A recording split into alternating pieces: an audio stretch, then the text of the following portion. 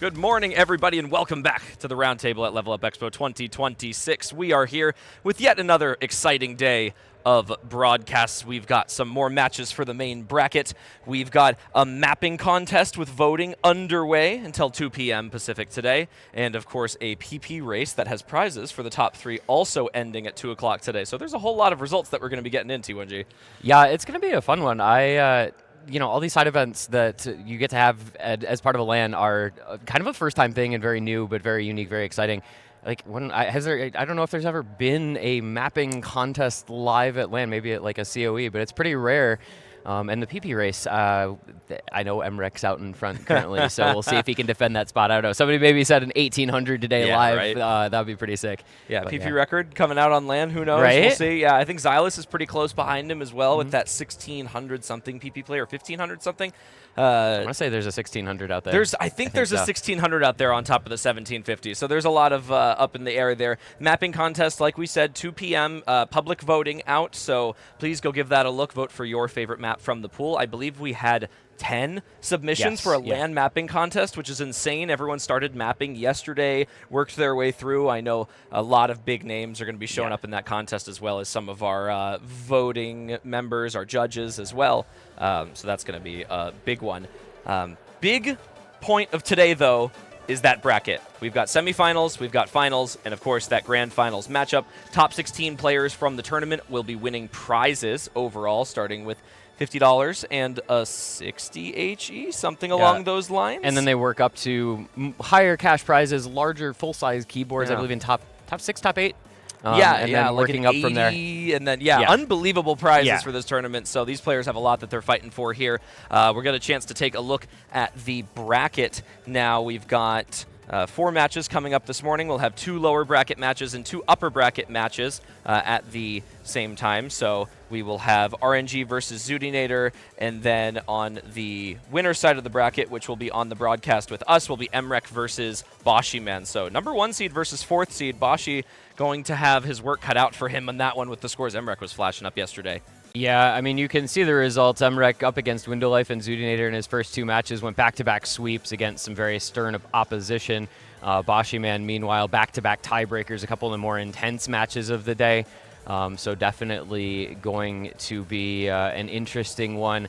This pool is going to be an interesting one as well. I think Boshiman's got some maps in it, though, against a player like MREC. So, the specialist getting some specialty maps should be exciting. And then, of course, Rectagon Decaton, the D-seeder of this event, all the way down to the 11 seed, despite all the accolades and all the skill that he's displayed. So 2 of the top Americans going head-to-head in that second winners bracket semi.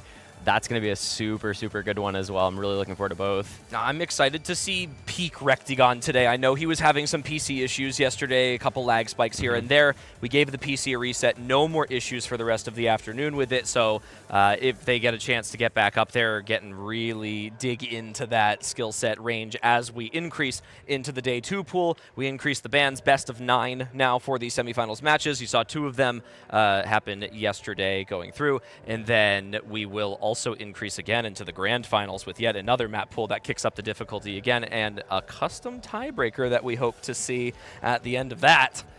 Very exciting.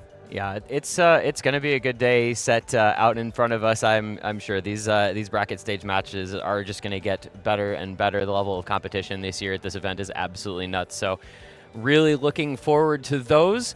And I believe we're going to be getting going in just a few minutes. I know they're getting things set up for, as mentioned, those first couple of matches.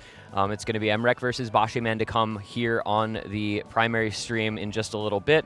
RNG Zoodinator going to be getting underway, I believe, on the B stream as well. Yep. So I don't know. I think we just got to get them prepped, get them ready, and get things going in just a couple minutes, yeah? Why not? So we'll take a short break in between. In the meantime, feel free to go check out Blacklight, one of our sponsors for the event Level Up Expo this year. They make amazing gaming chairs. They're extremely comfortable, fully adjustable, 4D armrests, lumbar support, basically everything you could ask for. They've been a very gracious sponsor to us this year at the event. So thank you very much to Blacklight, as well as all of our other sponsors. AMD has been joining us for every stream, of course. Yeah, so. It's been great to have the support of Level Up Expo and all the associated sponsors. So big shout outs, big thank you to them. But for now, we're going to take, I think, about just a 4 or 5 minute break to get things set up for these first matches of the day. And then we will be right back with you. It's going to be MREC versus Boshiman opening up proceedings in those winner bracket semifinals. So get yourself strapped in, get your coffee, get your tea, get your snacks, whatever you might need. Get prepared because we've got some good matches to come throughout this last day of Roundtable Open here at Level Up Expo in glorious Las Vegas.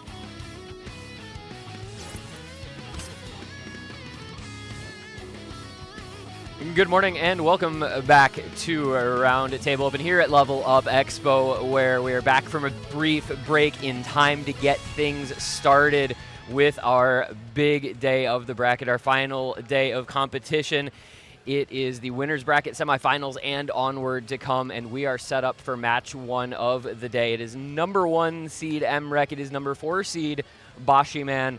It is two players who have had a very different route to get to this stage of the tournament, and a matchup that I think is set to be a tantalizing one. I am in complete agreement. I think I would be silly not to, of course, but I digress. MREC, the best player in the world, the best tournament player in the world. He is widely revered as being this immovable object, as we refer to it, when it comes to tournament play. His skill cap is unprecedented. He is a front runner in almost every skill set at this time, with the exception of maybe 1 or 2 other players in the entire scene. Bashiman, on the other hand, going up against said immovable object, one of the best gimmick players in the entire North America region, an OWC player for the United States. He comes up clutch to a level unbeknownst to this game in many years past. He has this aura that just gives off, I'm going to win this map, there's nothing you can do about it, and you just need to sit and watch as I drag score back away from you. And that's what we're hoping to see from him today against MREC, some of those heroics and those big moments as we look through these bans that I anticipate being maybe a bit more on the conventional side today. Yeah, and I mean, I think we're seeing exactly what you'd expect. So, of course, as we all know, we're going on to this new pool. More maps available, more skill sets available. There was a big change, I think, particularly going from the first pool to the second pool in the laser mod pool, where pretty much all 3 are older style maps with kind of reading focused laser mods. You have the freeze frame, you have easy synesthesia approach different, you have traceable. Those are maps, and those are going to be mods that I think might work in Bashi's favor as we, kind of proclaim him this champion of the gimmick sorts of skill sets. So I think there's room for him to operate and pick strategy out there. And as you can see, the ban's kind of to be expected, right? You have the Laser Mod 2 banned by MREC, the DT2 banned by Bashi. This is how this match is very likely to go, right? You have a mechanics player against a gimmick player. These always go the same way, pretty much. It's going to be the mechanics player opting into the first pick, no mod 5. It's heavy tapping, 227 BPM, speed stamina. And then, Bashiman comes back. It's probably going to be, like a Laser Mod 1, Laser Mod 3. You've got the hidden 2 in there. So I think we can sort of think of this already as almost being crystallized as far as expectations go now. If they decide to deviate from that, they can. Yeah. But the expectations, I think, are pretty well in place. Yeah, this is going to be the case of MREC showing off all the skill cap maps, so whatever the most difficult slots in this pool are, we anticipate seeing him work his way through. MREC, very proficient, of course, across the board, but mostly so in those faster, more flow, aim, stream, high stamina skill set maps, where he knows that he has an immediate advantage over Bashi, who is more of a champion of the technical skill sets. We expect to see some of that hard rock precision, a little bit of the gimmick, a little bit of the reading, and I think Bashi is maybe going to have a more diverse picking strategy than MREC will as he works through these. Of course, that DT2 getting rid of the 277 stamina at the start. Unfortunately, you can only ban out one of them, and he is unfortunately stuck on this custom map from the OS World Cup. This was a hard rock 2. Probably one of the hardest maps in the round that it was in, and for some reason I'm getting the inkling that MREC is about to make this look pretty easy. Yeah, and I mean, that's what he does in general, right? He's the one who wants to be playing on these super high star rating pools. He wants 8-9 star pools, so a simple 7.4 star tapping map is going to be, small potatoes for MREC, and already you can see the accuracy lead 8%. The combo advantage there. Bashiman, to his credit, holding through most of that first tapping section of the map, so you got to give him his props where they're due there. But of course, the accuracy really tells the story on maps like this. There's a reason Speed Cup and similar tournaments are accuracy win con, because that really is the defining factor of who can play speed versus who can't. And here it's 99.54. As you mentioned, MREC making it look pretty simple, straightforward. Bashiman holding, but he's all the way down at 93.5. Yeah, there's not really many worlds where Bashi is going to be able to beat the accuracy of MREC on here, which is the key. I think Bashiman's miss was a little bit unfortunate. And again, right there, he does just over-aim the more dense part of the stream that is starting off. He's very clearly comfortable on the stamina and tapping requirement on this, which is nice for Boshi, because it doesn't mean that this map is going to take him out of the running. It's not going to kill his fingers. He's really still going to be kind of in it, and honestly, maybe a bit of a free warm-up for him as we work through. Does struggle more on this prolonged section here. Again, this is just so stamina intensive, and unless you play this on a regular basis, you are going to struggle to push through with the accuracy necessary as well. Emrek, 99.7% here. He's out of the gate with his opening pick, as you want to see from him, and this is going to be a shoe-in victory for our #1 seed, and right now, favorite to win the tournament, looking good in the early hours here. Yeah, this is exactly how you would anticipate Emrek starting this match. This is the exact sort of score you expect out of him on this type of pick, and that is going to be the simple, straightforward, calm, cool, collected, full combo to open up the match for the world's most dominant player. And I wanted to see the ack at the end. There we are. It's going to be 8 100s, 99.67. Glittery, I would say, accuracy coming out from Emrek. But that was almost a throwaway. As we said, you only have one ban in this round, and there's a couple of tapping picks. So, Boshi, you're just kind of picking your poison. You're going to be most likely losing a map or two on that skill set. So, whatever. You get the fingers nice and warm without hopefully draining yourself too badly, and then you can go into a preferred skill set of your own, because his pick is going to be coming here. As we said, you got a couple laser mods available for you. You also have that Hard Rock 2 CS 7.8. And he is a known precision player. Yes. So a couple different options for Boshi to opt into here on his own first pick. Yeah, I think, Boshi, not to be understated on the mechanical skill sets, especially the aim and the Hard Rock pool, it is a strength for Emrek, which is why Boshi needs to be careful to go into as much consistency as this match offers for him. I don't dislike this Laser Mod 3 pick that we are seeing coming out early here. This is our sort of old-style linear aim, longer consistency favored map, and UN Owen was her. It is traceable T1G as our mod. So for those of you unaware about what traceable is, you can sort of see a bit of a glimpse of it on your screen right now, whereas hidden removes your approach circles, traceable does the opposite. We remove the hit circles themselves, so we are running with absolutely no information other than that approach on, and this is Boshi Man's game. It's the gimmick. Emrek is going to need to put in everything to contest with him here, especially practice-wise. It is going to come down to who is just more comfortable making it through some of these linear patterns in the old style. Yeah, reverse hidden, right, this mod. One thing we talk about, I feel, when discussing Emrek, is his adaptability. His ability to pick up and play, new skill sets, new styles, is really, really remarkable. He gets obviously talked about a lot for his ridiculous mechanical prowess, but his ability to play reading stuff is also up there, and if you give him something new, he's going to be able to learn it and figure it out and play it pretty well within a short time frame. So really, it's going to be a matter of how well he's been able to practice and prep these couple of picks, and how well Boshi can perform on his own maps, because I think everybody knew coming into this that those were probably where Boshi Man was going to have to go. And so if you're Emrek, you're preparing for those picks, and if you're Boshi Man, you're trying to get your consistency as high as possible on them. And so far, this is just a dead heat. It's 5K score difference, all that separates them. Couple 100s, 97.1 versus 96.7. That's all you have to talk about here, because they are matching the full combos. Yeah, the key is the length of this map here. All of that combo through 600 in, we are just barely cresting a third of the way through.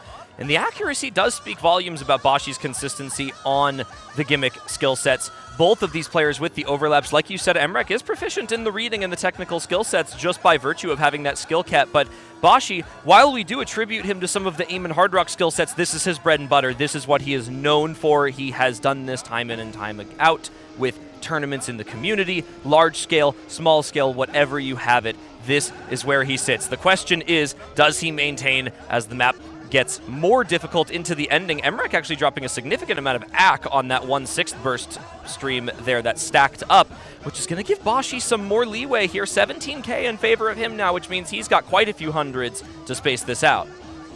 Yeah, having leeway though on a 5-minute long map when the leeway is just a couple of 100s of accuracy is perhaps not as much leeway as you might like to have available to you. So still gotta stick with it, still gotta stay confident and locked into every single circle. But I mean, both these guys just making this look easy, and maybe you know, if you're a good reading player, this could be very straightforward for you. The style of mapping outside of the overlaps and perfect stacks, not overly difficult, especially if you're familiar with old maps at all. But you get into some of these kind of little jumpy patterns. It's going to be the break, unfortunately, there for Boshi. And as I said, the leeway was just not that great, and with Emrek still holding on to the full combo, that leeway instantly gone. It's a 14K lead, and it's going to continue to grow because that's a 1,000 combo lead now for the number one. And unfortunately, Boshi going to be kind of grasping at straws, trying to make a comeback happen here because you just don't want to bet against Emrek holding onto this FC, unfortunately. And it was just an absolute tragic break. It wasn't even a miss. It was a slider break. Those kick sliders back, there's a double hit before the ending of it, and if you don't catch that double into the slider on perfect timing on laser here especially, you are going to drop the combo, and Boshi unfortunately did just find that minor slip up, which is going to unfortunately cost him the map here. Despite having strong accuracy, besting Emrek overall on the map, it is going to come down to the combo. And Emrek with ice in his veins this morning, looking for not his first, but his second full combo in a row on the more difficult pool. We had the interview with him after his match yesterday, and we started to dig into whether or not he was excited about these more difficult map pools, and definitively he was looking forward to today, really showing off what he's got on LAN. He loves playing on LAN every year when he comes out. He just lights up the stage. He always looks happy to be up there and competing in front of the big audience. So he's in his element right now against Boshi Man. And like we said on map number one, this is an unbelievable score from Boshi Man. This beats 99% of players, but when you are going up against the 0.1% of players, that's a bit of a difficult battle here as Emrek just continues his onslaught. Yeah, the struggle is very real when you're putting up a score that virtually anyone in the tournament community would be more than thrilled with, and you're still losing because your opponent is one of the very, very scant few that can drop a full combo at will. I mean, how many people out there can go from an FC as he finally breaks at the end, so I'd say FC slightly too soon. An FC on that Nomad 5 to a very near FC on this LM3. I mean, the style of these maps back-to-back is such a big switch-up, but Emrek showing that versatility that he's known for, and despite Boshi Man's best effort, 0 miss. I mean, like you said, it was just that slider break and the better accuracy. But unfortunately, 1559 max combo versus 944 max combo, and that was all she wrote. And that's Emrek with the break point to start things off 2-0. You know, I like the pick strategy from Boshi. I'm not going to argue him picking into that. Just didn't work out because he was up against such strong opposition.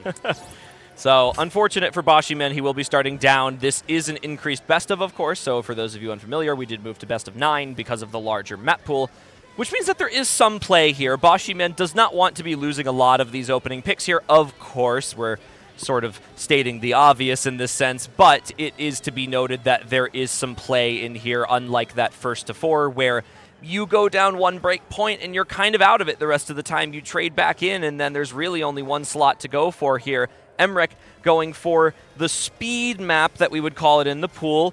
Step into your power, drum and bass a little bit in here. So for those sort of unfamiliar with the standard OSU mapping terminology, drum and bass generally takes the form of speed maps. It's very aim heavy. It's very burst heavy with the triples, maybe a couple of longer ones in there. And I think that's going to be the key for Emrek here, is going to be able to out-tap Boshi when it comes to that accuracy. We saw it on the Nomad 5. I think we're going to see it on this DT3 unless we see a break on a jump, which is all too possible for a map like this.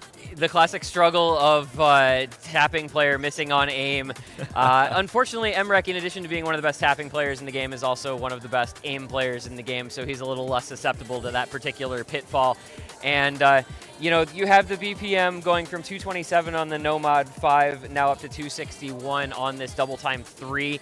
And that just pushes it even farther, I think, in the direction of Emrek. You can already see, you know, only a few hundred combo in here. Accuracy gaps similar to what we saw in that Nomad 5. High 98s against 92% Bashiman, again, to his credit, has gotten to the point in his ability as a player where he can hold decent combo through these picks, but the consistency not going to remain, the stamina not going to remain to the level of a player like Emrek, and there come the first couple breaks for Bashi, and I think that's kind of, unfortunately, just a harbinger of things to come. Bashiman wishing he had maybe 2, maybe 3, maybe 4 bans on this map pool, because that tapping stuff is just so Emrek favored, and this is going to be another example. This is just going to be Emrek's playground, I think, unfortunately for Bashi. Yeah, he's going to hold through at least this middle section here. We don't really get into another difficult part until the second key eye here. Another short burst for the players. And it's an almost 99 for Emrek to 90 for Bashi here. So falling behind more than he would like.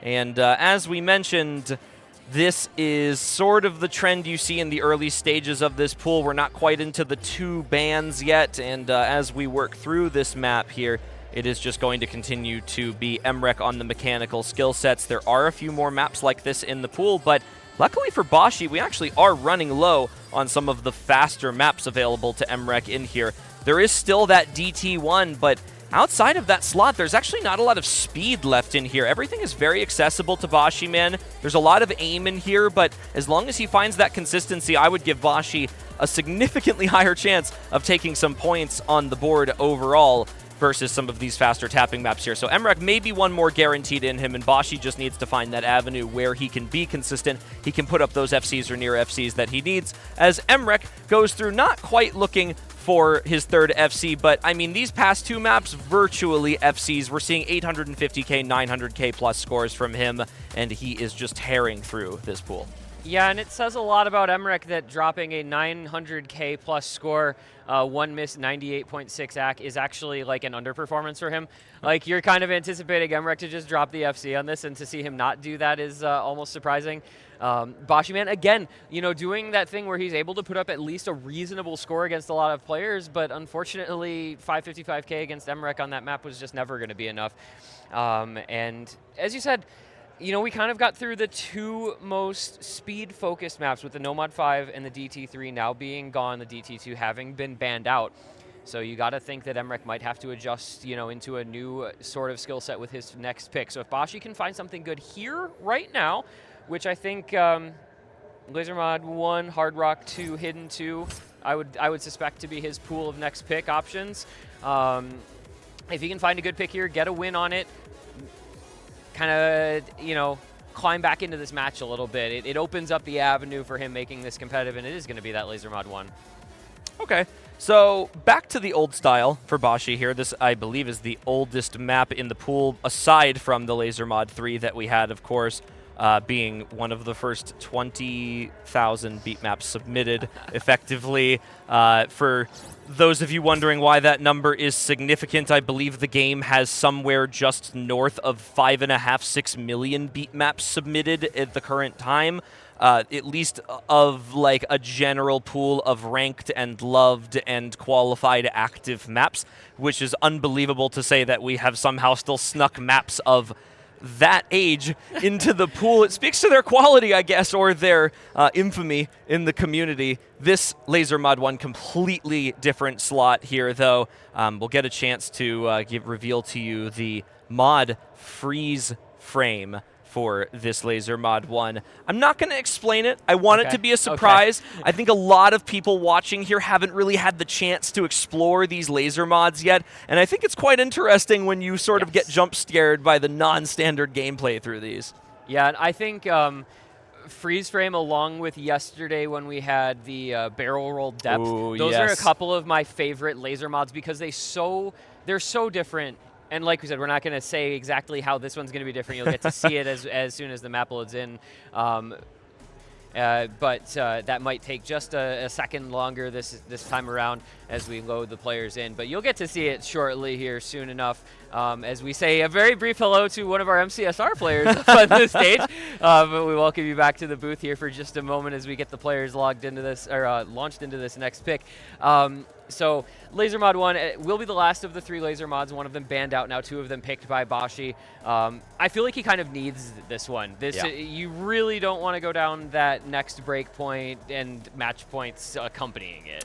Yeah, this is sort of the same point that first break point ended up being in the best of 7, where the 2 down, this means that effectively Emrek wins next overall. He pushes through, and he takes the match uncontested from this point on. I think the good part about this map, to Bashi's credit, is that this sort of combines the best of his skill sets that he's looking for. It's CS5, it's AR8. It's what we would proverbially have referred to as the anti-mod slot in free mod before we replaced it with the laser mod here, of course, being on the laser client, now the new version. So what that means for those of you watching at home is that it's precision, so small circle sizes, so something Bashi, known very good at, but Emrek as well with the Hard Rock and that hyper precision skill set. The key is that AR8 on top of it. So not only do you have to have the aim and the precise movement in order to hit the patterns in this map, they're old style, they're quantized mapping around the grid, and you have that reading aspect too. Freeze frame, making it a little bit more interesting, however, because each set of combos appears at the exact same time. So the AR8 doubly added on with the beat map skin. What more could you ask for? This map with a custom skin added onto it, even from back in the day. And so, a little bit of lore as we get into this map here, right? Back in the day, I doubt very many people watching this are going to have been around, but I'm an old head in this regard. You had to play through a map and complete it before you could play the map with your own skin. Wow. So you had to play with this skin the first time you saw a map after you downloaded it before the game would even let you play with whatever your chosen custom skin of your own was. What happened to us, man? Yeah, the game has really fallen off since then. I can't believe we're allowing all of this freeform customization nowadays. But this is what things used to look like back in 2009, 2010. You had these crazy beat map skins that were so different than anything we see now. And it added to the challenge as it still adds to the visual challenge. Obviously, the players getting to use their own skins here. But, you can see, kind of the reading element challenge of this with the full combo showing up all at once. It's a very, very unique style and a super cool one. And Emrek looking like he's just not having any trouble with it at all. My goodness, 99.8 AC. Underrated as a reading player, as we've said, and he's showing that off here. It's almost poetic, isn't it? The new gen of players, the new gen client with laser replacing the original stable one, and one of the oldest maps in the game being put up on stream here, and just still remaining relevant, being playable at this level with more difficult mods. I mean, when you really think about it, there was a point in time where this was the pinnacle of difficulty. This was what the game offered, and the skill increase in the range that exists today is just unfathomable compared to what we could have even imagined just 4 or 5 years ago. Looking back at older tournaments, the old World Cups, the old LANs, Anime North, Anime Expo, where people used to go out and play all of our favorite old players. And it is just awesome to see this accuracy, this enjoyment from the players. I mean, they're picking all the old maps in this pool too, so the fact that the #1 player in the world today is still able to play stuff that the Pika players could play back then at this level is just absolutely awesome as Emrek shreds through this map right now.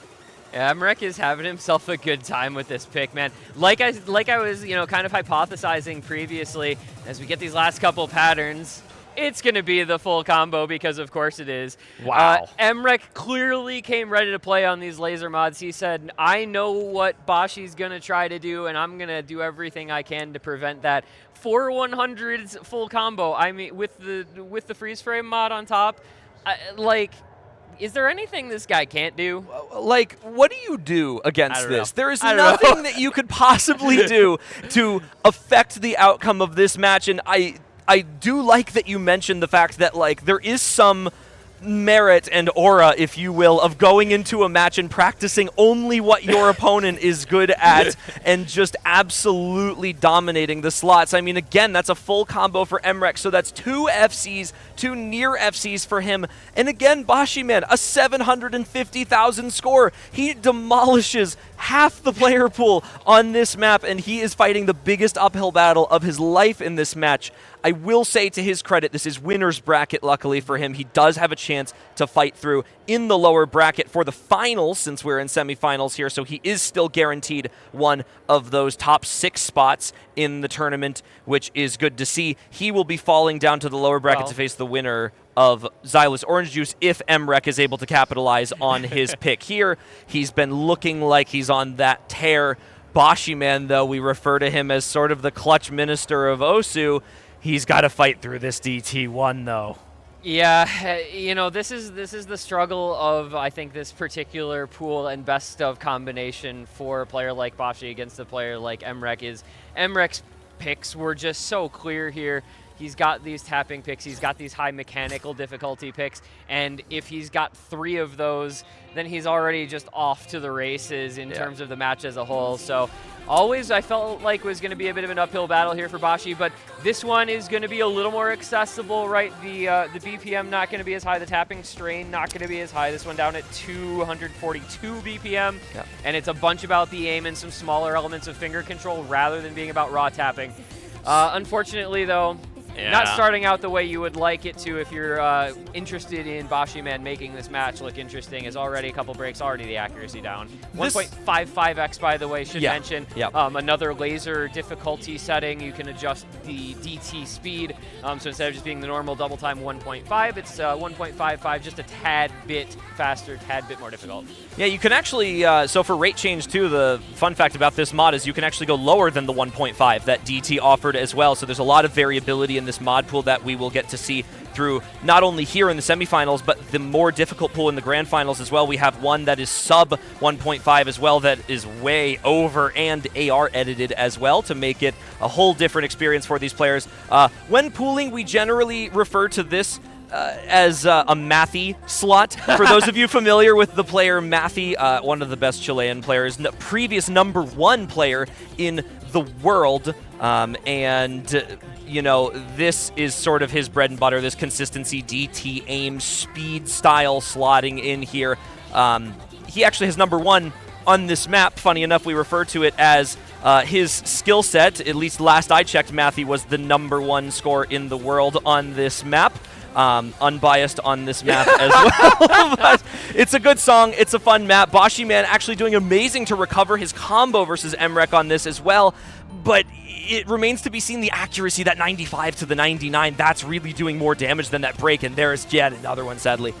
Yeah, that's been the story of this match. I think, Emrek generally just superior accuracy, and when you tack that on to having the higher combo, there's not much winning for Bashi. That's perhaps a little bit of pointing out the obvious, but it is very true. If you are behind on accuracy, you're behind on combo. Guess what, Chilier? You're probably behind on score too. If not, you will be soon. And Emrek holding through that burst, drops a little accuracy. Doesn't matter. He's still at 98.5. The lead's 300K. Listen, this is the #1 player in the world exerting his will on any opponent on the other side. He doesn't care who's on the other side of the screen. He doesn't care who's on the other side of the stage.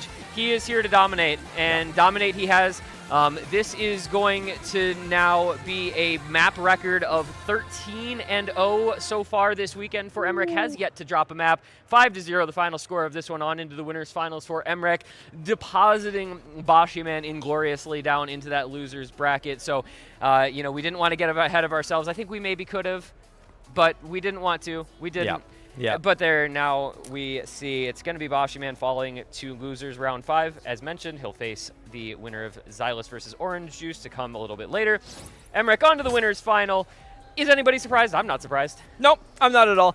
A fun little tidbit I would like to note before we sort of get into the bracket and delve into what we're going to see later this weekend. It should be noted that because we are playing on Laser, these scores are actually submitting to leaderboards for the verified mods that we have through here. So some of these scores going through Emrek there on the DT, even including DTHD plays, is one of the top 4 plays DT only, top accuracies overall. Will tick it up a little bit higher because it was 1.55x compared to the normal DT, so we'll sort of put him into that top 3 range, and that is just speaking volumes about what we're seeing from these players. There's been a couple scores like that this weekend as well. I believe Zudinator got a #3 on Jetpack Race. The Nomad won the other day as well. One of the highest act plays on that map. She did something ridiculous there. Our players are absolutely unbelievable. I believe the hidden one as well for Zudi was a really good score. Of course she dropped the FC on that one as well. Noted aim player, but she will be. Actually, Yeah. I think she is currently underway. Yeah, she's currently in Oh. a match over on the B stream. So speaking of Zoodinator, she's trying to fight her way through to the next round of losers in a battle against RNG, who is also a very good aim player. So, definitely, want to peek in on that one over on the B stream if you get the opportunity to do that, because that one should be an interesting one. Looks like Zoody trying to close it out, currently up 4-2, but not over till it's over. And as for here, congrats to MREC on that win into the winners final, our first winners final. And it's going to be Rectagon versus Decaton to come to join MREC and become his opponent. That's going to be a match and a half. I think we sort of touched on that match a little bit earlier today. Rectagon is the number 2 seed, expected to perform well, previous champion of many roundtable events. Defending champion here. Previous OS World Cup winner, multi-time carry player for the United States, North American tournament winner as well in previous years. He is a force to be reckoned with here, going up against Decaton. More modern side of the North American scene. He's really been improving over the past few months and years. He's really come into his own as a carry player for the United States World Cup team. So easily one of the top 4-3 tournament players in the entire country right now. And at the 11th seed to boot, he's got a lot to prove that qualifier's performance was a fluke, that he is ready to play. He's already done it in his previous matches this weekend, rolling through Xylus, again, one of the best Canadian players ever through, as well as his first round matchup versus RNG, still in the tournament fighting against Zoodinator right now, as we look for that match in just around 15 minutes from now. Yeah, that is going to be one that you will not want to miss out on. 2 of the top American players battling it out for a guaranteed spot in top 3 in that winner's bracket final. It is going to be a good one. I'm very excited to witness whatever may come of that match. At the same time, I believe over on the B stream, as that in about 15 minutes, you're going to be seeing, as I drop my pen, it happens, you're going to be seeing Xylus versus Orange Juice. So a couple of good matches to come here in just a few minutes. And until then, I believe we're going to be taking just a brief break, but we'll be back with you. Second match in the winner's bracket, semifinals to come. About 15 minutes, 11 a.m. Pacific time here, or whatever that may be in your corresponding time zone. We will see you right back here. It's the final day of Roundtable Open at Level Up Expo, and things are only going to continue to heat up.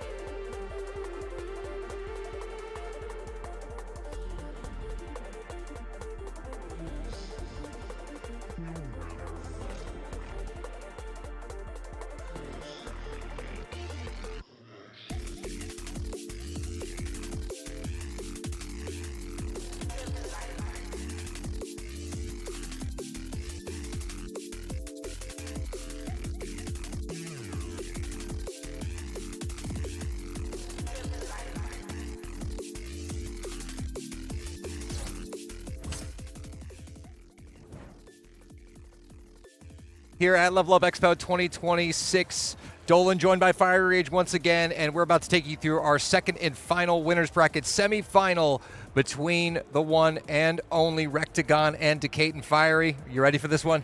It should be a pretty interesting match because both of these players have very similar skill sets. Both are very proficient on the Hard Rock mod.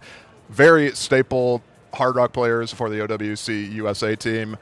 And in general, it should just be a pretty consistent match. Both these players have pretty similar weaknesses. Both these players have pretty similar strengths. I think Rectagon has the advantage on double time, but outside of that, it's pretty much anyone's game, frankly.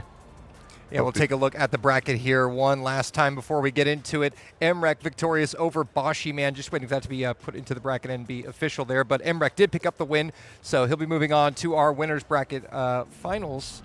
And the winner of this will get to face off against MREC in the finals. And the winner of this guaranteed top 3, guaranteed podium position.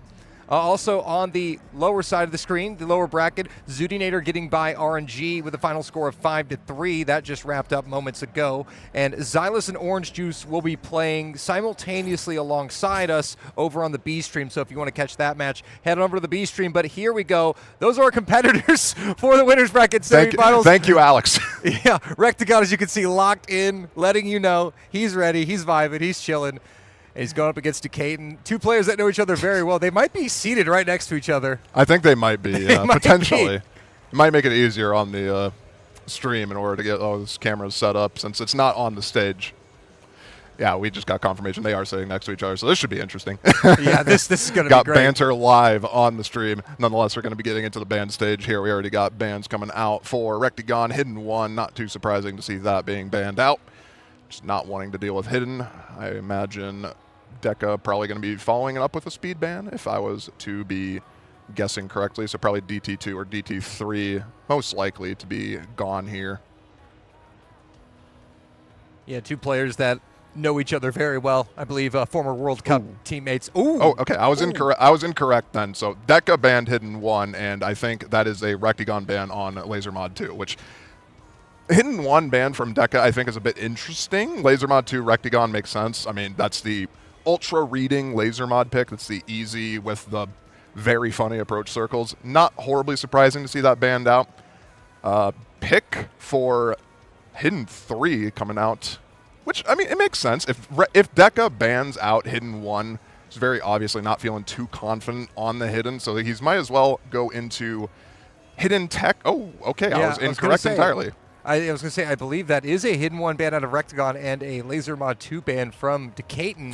Okay. Decatur's going to be starting with Hidden 3, so... I mean, to be fair, like I said before the match, both these players have pretty similar skill sets, so you could honestly go either way with those bans. It's not horribly surprising to see.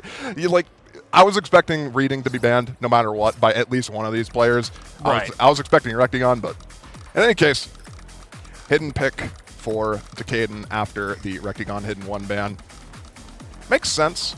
Might as well pick what your opponent might not necessarily be super confident on. This is a bit more of a tech-oriented Hidden pick. A lot of 1/6 rhythm changes and a lot of just general cut streams and lots of intense slider aim.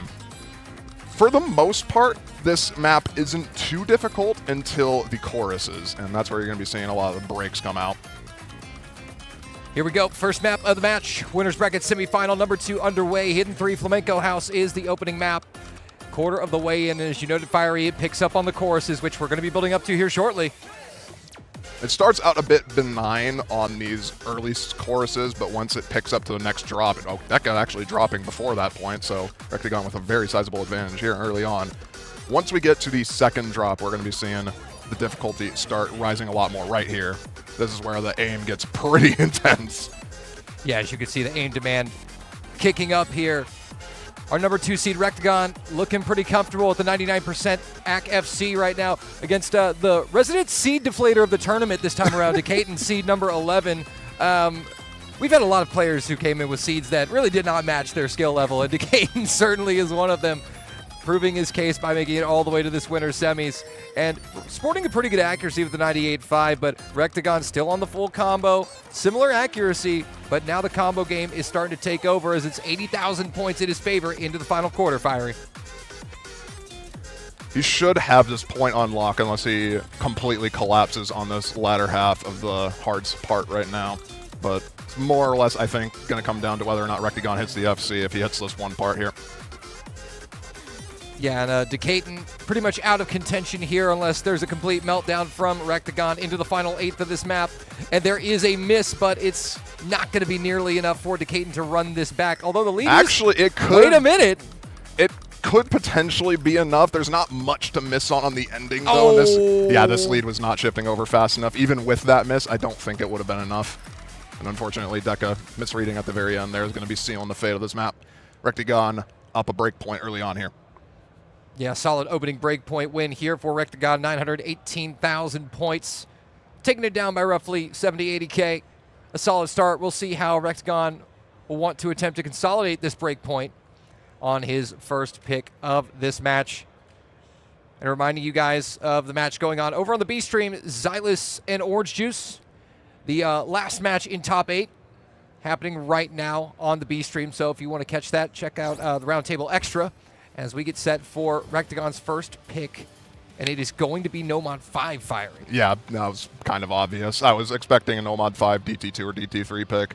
I imagine all 3 of those are probably going to be picked if if we get to that point. At some point in this match, I think Rectagon just has an overall advantage on speed, especially when compared to Deca. This map in particular, very stamina intensive, which Deca struggles at. And I think this is just overall pretty good pick for him. Should have, hopefully, no issue with this. We'll see what happens, though. Looks like we are underway here on the Nomad 5. We'll see if Rectagon can consolidate the breakpoint here. 227 BPM streams. This was a hard... If you're wondering if this map is familiar, this was a Hard Rock pick in the finals, I believe, for OWC 2025. So both these players are very knowledgeable on this map already. This map was part of what they played, but we'll see which of these players is feeling more confident on it. And just based on the accuracy alone, I think it's kind of obvious which one is feeling a lot more confident on their stamina in regards to high BPM streams. Rectagon having absolutely no problem whatsoever with this. Yeah, Decatur struggling here early on. We'll find another break here, and Rectagon is looking clinical on this one with a 99.7% accuracy. It's just 2 100s for Rectagon. That's it. As Decatur struggles mightily, will try to do something, but we're already nearly halfway through, and that score gap is 130,000 points in favor of the number 2 seed Fiery. It's looking like a 2-0 Rectagon game. Yeah, especially when you get to these harder pools, it becomes kind of unfortunate if you're a stamina or speed gap, because it makes it very hard to get into one of these maps. If your opponent is very good at speed, you're kind of just screwed no matter what happens. Rectagon having a Bancho miss there, that was quite comedic, but yeah, just not really much to say here. This is just a very solid pick from Rectagon for the map remaining. We'll see if he can close out the FC. Does drop quite a lot of 100s on that one stream there. I think he overstreamed that, or understreamed very slightly. Yeah, dropped about 9 100s on that. But still, only about 20 100s in total so far for Rectagon on the full combo with 99% accuracy into the final quarter. We'll see if he can lock down the full combo on this second map. He's looking pretty confident so far, at the very least. He's not doing anything crazy. Just it's a pretty consistent map, so there's not really a lot to miss on. I think after that last stream, he should have this FC here, unless he just has an absolutely unfortunate misaim at the baby section of the map. But should be able to close this out at a 99.2, which he is going to do right now. Into the ending section, Rectagon in style with the full combo on map number 2 of this one. It'll be 978,000 points for the reigning defending Roundtable Open champion, as the pick now goes back over to Decatur, and he'll try to respond to these 2 very strong opening performances from Rectagon. Yeah, now this is where I think the mental aspect comes into play, because I think Deca is aware at this point that DT2 and DT3 are on the table. DT3 you could probably maybe get a cheese point on if Rectagon misses, but DT2 I think you're guaranteed to lose no matter what happens. It is faster than Nomad 5. Not as intensive on the stamina, granted, but it is still something that I feel Rectigon has a very substantial advantage on, so you need to win this pick, and I think he's probably going to opt for, if not something a bit more out there like Nomad 4, I think something that fits his skill set, might just want to go for Hard Rock. Regardless if Rectigon is one of the best Hard Rock players in America, you might as well just go for it. You have the skill set on that as well. It's going to be a toss-up no matter what you do. Nomad 3 will be the pick, which is alternatively what I was thinking of. This is the alt-oriented Nomad map. Pretty much just a consistency alt check. Both these players going to be well knowledged on this map. I think this was also in OWC, if I'm remembering correctly, so both these players definitely have played this before. Here we go, loading on into Nomad 3, the third pick of this match. Decaton's second pick. Trying to get a point on the board here in this winner's bracket semifinal. We'll see if he can do it on the alt tech. And currently Xylus leading Orange Juice on the B stream 1-0. Again, you can check that out at the Roundtable Extra. That is the Twitch channel for that. There should be a pin in the chat if you want to tab it open. But we're going to stay here on the A stream as Rectigon will find the first miss of this one, giving Decaton a slight edge. It was a bit of an unfortunate miss, honestly. Just kind of getting adjusted to the swing rhythm of the map set. This is a... it's alt, but it's pretty tricky, mostly just because of that swing rhythm. It's a bit jarring to get into. Once you get accustomed to it, it's not too bad, which we're seeing right now. Both Rectigon and Deca holding strong after that miss. We'll see if they get any trips on some of the a bit more crazy parts during this chorus here. This is where spacing kind of... There's a lot of 1/3 jump spacing that could trip you up, and you get some unfortunate slider breaks or misaims here. But so far, both these players holding on strong, not having really any issue, even with that gimmicky stream right there. Third of the way through, and things looking pretty decent here for Decaton. It's about a 25k advantage in his favor. Rectigon has stabilized quite nicely after the early break. Even though he trails just a bit behind in accuracy, it's pretty much dead even. Accuracy actually completely dead even now with those 100s from Deca, so it's just a combo advantage, leaving the score lead right now. And no one having any issues with these sudden overlaps. That could have tripped up some players, but both these players fine on those. About 1/3 of the map remaining. Deca needs to hold this combo at this point because Rectigon is right on his tail, only 100 combo away, and that could spell disaster as soon as he breaks. But for right now, holding on strong as we get into the second chorus. Oh my God! Oh dear, that is disaster for Decaton. As we enter the final third of the map, here comes Rectigon. We'll storm back into it with 800 combo. Despite the fact that the accuracy is pretty much dead even, unless this miss comes out pretty soon from Rectigon, it's going to be looking like a 3-0 here. Not what you want to see if you're Decaton into the final quarter. That miss has to come sooner rather than later, Fire Rage, and it's not happening. He looks so strong on this latter half of the map, just not having any problems whatsoever. That's such an unfortunate miss from Deca right before, I think, one of the hardest parts. And if he holds combo through this remainder, that's just very unfortunate. Not really much you can do about that. Yeah, with the amount of time remaining, that miss is going to happen right now. It looks like Rectigon has done enough here. We'll be able to close out a third point and a second break point here against Decaton.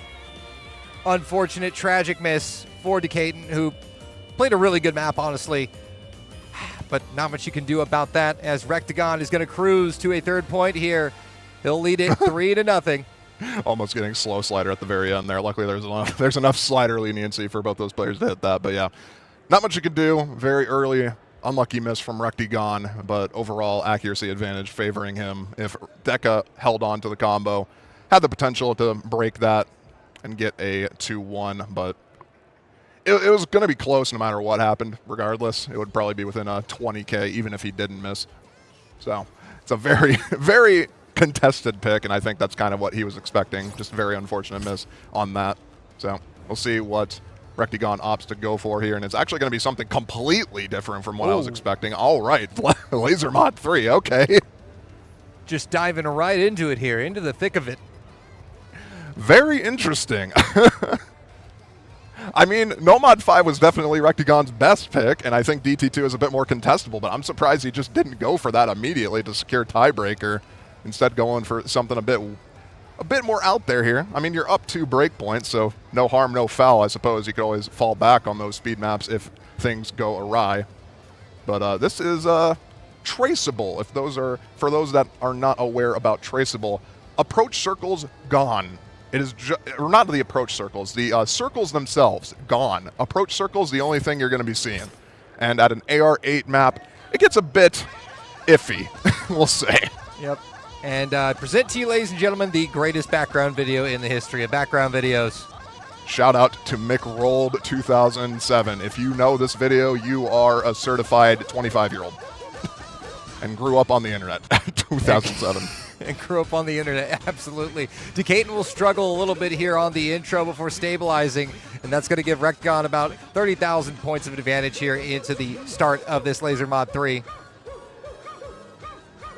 There's 2 specific hard parts on this, if you've practiced this map, that I'm looking out for. It's mostly going to come down to, in this first half, it's the 1/3 section that's shortly after this chorus here, or well, verse rather. And that's going to be a bit of a jarring drop. But Deca just unfortunately struggling quite a bit, I think, not really having much success just reading this in general, which is fair. This is it's laser mod. It's a very hard mod to read if you're not accustomed to it. This is the first hard part that I'm talking about. This is absolutely brutal, even if you are trying to normally play it. And both these players actually hitting it. Deca finally going to be dropping on the second one, but Rectagon holding on strong, gets the FC through that part. One more hard part to talk about, which is the zigzag part. Rest of the map is pretty straightforward. But right now, Rectagon just kind of putting on a clinic here, not much to do. Yeah, I mean, this is going to be a pretty solid point here for Rectagon. We'll take a 4-0 lead, assuming he does not melt down here. It's one of those practice maps. Most of these laser mods this weekend are pretty much practice maps, and because these players, they know each other so well, and they're stationed kind of near each other, they kind of know what their opponents are struggling on. They know if they're struggling on a certain laser mod pick, they talk. Yeah, and even then, even with practice, if you're not super familiar with this map, it gets a bit hard to play because, granted, even as iconic as this map is for at least old OSU players, it is pretty hard to play from a modern standpoint. I think a lot of modern players would probably struggle a bit on this. So we get into the 200 BPM section. This is where the difficulty ramps up quite a bit, but for right now, Rectagon holding on to the FC. And that kind of... I don't think we can say that. I don't think that is, that tells you where Decatur is right now mentally. No, it's not. He's doing that as a joke. I know that. He's simping over a VTuber on Twitter, and that's her handle. I think it's just a joke, but it's very unfortunate. And we're only halfway from home here on this one, unfortunately, for Decatur. About 2.5 more minutes for him. The longest map in the pool. This is like tiebreaker length. This could have been the tiebreaker, folks. Could you imagine? But this is a solid score here out of Rectagon on this Laser Mod 3. You have to know that MREC is probably watching this right now. Here's the second hard part. Aiming these zigzags and then going immediately to these repeat sliders gets very hard to aim properly unless you're well-versed in the map, and Rectagon not really having any issue with it right now. We'll see if he slider breaks on one of the last ones here. Looking to secure the FC through that part, and does.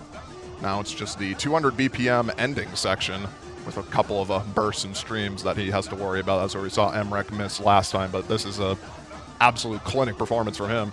Not really much else to say. This is just watching Rectagon and seeing what he can manage to pull off here. Dominance personified.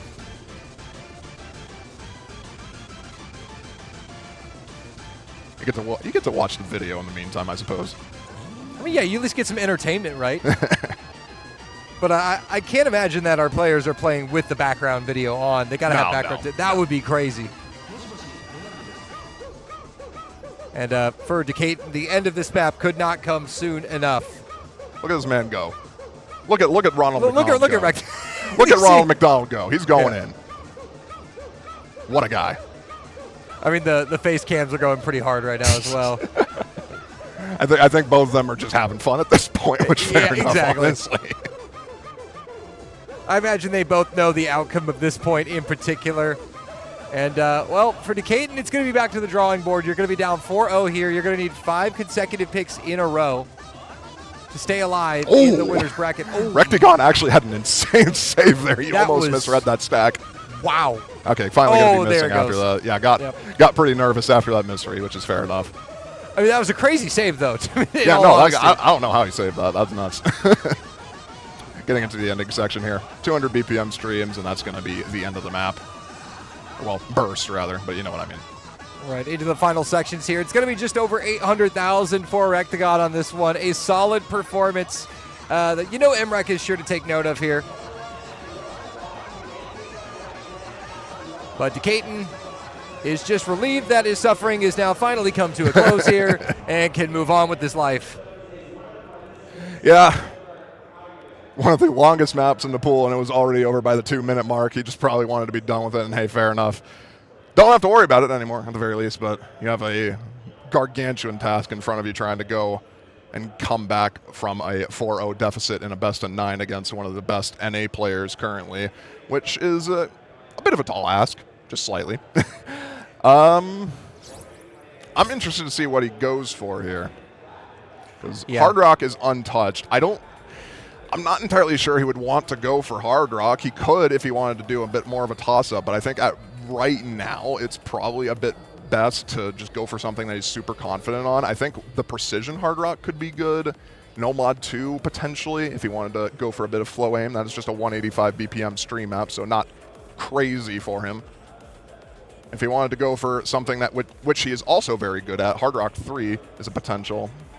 He's very, very proficient at Hard Rock Tech, and that would not surprise me in the slightest to see him pick into that. I think DT is going to be entirely avoided. Nomad 1 is going to be the pick, which it's a more toss-up-y pick than I think he probably would have wanted, but you're going to be probably playing this regardless, no matter what happens. Might as well get it out of the way and see if you can mount a comeback starting here.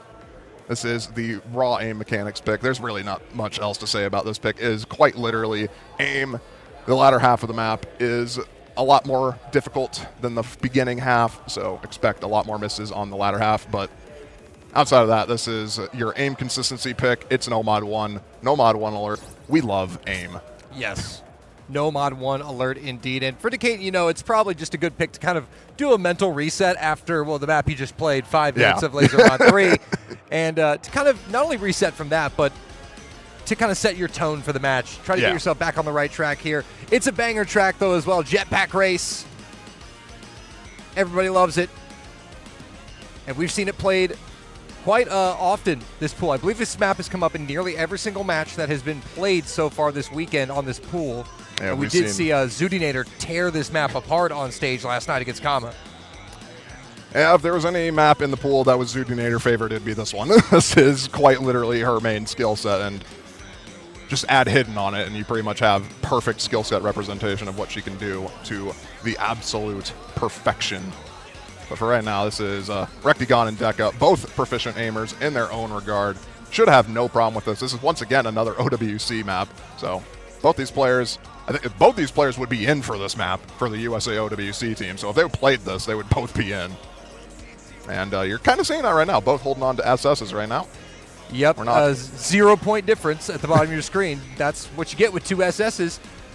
And speaking of Zudinator, she is going to be playing the loser of this match in her top 6 match. So, she's definitely watching this one and taking note of these Nomad 1 scores. And so far, both Rectigon and Decatur perfect through this one, a third of the way through.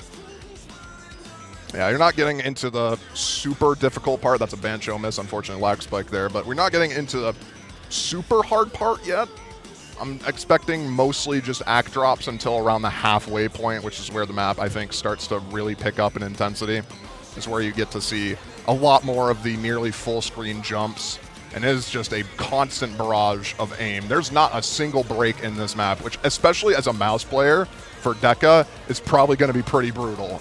Mouse drift on this is definitely a real factor to take into account. But for right now, holding on to both players are just kind of, they're just doing their thing at this point. They're on cruise control right now.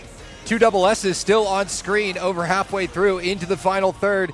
It is going to come down to this back half of the map. Fiery, who's going to blink first?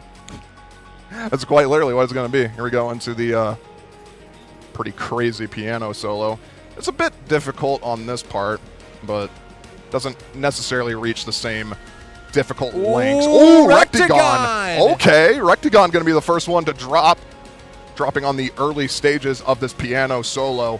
And Deca holding on strong, not having any issue whatsoever.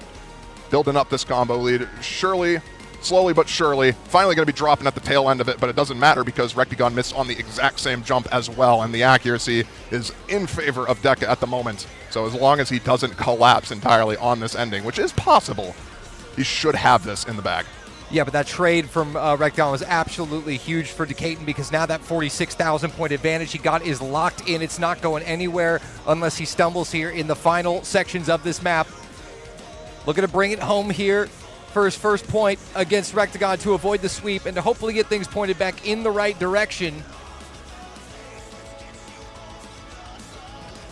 This is the hardest part of the map, and both of these players having no problem with it whatsoever. There's a full screen jump at the tail end of this section. I'm interested to see if both these players hit it. Let's see. Actually, it's not quite yet, but it's coming up here shortly. Wow. Wow. I think it's a Wow. 1 miss from both of them. 3 miss from Rectagon. 1 miss for Deca. A SS choke from both of the players. No 100s to speak of whatsoever. Unbelievable. Deca back in it now. 4-1. He's still going to need to get 2 break points, but it's a start at the very least. And this screen kind of really highlights laser scoring in a nutshell. I mean, Yeah. you had misses with no 100s, and both those scores were 800,000 plus points. Yeah. That's how important accuracy is, folks. As we're now the background. Well, they're trying to give you Right, yeah, precedence appreciate for your it. point. They're trying to give Yeah, you backup, exactly. you know? Exactly. Thank you to our production staff for that. What I'm interested in seeing now is if Rectagon opts to go for speed. Do you have an update on the Xylus Orange Juice match? Yeah, that is exactly what I was checking right now. Refreshing that bracket. Xylus currently leading Orange Juice 3-1 is what I see on the bracket. Sometimes it takes a minute for results to get updated there. But again, you can check that out over on the B stream at the Roundtable Extra on Twitch. Laser Mod 1 pick from Rectagon. I'm still kind of surprised he's not going for double time, but considering what happened on Laser Mod 3, I still think this is a good pick. If Rectagon practiced Laser Mod 1, this is a freeze frame, so all the circles of a combo appear at the exact same time. It can potentially get pretty difficult to read, and we've seen a lot of players trip up on that. So if Rectagon has practiced this and Deca hasn't, then if LM3 is anything to go by, this might be over on this map, but hopefully we'll see a close map here. Hopefully it's a bit better than that Yeah. LM3 for Decatur. And nonetheless, it's going to be a shorter, so he doesn't have to torture himself for too long at the very least if it's one-sided. Actually, we did get an update on the other match. Orange Juice taking the second point against Xylus, so it's 3-2. Things heating up a little bit over there. Nice. Yeah, that match is going on, as you said, on the Roundtable Extra. If this match finishes before then, you guys can go over there. We got informed by the production staff. Decaden probably having issues with the map downloading on his PC. We've had this we've had this a couple of times on the PC, so it's It's on this map specifically too. It's on LM1. well, yeah, because the first time, I don't know if most of you guys were tuning in last night, but the first time this was picked, I forgot what match it was, but the first time this was picked, it just didn't load. The map just didn't load on our refused to load, PCs flat at out. all, and we didn't see anything. So we were casting a blank screen, and we had to do something. Yeah, to we make have things this we have this thing on the prompter that just kind of has the score like numbers with the hundreds and the miscounts. That's all we had to go on. It was just casting numbers. It was great. But yeah, we had that fixed now. We saw Laser Mod 1 earlier on the previous match, so should just be a temporary issue as Deca gets that solved with his PC. It shouldn't take too long, hopefully. It's just a close, re-download, and sort of deal for that. We've had that a couple times in the a couple times over the course of this tournament, especially in the qualifier stage. We've had a lot of issues with the maps being downloaded and whatnot. It looks like we're going to be getting right into it here potentially. Yeah, as it we seems see like we're good. Yep. Yeah, Oh yeah, custom skin, by the way. Oh yeah, custom skin again for those who saw it last match. The custom skin, and unfortunately for Decatur, it's not looking too good here. Yeah. There's a miss from Rectagon, but the accuracy difference is jarring, to say the least here. This is a practice gap map. and considering Deca banned Laser Mod 2, I think he was just hoping that he didn't have to play any of the laser mods, which I can't really blame him. These take a lot of practice to get properly, and if you're going to be spending a lot of time practicing these, you're going to be naturally not practicing a lot of the rest of the map pool, so just a time issue more than anything else. You can tell they're having fun, though, at the very least. Deca, I think Deca kind of knows he's kind of screwed. It is what it is. Yeah, I mean, when you have a launch like that and your accuracy is 66%, it's against a player like Rectagon, that's probably not going to be good enough here, Fire. If you're not familiar with laser mods, like freeze frame is very hard to play properly. Like it is very jarring to play for the first time, and the only time these players have played it was on a map that was already AR0. So it was not crazy in terms of density like it is right here. Like you would never see this in the original map. Yeah, no, this definitely practice gap map here for Decaton. Just trying to manage something here. But while this map plays out, I guess we could inform the viewers of kind of the bracket picture, right? As it's starting to fill in. We know MREC is going to be in the winner's bracket final, and barring some insanity on this map, Rectagon will be joining MREC. Barring an AFK from Rectagon, and even then, I don't think that's going to be enough at this I'm not rate. sure a disconnect could even save Decaton at this point. With It the won't, because because it'd be 450k, and he can't get that at this point. Rectagon is going to the winner's bracket finals against MREC. Our top 2 seeds making it to the winner's bracket final. Yeah, the that's expected, no surprise. The expected top 2, I think, is what most people had, or top 3 rather. It's going to be very interesting to see who takes the third slot in that, though. I think that's going to be a lot more competitive. There's so many good players in this tournament remaining, and I think once we get to that harder grand finals pool, we're going to be seeing a bit more, less stomps as we get into more difficult maps that both these players can take advantage of. In the lower bracket, it's going to be, Decaton is going to be playing against Zoodinator in his next matchup, and the other lower bracket matchup for top 6, Bashi Man awaiting the winner of Xylus Orange Juice, a match which Xylus currently leads 4-2. Yeah, realistically speaking, I think Xylus does take that match, so it should be our top 6, Bashi, Xylus, Rectagon, Deca, MREC. I forgot the last one already. It's Bashi, Xylus, Zudi, Decaton. Zudi. How did I forget Zudi? I am so sorry, Zudi. And and there it is. It's official now. 618,000. The score for Rectagon. That is going to be a GG. Cut Deca's cam. Cut Deca's cam right now, please. Just remove it from the stream, please. Remove it from the stream. Oh my God. We're going to be seeing both these players again later today. Rectagon going to be facing off against MREC, as you said. Deca on pace to face Zudi later. We'll be having, I believe, the losers bracket matches first, and then we'll have a... Here it is on the screen. Production cueing it perfectly. MREC and Rectagon, the top 2 seeds in the winners bracket finals. I don't know why it says semifinals above it, but that is not... Because semifinals, final, whatever, same thing. It's same whatever. Difference. So it's going to be MREC and Rectagon on the podium. Like you said, the big question is who's going to be joining them on the podium. This is going to be interesting to see how this lower bracket plays out with Decaton and Zoodinator, the 2 best seed deflators remaining in the tournament, seed 11 and seed 9. I don't know how those 2 ended up at those seeds. It's kind of crazy. It happens. Then you have the comeback king Bashi Man, the 4th seed, waiting for either Xylus or Orange Juice. And I got to say, Orange Juice has had an absolutely incredible tournament. He's been on a tear. Like, even against Rectagon, he took him to tiebreaker, which is just kind of showing how immense his skill set is. Because Deca only took 1 point, and I think, granted, it was on an easier pool, so you have to have that into consideration, but he's still had an amazing tournament, so even if he doesn't manage to beat Xylus, it still should be more than happy with his placement. Exactly. That match is still happening on the Roundtable Extra, so we should probably get viewers over to that. Tab over to that one. Tab over to that one. I think so. Unless it's already finished by the time we're casting, which is a possibility, which in that case, congratulations to everyone. right, GG's. But anyway, that's going to be it for now. We'll be back with more action here from the Roundtable Open. It's going to be top 6 when we return. We're going to be getting into, still the same pool, final stage instead of semifinals, but they're both on the same pool. We'll be cutting the field from 6 down to 3, then getting into our grand finals pool, and we're going to round it out today at about 5:30 to 6:30. Somewhere in that ballpark is going to be our grand final. So make sure you follow the Twitch channel so you don't miss the live notifications. Don't go anywhere. We'll be back from the Las Vegas Convention Center here at the Roundtable. See you guys then.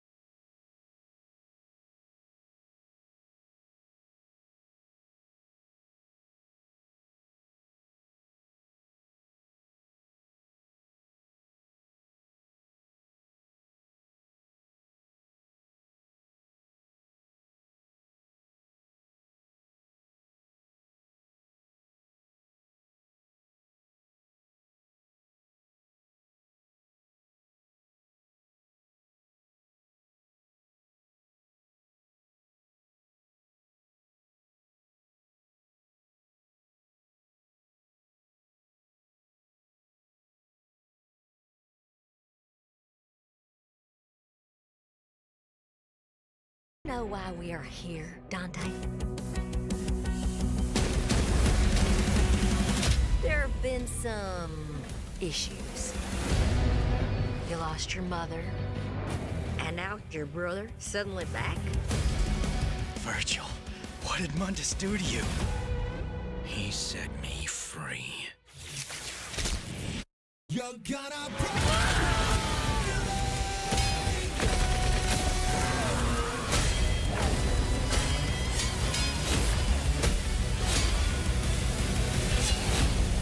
You and your brother both have roles to play in the coming Reformation. Mr. Magic Man, Been meaning to tell ya. You got a little something. Right here.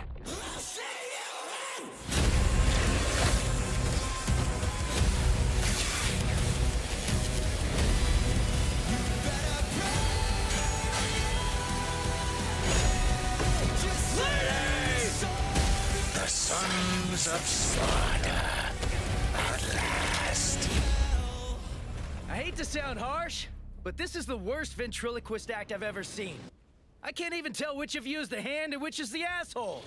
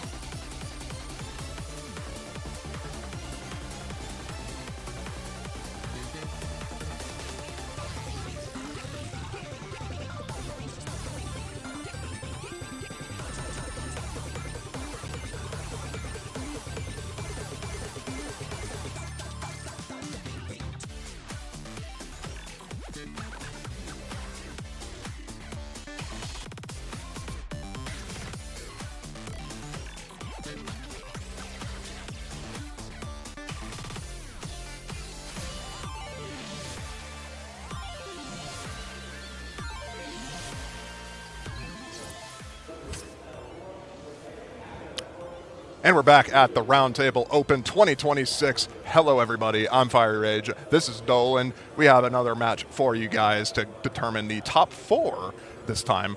Both of these players are going to be, at the very least, running away from this convention with a $250 prize pool and a Wooting 60 HE Plus. So, new keyboard and some money to go boot. To boot. with that. To boot. We got Zudi versus Deca for the first slot in the top 4 race. We'll see how that goes. Deca just fresh off his match against Rectigon, which does give Zudi, I think, a bit of an advantage just based on what we saw from that match, right? Right, yeah, she's definitely got a lot of intel to work with, right? we kind of know where she's probably going to target. Hint, laser mod, probably. And we know that Deca is probably going to be banning one of the laser mods. Yeah.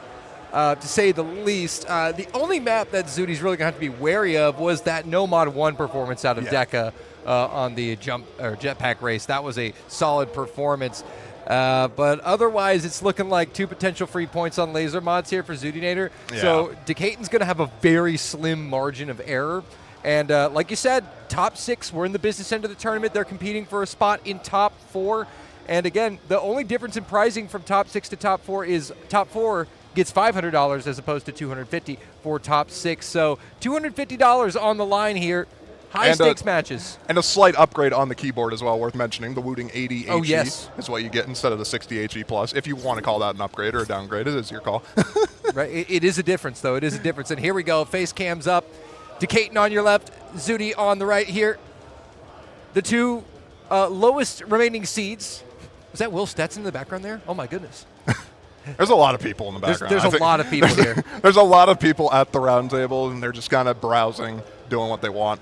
For right now, though, I think we should be getting into the pick and ban phase shortly. And if everything goes to, everything goes to plan, I think probably expected bans, Laser Mod 2 from Deca and Zudi. I think probably wanting. I'm actually not too sure what Zudi would ban. Maybe a speed map. So probably something like DT2 or DT3. I would expect from her. If not that, DT1.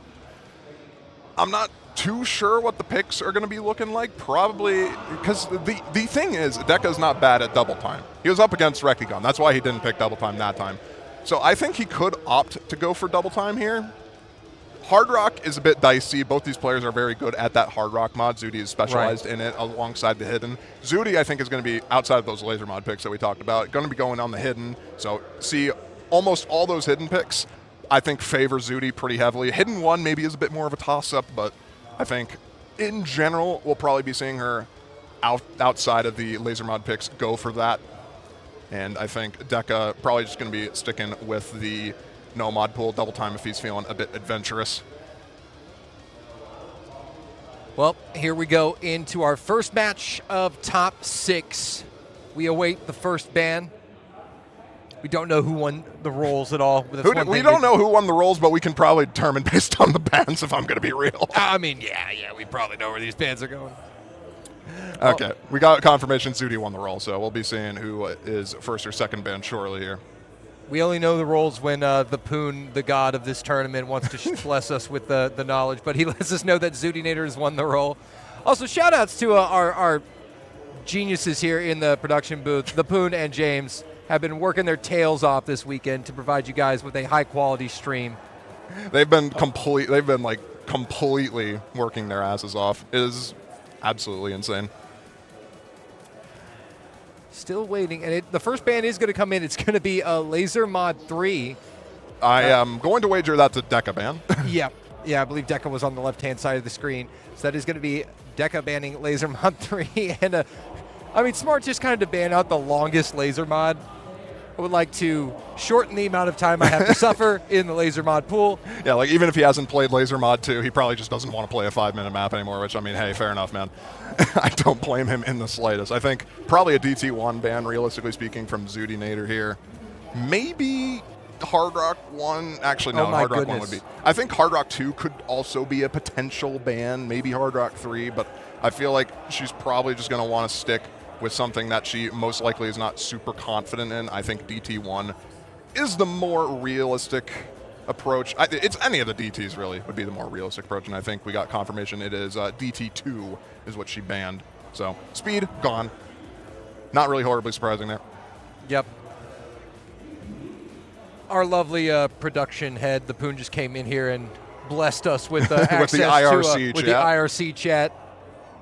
Once again, shout-outs to the Poon, shout-outs to James. Been working their tail off.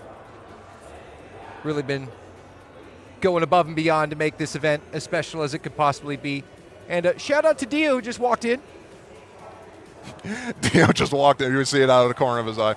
I think this is actually the stage where we get to see double bans come into play, so it's not entirely one-sided. So we do get to see DT1 as well banned by Zudi, and I think we're probably going to be seeing a double laser mod ban. I wonder. Yeah, I wonder which one do you think? Which one do you think? Laser mod 2 or laser mod 1? Which one is he going for? Honestly, he might roll a dice. He might go for laser mod. Yeah, roll. Just roll, honestly. Roll a dice. I think probably laser mod 2 just because he hasn't played that yet, but we'll see what happens. Just waiting on his the ultimate decision. Laser mod 1 is going to be the decision from him. This way he gets to play every laser mod one time, right? But laser mod 2 is completely different. That is a completely different breed of chaos from the other 2 laser mods. So we'll see how he fares on that one. The issue is that's still a practice map, and with the amount of time allotted to him, unless he practiced that hardcore in the past 10 minutes, I don't think he's going to be doing that good on that. So I think that's a pretty obvious pick for Zudi to go into. I'm not sure if she would go as a first pick there. She has it in the back as a reserve pick for like a guaranteed point, getting momentum shift. So I'm not too sure if she would want to go for that first. I think probably go for one of the toss-up picks here, honestly. No Mod 1, Hard Rock 1, I think are both good picks for her. She could potentially go for any of the hidden maps. We'll see what she opts to go for. So, double time ban, double laser mod ban, no mod, hidden, hard rock, wide open, 1 DT map, 1 laser mod map that these players are going to have to work with here. Hidden 2 is the pick for Zudinator to start this one. Not going directly into the aim stuff because, again, her opponent is Decaton. She has to respect that skill set. That is definitely a skill set that Decaton can thrive on. Again, as noted by that no mod 1 performance against Rectagon was, I believe, the only point he got in that match. So. Definitely going to respect that, but going to lean into her other skill sets, into her bag here. We'll be starting with Hidden 2. Yeah, this is the AR8 Hidden, so the more reading-focused pick in the Hidden pool.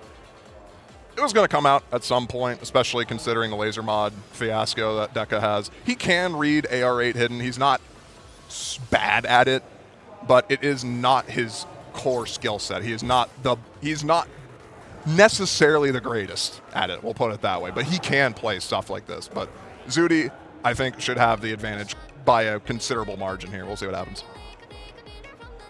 Yeah, this is definitely going to be advantage Zudinator. We'll see what Decaton can do. It's going to be an early miss here for Decaton. So a slight edge to Zudinator, and she looks pretty comfortable based on the accuracy.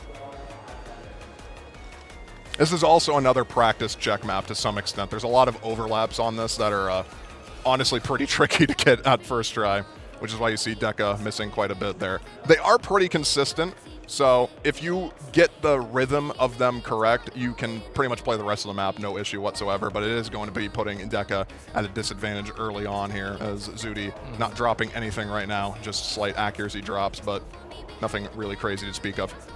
And I think this is how Zudinator is going to approach this match here against Decaton. She's going to reach into her extended bag of skill sets and pick those and force Decaton to go into those 1 slots where Zudinator is also quite deadly. So Decaton is going to have to gamble on his own picks, whereas Zudinator can fall back and rely on her other skill sets she has as a player here. And not that Decaton is bereft of talent, it's just one of those unlucky skill set matchups you get in tournaments sometimes. Yeah, Deca's got his groove now. He's been doing pretty good on this chorus. It's just, unfortunately, he's going to have quite a mound to climb up. Unfortunately, still finding some misreads here and there. This is a very brutal map to read, to be fair, especially if you're sight reading it. This is not a sight read friendly map, which I think is the main issue Deca's having right now. He's starting to get the groove of it. He's starting to get the overlaps, but unfortunately, I think it's a bit too little, too late at this point. Third of the map remaining, 200K score difference. And Zudi is going to find a miss here, but it matters not, as she already has about 200K advantage. And she's going to be running away with this opening pick on Hidden 2. She's looking very confident, very composed, and it was a solid read going on Hidden 2. As you said, a bit of a practice map. Definitely not one of Decaton's known skill sets here. And we'll be looking forward to see where Decaton goes. I am eager to see where Decaton picks and tries to kick things off here with his opening pick. Is he going to go for that no mod 1? I mean, that would be quite a gamble, but again, he's going to have to be bold with his picking strategy this match if he's going to want to get anywhere against Zudinator. That's just kind of how the cookie crumbles here. I wouldn't be super surprised to see him pick into DT3, honestly, but I'm not too sure if he would want to go for that later. I think he probably, I think the most likely pick, DT3, is going to be coming out here. If not that, I think maybe a Hard Rock 2, and Deca, I think, has a very, very slight advantage on precision as well as the Hard Rock tech. So Hard Rock 2 or Hard Rock 3, both of those are on the table, I think. We'll see which one he opts to go for. I think any of the Nomads makes sense outside of Nomad 5. Well, I mean, even Nomad 5, I guess, makes sense. Zudi isn't necessarily the greatest speed player either, but I don't think you'd really want to go into that toss-up territory, but we'll see what he opts to go for. I think any of the Nomads, Hard Rock 2, Hard Rock 3, and DT3 all makes sense. We'll see what he opts to go for. Yep, we're waiting the pick from Decaton. Again, very eager to see where he's going to try and kick this one off. He's got a couple different angles he could play it here, but I reckon he's probably not going to want to dive straight into the 1 slots here. Yeah. Like I said, going to want to try to explore his other options. It is a best of 9, so first to 5, not quite as bad and scary in that regard. We saw in the earlier matches, you know, those first to 4s, you really can't afford to gamble on picks. You have to pick surefire picks, and it is going to be Hard Rock 3, the pick for Decaton. I think this is the most likely Hard Rock pick out of the 3. This is a Hard Rock tech map. Deca is very well known as being a Hard Rock tech god, if you will. He has some absolutely insane Hard Rock tech scores. I'm trying to remember. Ryusei Gun is the one everyone likes to float around. He has an insane Hard Rock score on that, and this is kind of in the same vein. It's a lot of tech-oriented slider aim and just weird stuff all around. It's not a conventional map. So this pick makes all the sense in the world for Deca. Obviously, Zudi is no slouch on this either, but I think slight advantage goes for him on this, which is why he picked it. Yeah, it's hard to not favor Decaton on Hard Rock Tech. Certainly kind of how he made his name. But it's a clean start for both players here. Slightly better for Decaton. It'll be a lead of about 7,000 points.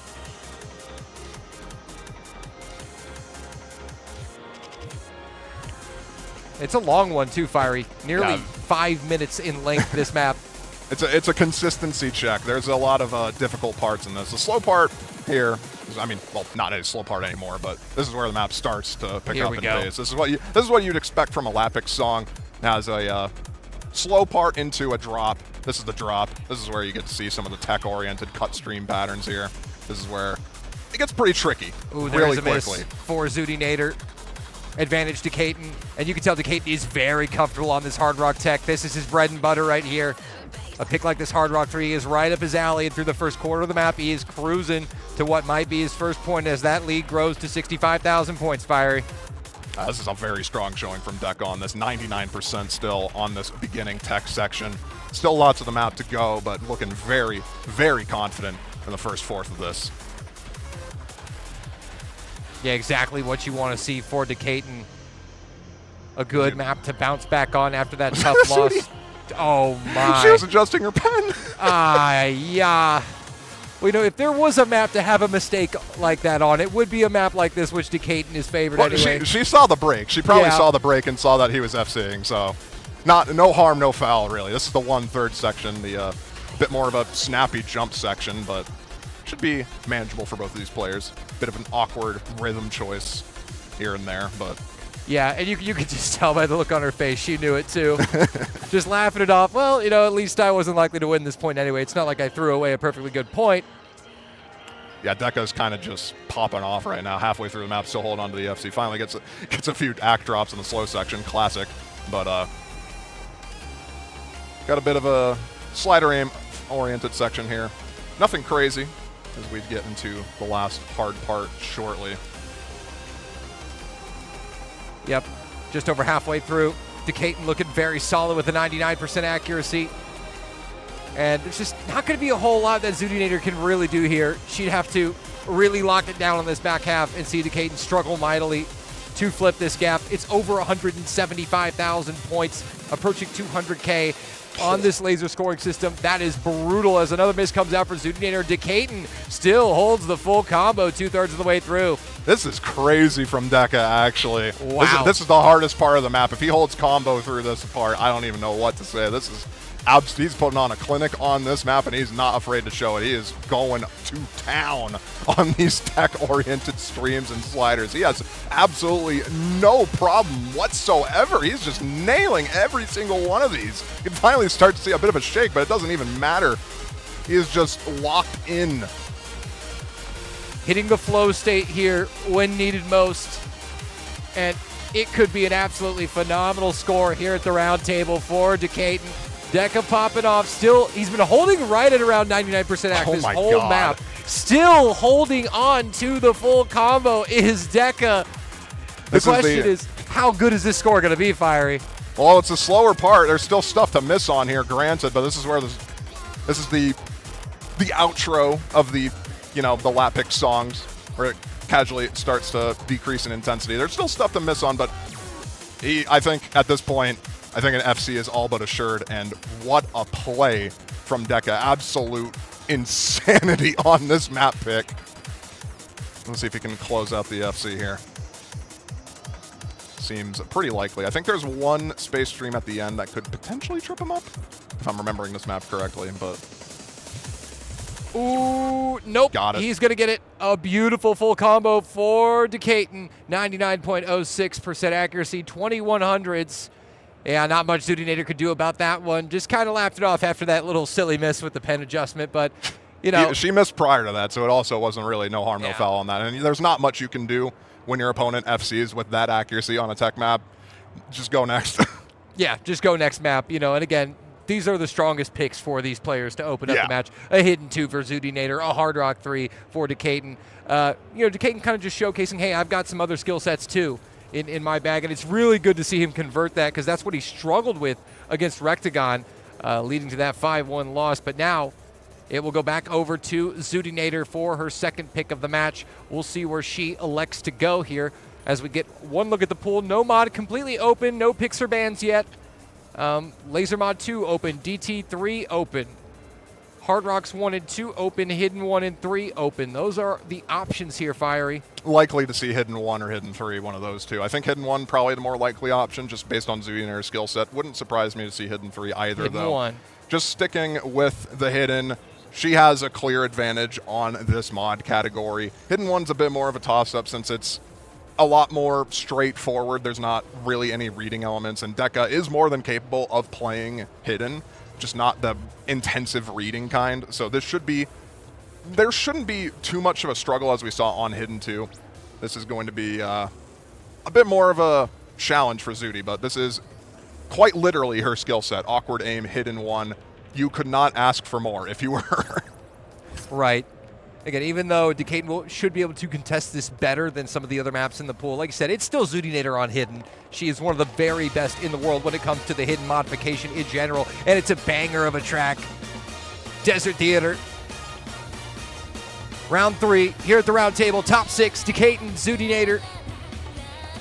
And they're dead even. They both drop a single 100. As you can see at the bottom of your screen, that score gap is 0. At the exact same spot, too, I think, if it is 0. So, pretty much dead even. Might as well be an SS battle at the moment. This map is, okay, well, as soon as we say SS battle, there goes Deca on another 100. But, thanks, bro. Should be this is a pretty consistent map in difficulty. There is a bit of a spike at the end, but most of this is relatively consistent, which is why this has been used in I don't even know how many tournaments at this point as a hidden pick. This is a very common hidden 1 pick, so both these players are more than familiar with this map. This is just going to come down to execution, who can execute better on this map. Yeah, 3 minutes, 49 seconds in length. Another semi-lengthy map here. Zoody returning fire with a lengthy map that favors her after Deca goes for that Hard Rock 3. But that was such an important play there for Decatur to kind of lock back in after that match with Rectagon, going down 5-1. Establish some confidence. You're going to need all the confidence in the world going up against a world-class opponent like Zoodinator. Bit of a slow section here until we get to the next hard part, so nothing crazy. Start to get to the next build-up right here. No one missing on the transition on those jumps. And so far, so good for both these players. Just that 1/100 of an act difference from Deca and Zudi at the moment. Here comes a little burst part. Maybe we'll see a couple of hundreds. Nope. Nope. They're locked in. There is one for Decatur at the end of that section. It's a 2-100 gap right now on the scoreboard. 4 100s drop for Decatur, 2 for Zudinator. That's it. Otherwise, flawless for these two players halfway through. Getting into the second chorus now. This is where you might see one of these players miss. We got a little 5-note burst going into this as well, which might trip up some players. Nope. Got it. Accuracy still favoring Zudinator as we enter the second chorus. Both these players are not it's just not really much to commentate. Yeah. We're trying to curse them. It's not working. Right.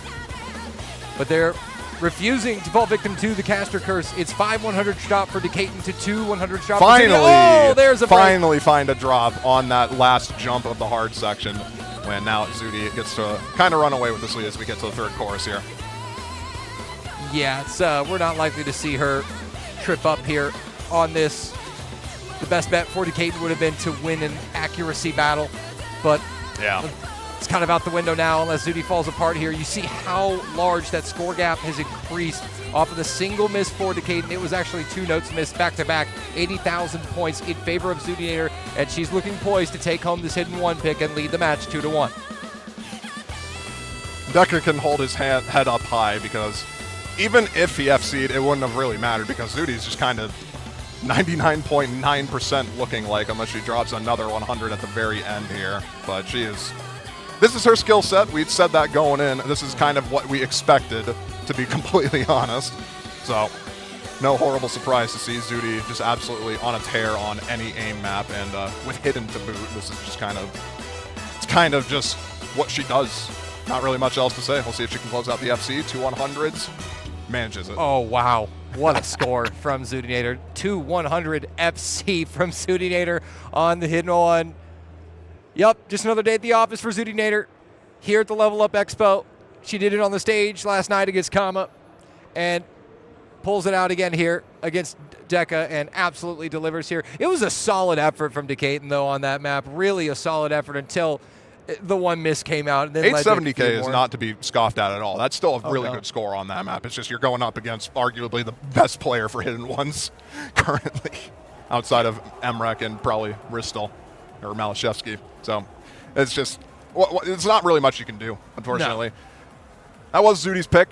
Deca gets to pick immediately after. No more Hard Rock tech, but he still does have the precision if he wants to go for a bit more of a risky pick. I think precision slightly favors him, if anything, because this is a CS 7.2 map, I believe, in the pool, and he is going to be going for that. Hard Rock 2.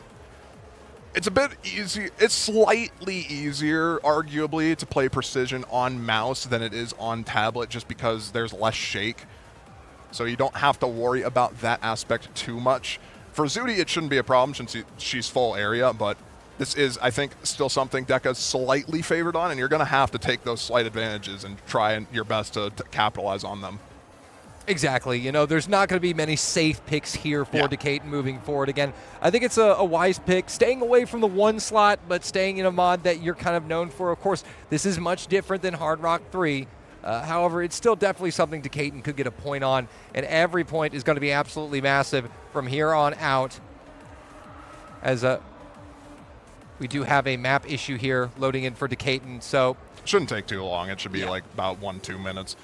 Going to get this sorted. Also important to note, this is now the first point in the tournament where the matches are best of 11, first to 6. Yes. So a much longer match. The previous match Decatur came off of in winter semis was best of 9. Best of 9, correct, yes. So now that we're in top 6, it is first to 6 points. Things are heating up here at the Roundtable Open. We've had an absolutely wonderful weekend so far here in Las Vegas, and it's shaping up to be an explosive finish to the weekend. Yeah, a bit more. All right. Hey, guys, you see this? We got a sponsor, guys. I got told by the production staff we need to do sponsors. Blacklight, thank you for sponsoring the chairs for the Level Up Expo. We got very comfortable chairs from them, actually, honestly. We've been using them regularly at the production desk, so. We have, yeah. No, they're super comfortable. Can't vouch for them enough. They've been nice to sit in when you're standing casting all day and you need a nice, comfortable chair. Our legs are dead. Our legs were completely dead by last night. They're And dead. they were a very welcome relief, to say the very least. But yeah, should be hopefully getting back into the map shortly here. We just need Deca to re-download the map. Shouldn't take too long. Around about a minute remaining, I think. So, But yeah, be sure to check out Blacklight. Get yourself a chair if you need a chair. I believe there is a code somewhere, but I believe we play it during one of our commercial breaks. But you'll definitely see that if you stay tuned to the stream. there's a Poon in Twitch chat. I'll probably give it if there's one. Yeah, he's probably linking it in Twitch chat. There is a code. You can get yourself a discount off of a Blacklight chair. Again, we appreciate all the sponsors to help put on this tournament, especially It Blacklight. literally would not happen otherwise if we did not have these. Even if it's Level Up Expo sponsors, granted, some of them, but we would not be able to be here right now if this weren't for all the sponsors that we had. Seems like we got the map download, so it should be starting relatively shortly on this map. This is the CS 7.2 precision map. And you're kind of already seeing how difficult this is. This is arguably, I think, the most difficult map in the pool by quite a considerable margin. This is a skill set you don't traditionally see. It's precision aim, where it's a lot of aim that's close together and then followed up by one-to-one rhythm gaps that are across the screen. It's not a skill set you see all too often, which is why we've been seeing a lot of combos that just kind of don't exist on this, which we're already seeing. Zudi is holding on to one right now, but accuracy lead in favor of Deca early on. Yeah, the accuracy is definitely keeping Decatur ahead despite that early miss. Zudi is slowly pulling it back with that combo, but again, accuracy matters a lot here with laser scoring. But if she can hold this combo for quite a bit, there's a chance she can contest it, as that gap is now narrowed to 15K, and it is still shrinking. But look at the precision requirement on this map. It's a very short one. We're already into the final third, and the misses traded benefits Decatur, who leads on accuracy by about 3%. And this is exactly what you want to see if you are a Decatur supporter. And luckily, this map is also pretty short. I think one of the shortest maps in the pool, so you're not going to be doing this for 3 minutes at the very least. This is very intensive aim, and I think Deca at this point should be good to go. Have it tied up 2-2.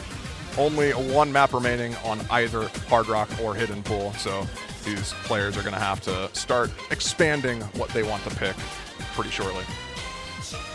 Yep, it's going to be Decatur delivering an 800,000 score on this Hard Rock 2. Very impressive stuff. 3 misses nuts on that. 3 misses actually crazy on that, as well as the 500 accuracy. That's very good from Deca. Yeah, comparing to a 700,000 score roughly here from Zudinator, a solid score, but Decatur showing up and showing out when needed most. Tie game 2-2. We'll go back over to Zudinator for her third pick of this match. You see she's got some supporters in the background there. Is that Will Stetson again? They're eagerly sitting there waiting. It's kind of ominous in a sense. They're waiting for us to get back on the stage, is what it is. You know, they can't just be satisfied with watching the stream on their phone. They got to clap with the audience. You know. Yeah, I think Hidden 3 is the likely pick here for Zudi. Don't really imagine she would want to pick anything else. Maybe a Nomad one or Hard Rock one if she wanted to, but outside of that, like Laser Mod 2 is also a thing, but again, I think she wants to save that just based on how the picks have been going. I think that's probably... Oh, it's going to be Nomad 1. It is going to be Nomad 1. Now, this is going to be a very interesting map because we saw how good Decatur was on this against Rectagon, taking the point against Rectagon, our 2 seed, on this map. But we also know how good Zudinator is on this map. She really showed up and showed out against Kama last night on the stage when the pressure was on. She FC'd this, so Deca has quite a tall order ahead of him, but he did one miss SS choke this, so anything is really possible, to be honest. This is the most toss-up map in the entire pool outside of Hard Rock 1. Both of those maps, I think, are kind of equal in toss-up just because they're raw mechanics, they're raw aim. Both of them have very good skill sets on Nomad and Hard Rock, so this could go quite literally either way. Both of these maps, Hard Rock 1 and Nomad 1, we have no idea what's going to happen. It's literally going to come down to who gets an unlucky miss. That's basically what's going to determine this map. And if neither player finds an unlucky miss, this score margin could be decided by a singular 100 potentially. That is what we're talking about here. And here we go. Here's the start. And if you recall, Deca and Rectagon, they were pretty much SSing this throughout the first 2/3 of the map. So we know that, and we've seen Zudi play this, so we know everyone's comfortable on this. It's just about to see who's going to take it. How is it going to unfold? How will this cookie crumble? Jetpack race. For those unfamiliar, if you were not tuning in for the last time this was played a few minutes ago, this is a generic Nomad 1, not really much to say in that regard. This is quite literally aim with a stream at the very end of the map, which if this holds, if both players keep SSing, that stream could end up deciding the map, which is crazy to think about. But this is... there's 100 for Zoodator. So that gives Deca an early lead at the very least. He's got that much to go for, but this is a pretty benign map, not anything crazy until I think around the halfway mark. There's still potential to miss. Like, it's still pretty consistently difficult. There's just a lot more of a spike on the aim requirement at the very end of the map, and I think we're going to be seeing that potentially decide. We saw both Rekigon and Deca miss there, so we'll see if both of these aim extraordinaires find any issues with that. But for right now, this is that's 100 from Zudi. That's pretty much it. The lone difference still. That's the only thing separating these two players by about 1,300 points is a singular 100. It could come down to the timing of these 100s, Fiery. Like, that is the difference we're talking about. This might be a smaller margin than 70 points. Who even knows, man? At this point, we're getting into the second chorus. Jumps on this part. Could potentially see a miss here on some miss aims, but both these players look so confident on this. I don't imagine we're going to be seeing one.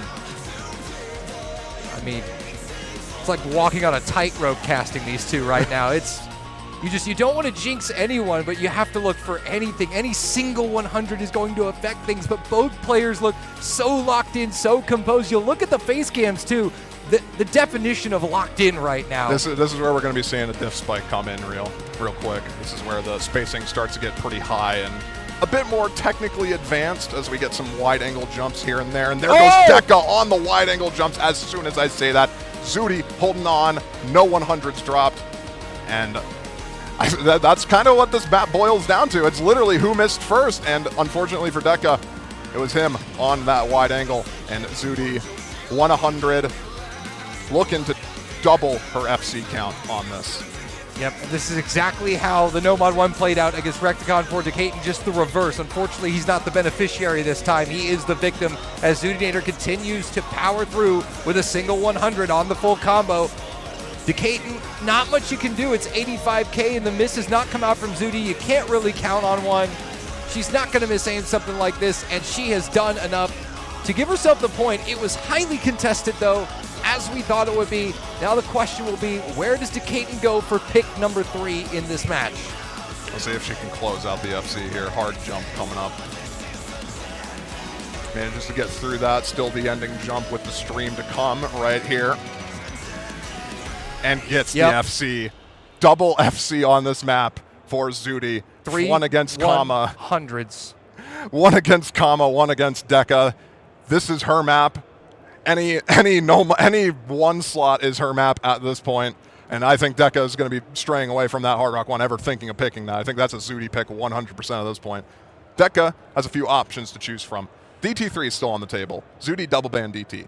Do you want to go for that? It's a bit more of an accessible double time. It's an AR9 drum and bass DT. There's only burst, 8-note bursts to really worry about there, so 260 BPM, 8-note bursts. It's pretty accessible for the level of players we're seeing here.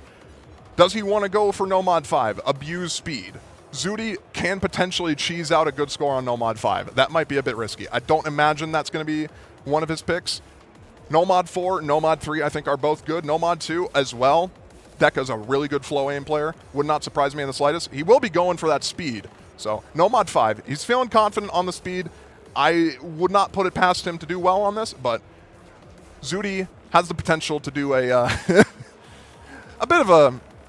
we do a bit of trolling, potentially. If she's not warm enough for a 228 BPM stream stamina map, she could always, we'll see what happens. Yeah, we'll have to wait and see, right? There's no easy picks left for these players in this pool moving forward. And the strategy now, you see the strategy element coming into play. It just matters so much. Decaton, can he keep up the pace of these players winning their own picks, force the match to 3-all? Nobody has dropped a break point yet. We'll see if the trend continues here in round number 6 on this Nomad 5. Zudi does have some impressive burst speed scores. One that's notable is Deathless. She FC'd that quite a few times. She used that as warm-up, I believe. It would not surprise me if she used that as warm-up for this match, but this is a bit more taxing than that. A lot more longer streams on this, but for right now, it doesn't really seem to be having that much trouble as we get into the longer streams. Finally going to be finding some act drops, but Dekka's the one suffering the most right now as Zudi still holding on to the combo in the first stream section. Accuracy finally going to be starting to drop as her stamina fades away, but that combo is still being held. Wow. And oh my god, she's barely holding on. This is quite literally combo game of the century, and she is just holding on to a thread. Manages to get through that first stream section. Combo versus accuracy right here, and it goes to the combo player, leading by 60K.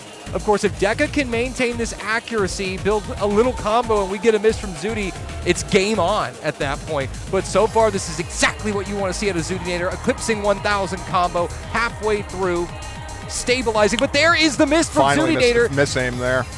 Can Dekka flip this? Needs to maintain the accuracy, has about a 2% AC advantage, and despite the break from Dekka, you see that score margin is Zudi's going narrowing. to need to miss a lot more, I think, in this latter half, and Dekka just needs to keep doing what he's doing. If Dekka can average a 92% on this section, Zudi's stamina is starting to falter really quickly, and I think this accuracy lead is going to catch up with Dekka's struggling with the combo. He is not able to combo That's at the all. only problem. That's the only problem right now, because Zudi also is struggling with the combo. This score lead is still shifting in favor of Dekka, but if Dekka can hold on to just a tiny bit of combo here at the very end. Here it is. And here we go. This is a 14K point lead now. Zudi's stamina starting to run out. 9K. It's going to come down to the wire. I think it might just barely be a Zudinator, depending on if this 20 combo difference and the AC lead is just enough to barely get Dekka over the finish line. And I think it's just enough. It's just enough for Zudinator. It's just enough. Wow, what a break point here for Zudinator. Dekka, I was worried about him not being able to combo at all, and it came back to bite him. He just could not combo enough. And Zudinator able to combo game up to nearly 1,100 to win that point by just over 5,000. And that is the first break point of the match, and that could be absolutely consequential here, Fiery Rage. I hope that doesn't make Dekka stray away from picking DT3, as that is a much more burst-heavy map. I think he can do better on that, arguably, but we'll see what happens. The floodgates are now open at this point, and Zudi has still one of the #1 picks to choose from, Hard Rock 1, and she has the laser mod that you could call a nuclear option, I suppose. I guess you could here, yeah. But things just got a lot tougher here for Decatur. Also, updates you on the other match in top 6 going on over on the B stream. That is Bashi Man against Xylus, our 4 and 3 seed respectively. Xylus currently leads it 5-2. On the cusp of advancing to top 4 is Xylus, and man, what a tournament both those guys have had, especially Bashi Man. Yeah, Bashi's been having a tear in the winner's bracket. Just unfortunately got matched up against MREC earlier today, so not much you could do about that. It will be the Hard Rock 1 pick for Zudi, so kind of what we expected. This is almost identical to Nomad 1. There's a nice storyboard. That's about as much as we can say. It's a nice storyboard. It's Hard Rock. Yeah, this was, if you were playing in around 2016, 2017, this used to be a Nomad and Hard Rock aim farm map. This was Shigatora having a hidden Hard Rock FC on this was, I think, one of the top posts on Reddit back in the day. That was, this is for all the unks out there. Yes, indeed. Zudinator will find her first 100. That's going to be nearly leveling up this score. It will be tying it up here, 100 apiece. And I mean, again, although it is Hard Rock, the mod pool that Decatur has taken the past 2 maps out of, it is the one slot where Zudinator excels. So this, if anything, this could be a highly contested map between the two, as Decatur is no slouch on the aim itself, and is proving that right now as we are a third of the way through nearly, and is contesting Zudinator quite nicely here. Jump section here. Both players not going to be getting through it. Dekka missing at the tail end of it, and he's going to be seeing that at the break as well. Zudi having a slight advantage here. There is a bit of a slow section coming up, so Zudi gets to build some combo, but still, there's still 2-3 hard parts remaining on this map, so still potential for Deca to come back on this. Indeed, but Decatur is going to need to see that miss come out sooner rather than later for Zudi. Is going to need some help here as he trails by roughly 40,000 points and growing as a result of that combo difference. Now eclipsing the halfway mark for both these players on this Hard Rock 1. Will Decatur get the miss he needs out of Zudinator, or will he go down 5-2? Zudi is so consistent on these maps. It's hard to imagine her missing on this, honestly, but that's what Deca is going to have to hope for. Wish against the odds at this point. We're getting into the second jump section here. And Zudi holds through it. Pretty somewhat consistent difficulty after this until the break time at the very end. So there's still potential to miss here. Got some funny squares. Just wide angle jumps galore in this part, but none of the players suffering through it. Jump section at the very end here. No one missing. Oh, and that might have been exactly what Zudinator needed to seal this one away, as now that score gap over 100,000 points. If that miss does not come out essentially right now for Decatur, it's gonna have to be in the next chorus, which is starting pretty much immediately after the slow part right now. If she doesn't find a miss in one of the first jump sections here, it should be her point to lose at that point. And she is just nailing it, so not much you can really do if you're Deca. Just a very unfortunate miss at the very beginning. There's still one jump section here. And it just doesn't even matter. Deca misses on it, and Zudi, wow. The aim. Wow. The aim queen. She is so locked in, has been playing lights out this weekend. And especially on this pool in particular, she has been showing up big on these aim maps. Another FC for Zudinator. Would you expect anything less? Smile on her face. Yeah, Deca knows, there's not much I can do about that. I think Deca thinks the match is over. I think Decatur believes he has just been eliminated, but he's still got 1 point left in him at the very least. Somebody should probably tell him it's best of 11. He's probably finding that out right now from Zudi. He's just like, what are you doing? But yeah, not really much you can do. Zudi FCing all 3 of the remaining 1 picks. Nomad 1, Hidden 1, Hard Rock 1. There's not much else that you could really say about that outside of just wow. Yeah. Absolutely unparalleled consistency on aim. Honest mistake by Decatur there. He just played against Rectagon in a winner semis. Yeah, it's understandable. Yeah. It's understandable. It was best of 9 in winner semis, so he probably thinks it's still best of 9. He'll get back in his chair in a second. Hopefully, he can lock back in. He got back in his chair. Nomad 4 is the pick from him, which is any pick from now on outside of Hidden 3 and Laser Mod 2, I think works for Deca. So it's not horribly surprising to see Nomad 4. This is a tech-oriented pick, which he won on Hard Rock 3. So has the advantage in that regard. But Zudi also did pretty well on this map the last time she played it. I forgot exactly what score she got, but she did pretty good on this. So more than capable of contesting Deca on it. And we just gotten confirmation. Xylus has defeated Boshiman 6-2 to advance to top 4. Boshiman eliminated in top 6. Solid performance from him this weekend.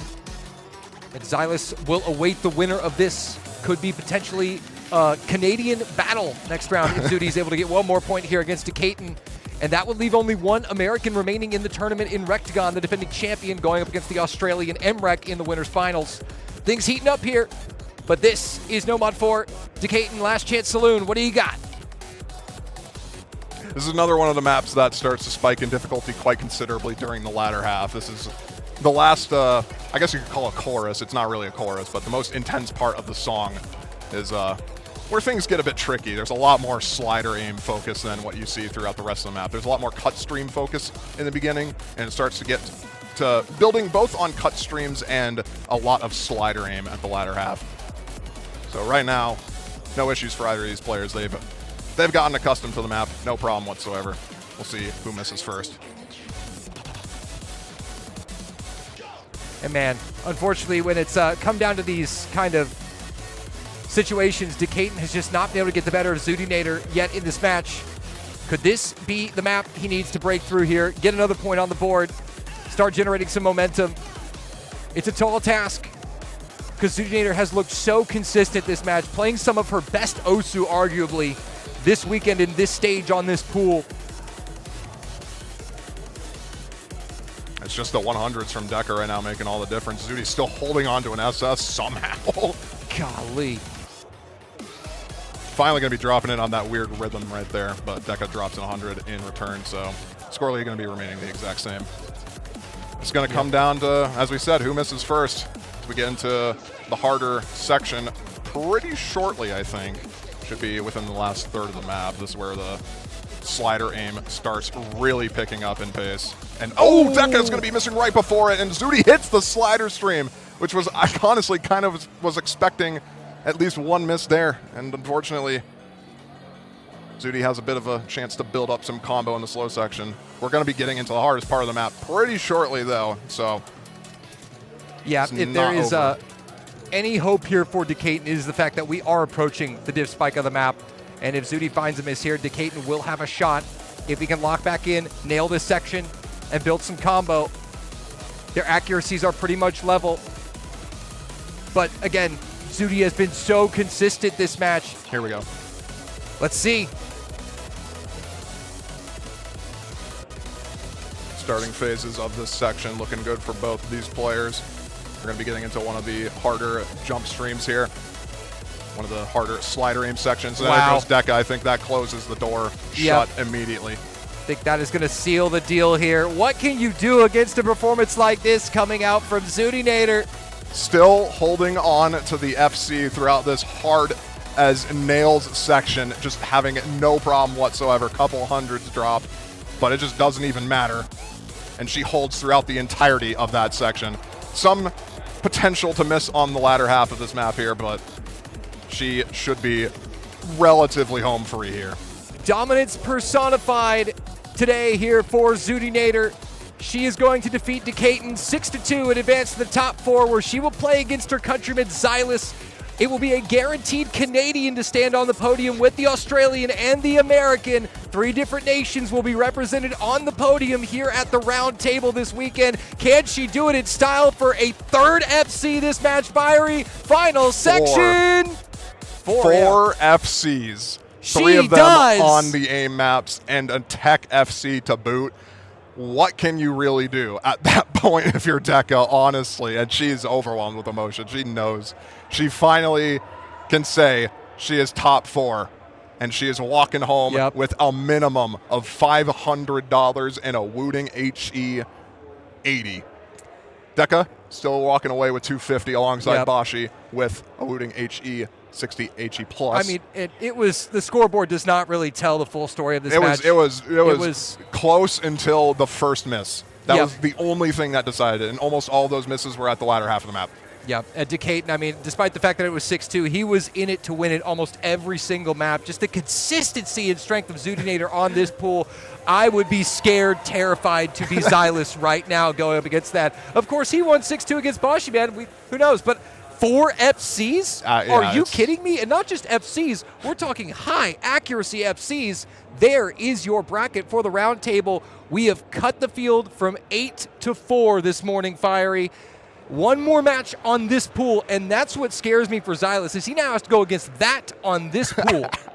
In a best of 11 as well. So if Zudi can hold that consistency, which I think everyone knows she has the potential of doing, that is going to be a very rough matchup for Xylus. The only saving grace for Xylus is that he has those speed maps, the advantage over her on those. Right. So DT3, DT2. Yeah, we didn't get to see that DT3. You're right. DT3, DT2, No Mod 5, arguably DT1, I think are all good picks for Xylus on that matchup. But Zudi, the rest of it is wide open for anyone, really. And that's going to be very scary if Zudi manages to keep that consistency. Zudinator is going to be playing with a purpose this next match because she wants to improve her performance. Last year was 4th place in this tournament, wants to stand on the podium, improve her I think it was 4th place to Xylus as well. Yep. Could be a rematch exactly on the bracket here. So high stakes match going to be coming up next. It's going to be Zudinator and Xylus, Emrek and Rectagon, your final 4 here in Las Vegas at the round table. We're going to take a break from the action. We certainly need it. It's been exciting. Fiery, pleasure as always to cast with you. Always a pleasure, man. We'll see you next time. See you guys then.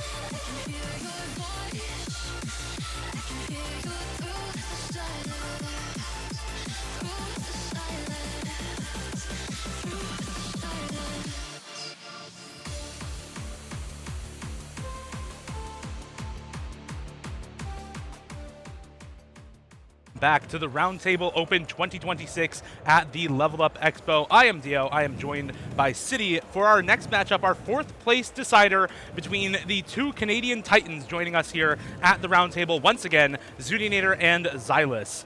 City, Yeah. I'm excited for this match. Yeah, it should be a very exciting match here. Crazy players. We have the Canadian lineup here with the Canadian caster. Exactly. I'm honestly really happy that we once again have two Canadians in the top 4 at Roundtable. Both Zudinator and Xylus also made it to top 4 last year, and clearly that was no fluke. Both of them once again competing for a chance in the top 3 as well. So unfortunately, only one of them going to be making it into that illustrious top 3, and we're here to see exactly who that is. We should be getting into our match and getting started in just a moment. This pool has been pretty good for both of them, but I would say especially Zudinator has benefited a lot off of this change of pool to the semifinals and finals map pool. Yeah, a lot of those 1 slots are very comfortable for Zudi, I've seen in her previous matches. There are also, though, a lot of... The tapping's a little bit easier than you might expect. It's a little more flow heavy, like in our Nomad 2, than just pure tapping. And I think it's a pretty good pool for Zudi here, too, but Xylus can definitely play pretty much all these maps, I'd even say. Yeah, I would even say Xylus' advantage on this pool isn't necessarily on the speed maps. As you said, there's not too many of them, and B, some of them are more multi-skill or especially flow aim focused, like that Nomad 2. He does still have stuff like the DT3 and the Nomad 5 to pick from, but I would say his bigger advantage should be on more of the reading picks. Between the two of these players, both of them are very, very good hidden players, but Xylus has always historically had that advantage on the low AR reading maps, and these laser mod picks, I think, should, by extension, also be pretty good picks for him in this pool.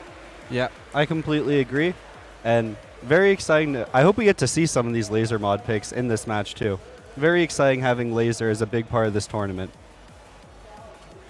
Yeah, and we do actually see Zudinator banning out the DT2 and the Laser Mod 2. Xylus banning out the Nomad 1 and the Hard Rock 1. No surprises there. I think out of the aim maps, he's going to be much more comfortable on the Hidden 1 and the Double Time 1 than anything else. And so leaving those two up as opposed to the Nomad 1 Hard Rock 1 should be very solid for both of these players. And we are going to be getting into our first pick for both of these two, which is going to be the Nomad 5 for Xylus, Thinking of You by Gorshit. This is originally a custom map for OWC. I believe it was 2024 in the, I want to say it was quarterfinals or semifinals in the Hard Rock pool, but this plays very well as a Nomad 5 as well. High OD, high AR, or at least comfortable AR for both of these players, and lots of long 227 BPM streams that Xylus excels on, and Zudi does not, so very good first pick for him. Yeah, no surprises here with Xylus starting on that Nomad 5. Makes a ton of sense, starting with his main skill set tapping here, and should be getting to the match here soon. Excited to see how this goes. And here we are to start off this Nomad 5. Generally pretty easy at the start of this map, and also relatively shorter streams and bursts here near the start of the map as well. So you'll see both players come out looking pretty comfortable, but that difference in comfort overall will really start to rear its head as we get into some proper tapping. Yeah, and we already see Zudikop dropping a couple more hundreds that we see from Xylus just on some of the bursts, and let's see if that will be telling coming into some of these longer streams coming up.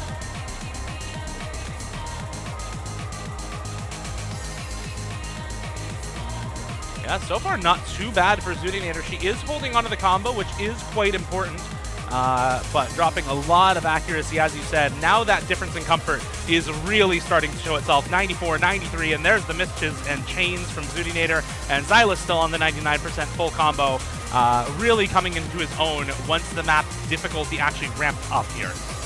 Yeah, Xylus just looks so comfortable on these streams.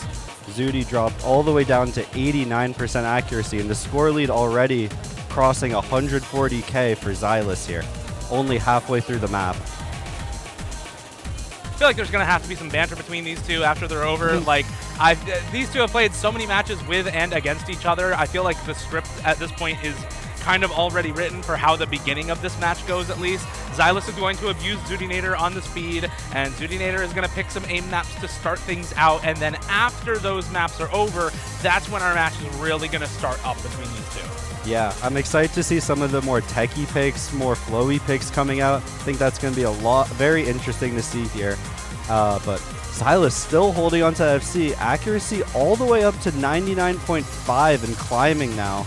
I mean, just an incredible score so far from Xylus coming this last quarter of the map. Let's see if he can hold it out for the rest of this map.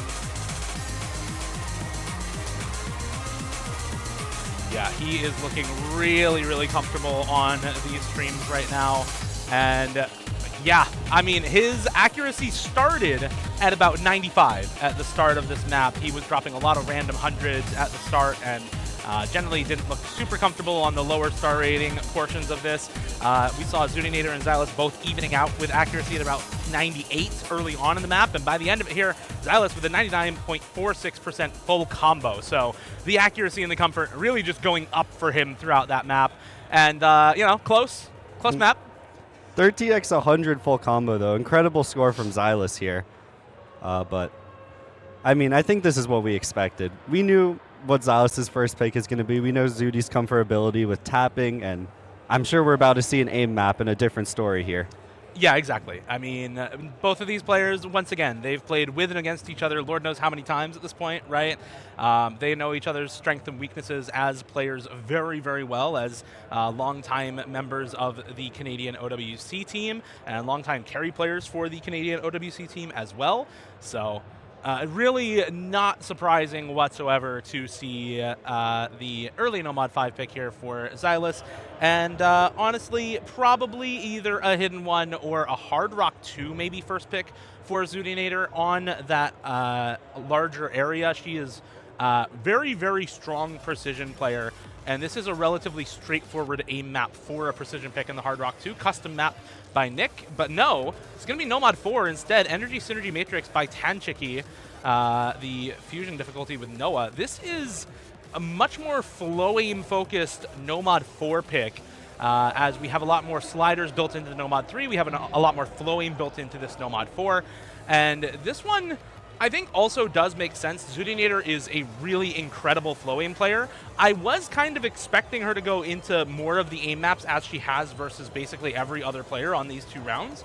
But I don't think this pick is anything out of the ordinary for her, and I think she probably would have gone into this even if she had picked something else first. Yeah, I agree, and I just think that maybe she just wants to save some of her more like comfortable picks for a bit later, but we're getting into this map now. Energy Synergy Matrix. You described the map pretty well. A lot of slider tech in this map. There's some slider streams, some more ulti patterns, aim control. Can be a tricky map, especially on laser with hitting all the slider ends and following everything.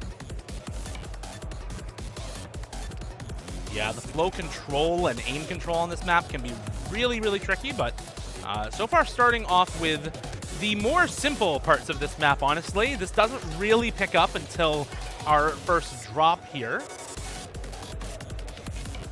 And that is not for a little while, so you're going to continue to get relatively low spacing aim control patterns like this before we get into the really high spacing stuff a little later on.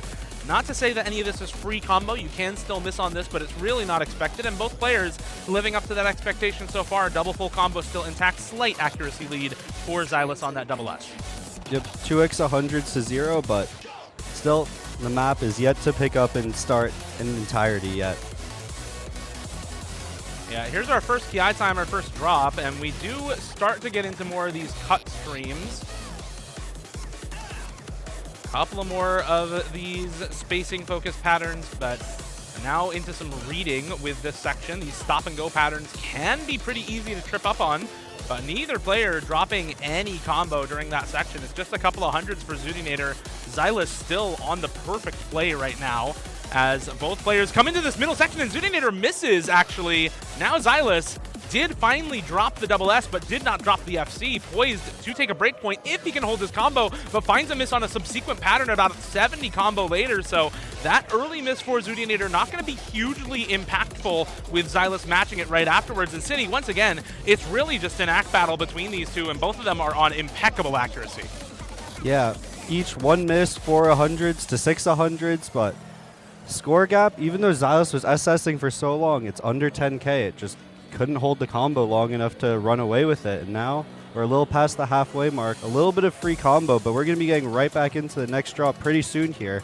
And it's definitely a section where it's easy to break on. See more of these stop and go aim control patterns here, but let's see which player will be able to hold out combo through this next drop.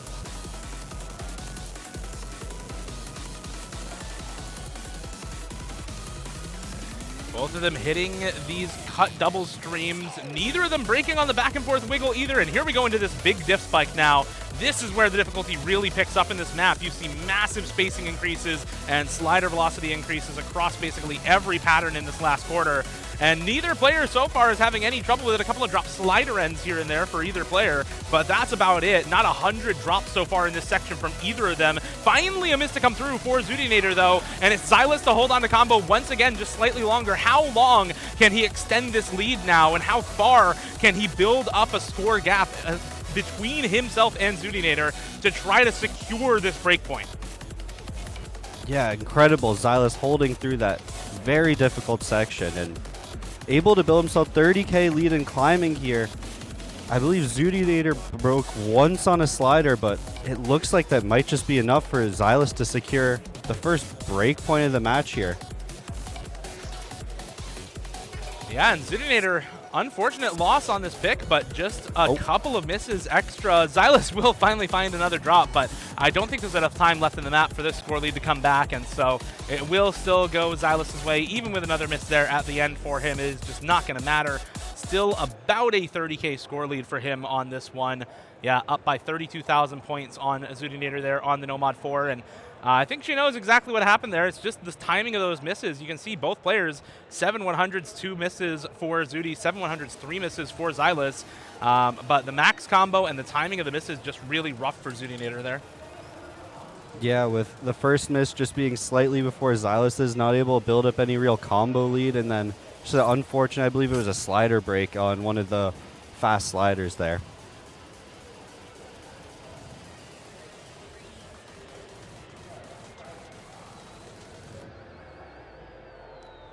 And our next pick is going to be an interesting one. We did kind of talk about this. Xylus, you know, he's got the speed maps to abuse, but he does also have some reading maps to abuse in this pool. And these laser mod picks kind of lend themselves to those reading players pretty well.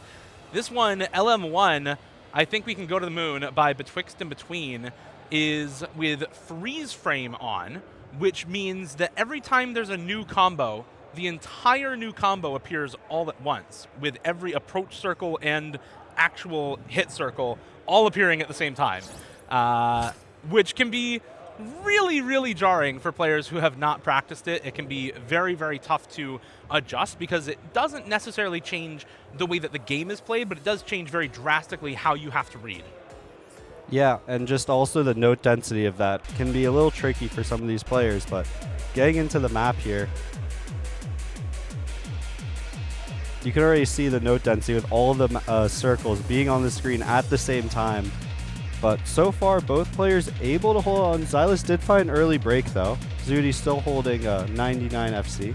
Oh, as I say that, does find a break herself, but some early breaks here shouldn't mean too much.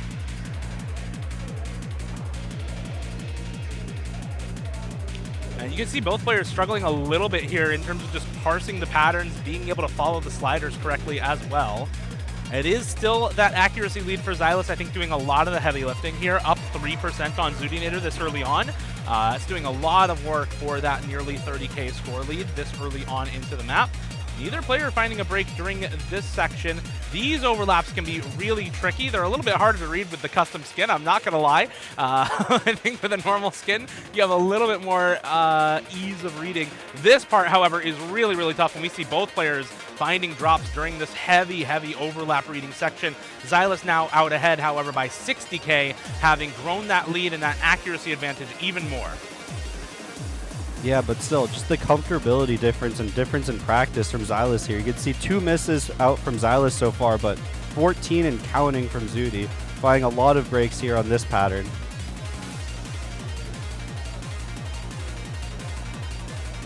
Yeah, Zudi just struggling to hold combo here while Xylus is just steadily rebuilding. Got that accuracy back up above 98. Zudi just trying her best to hold some combo here. Able to get some footing here, but Xylus just has such a dominating accuracy lead here. It's very tricky for Zudi here. Yeah, and I think this one is pretty much done and dusted. Like, I don't really see a world, unfortunately, for Zudinator where she's going to be able to stage a comeback.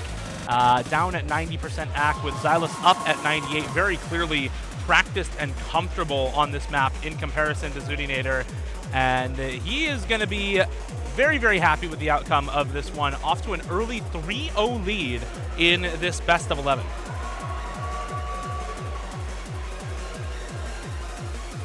Yeah, and actually amazing reading score here from Xylus, holding that 98 to the end. Only 2 misses so far. There's a little bit of map left, but still, incredible score. Probably going to break 700k here just shortly. And massive, very solid pick here from Xylus, winning by almost 300k.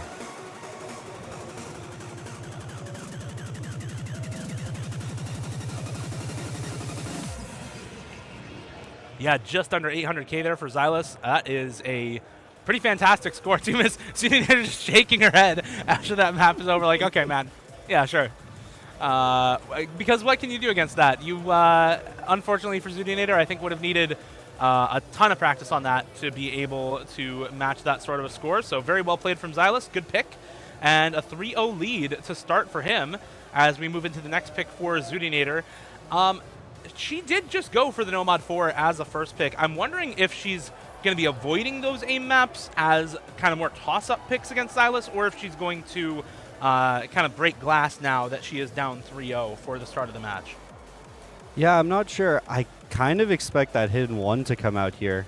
I mean, definitely a map that Xylus is also pretty comfortable on. Very notable Hidden 1, Desert Theater, but I think, yeah, and we do see Zudi picking that Hidden 1.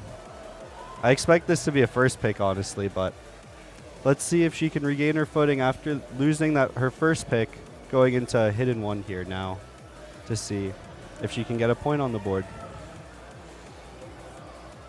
Yeah, I mean, this is a map that she has had a lot of success on in this round. It is a type of map that she is very, very well known for.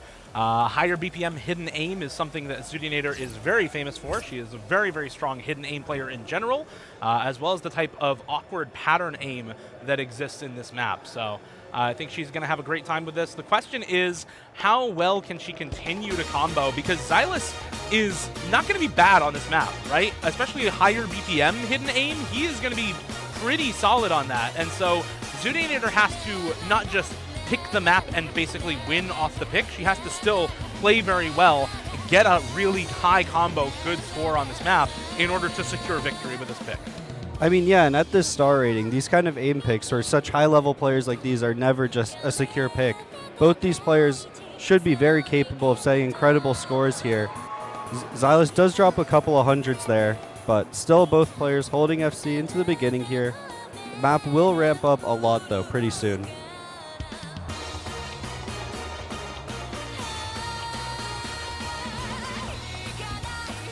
Here we go into that first ramped up section. It is this first Ki time that presents a little bit of a challenge and difficulty for both of these players. Neither of them really having much trouble with it at the moment, though. Stellar accuracy from both of them, as neither dropping much in the way of AC at all. 500 combo into this, a quarter of the way through the map, and both of them on the full combo. AC advantage to Zudi with the double S. Xylus, though, on, I think that's a 2-100 play right now. Still looking very, very strong himself. Yeah, going to be a 3-100 play now for him. But even as Zudinator drops a couple of hundreds herself, it is still in her advantage, still the map in her favor ever so slightly. But you can see what we were talking about. Xylus very clearly also comfortable on this. Oh yeah, of course, but right now, tiny score lead for Zudi, 100 separating their scores here, and if these players keep playing like this, these couple of hundreds could end up being a deciding factor, but let's first see if they'll be able to hold on here. Both of them SSing, it's a little bit of tapping here.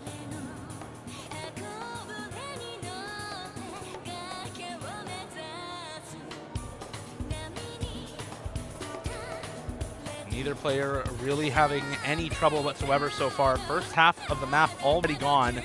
And this is not a fast map. This is a 4-minute long slugfest, and both of these players need to have the consistency to hold on throughout the entirety of this.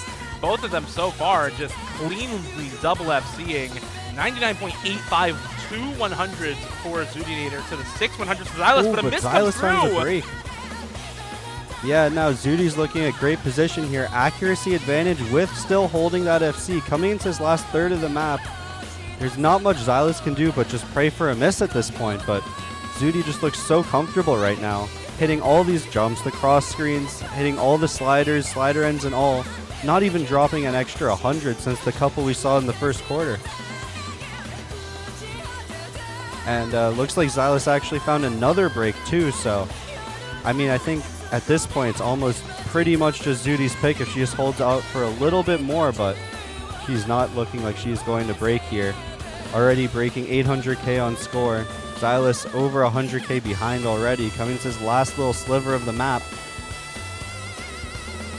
Yeah, and at this point, this map is already over. Zudinator here just for style points at this moment. Full combo still intact, 2 100s on the board.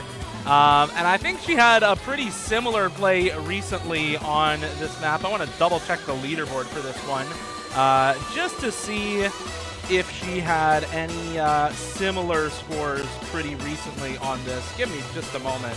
Yeah, she did unfortunately find a break right at the end of the map here, and an extra 100, but still, incredible score from Zudi, passing 1 million, going 1,020,000 on that score line.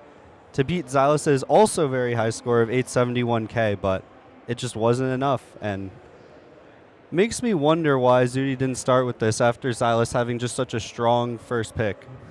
Yeah, it is a little interesting. I'm not exactly sure, but she does also have both #1 on the map with Hidden Hard Rock and also #2 on the map with Hidden Only from the Laser multiplier. If you check on Laser with the 2 100s that she set a little earlier on in the tournament. So yeah, I think maybe trying out, like you said, to kind of keep that pick for later. Unfortunately, regardless of the order in which she picked them, now, unfortunately, it's a 3-1 advantage for Xylus. It's still the break point on the Nomad 4, so Zudinator is going to need to find a break back somewhere else. Maybe it'll be here on the double time one, Virtual to Live by Niji Sanji. This one is not actually a little bit more than double time. It's 1.55x on the rate change, AR 10.4. And a little over 240 BPM for this one. This is a slightly burst-heavy DT1, so I do like this pick for Xylus as opposed to something like the DT3, which is even more of a burst map. I do understand why he's going for this as well, so... Yeah, I think it just makes sense Xylus picking DT into Zudi here, even if she should be comfortable on this one slot. Still, definitely picking this map plays very favorably into Xylus' skill sets. Yeah, exactly. This is a map that should go very well for him, but to be honest, on DT1, Zudinator's a very underrated player. Her aim is good enough that if she can actually kind of mash through some of the longer bursts on a map, she will do very, very well on all of the required aim on it. But instead, looking like a little bit of a misread at the start here for Zudinator.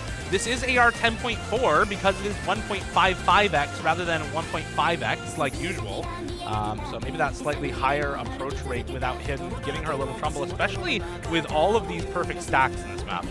Yeah, I mean, just seeing a lot of struggle coming out from Zudi here. 3 misses already to start it off.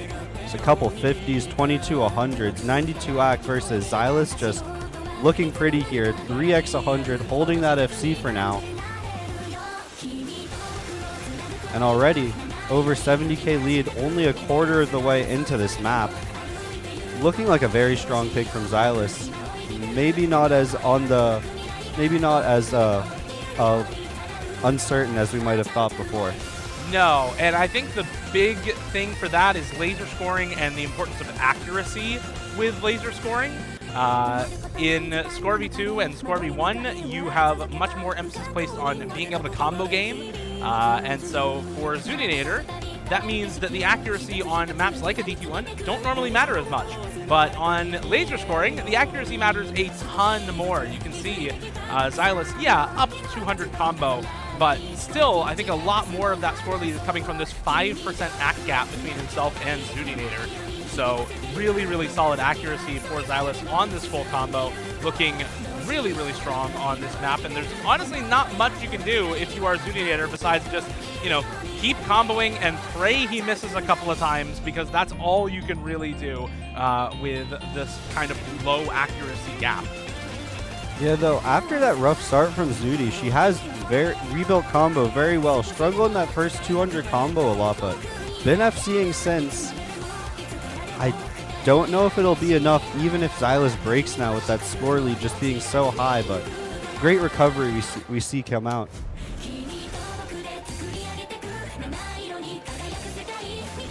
Yeah, and I think at this point, just especially with these breaks coming out, Xylus still holding that combo. Easily his point here. Very strong pick from him. Let's see if he can hold out the FC for first FC in this match.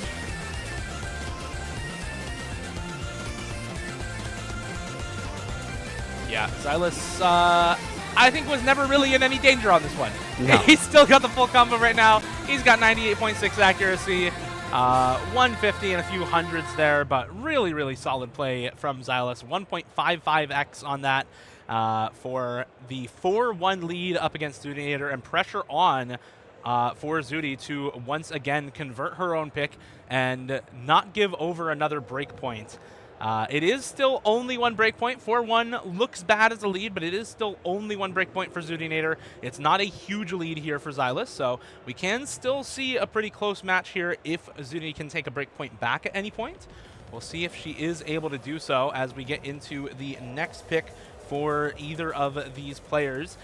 With all of the one-slot maps gone, the next aim map in the pool is that Hard Rock 2. I wouldn't be surprised to see her go for that. CS 7.8 awkward aim precision and linear aim precision.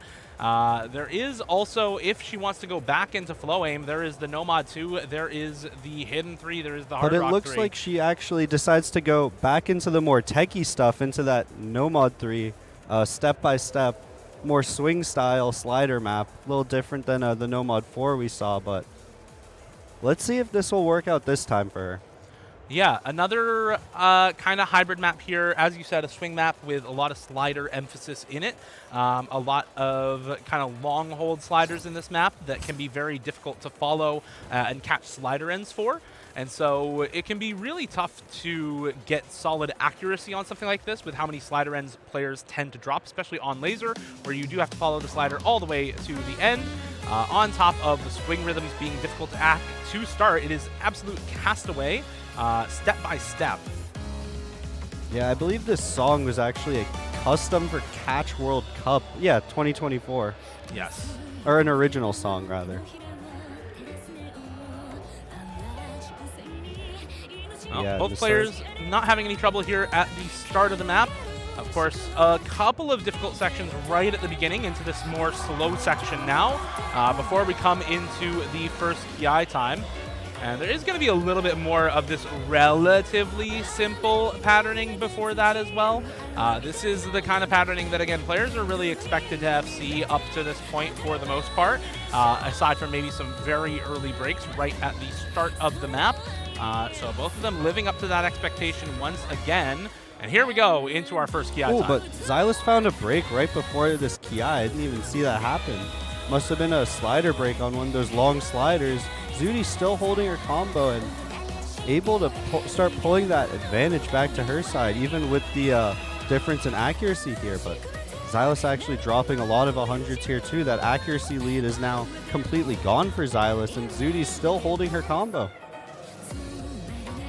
Yeah, that miss right before the first Ki time. Really rough for Xylus, as now he has nothing left to stand on for building a score lead on this one, but exactly what Zudinator wants on this, her third pick, right? She needs to keep winning her own picks at the very least. Already down a break point. You cannot afford to give up a second one in a best of 11 format like this. So very, very solid start first half to this map for Zudinator. That said, the recovery is there for Xylus. The accuracy is evened out once again. So Zudi still needing to hold on to this combo in order to maintain dominance on this map.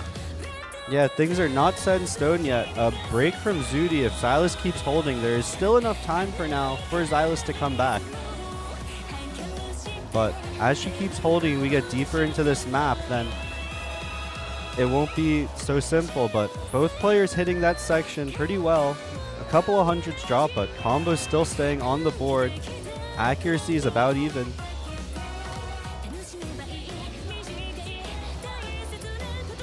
And at this point, 3/4 of the way into the map, we're starting to get into danger zone territory for Xylus. Zudinator just needing to hold on a little bit longer, I think, to have secured victory here on this No-Mod 3 pick.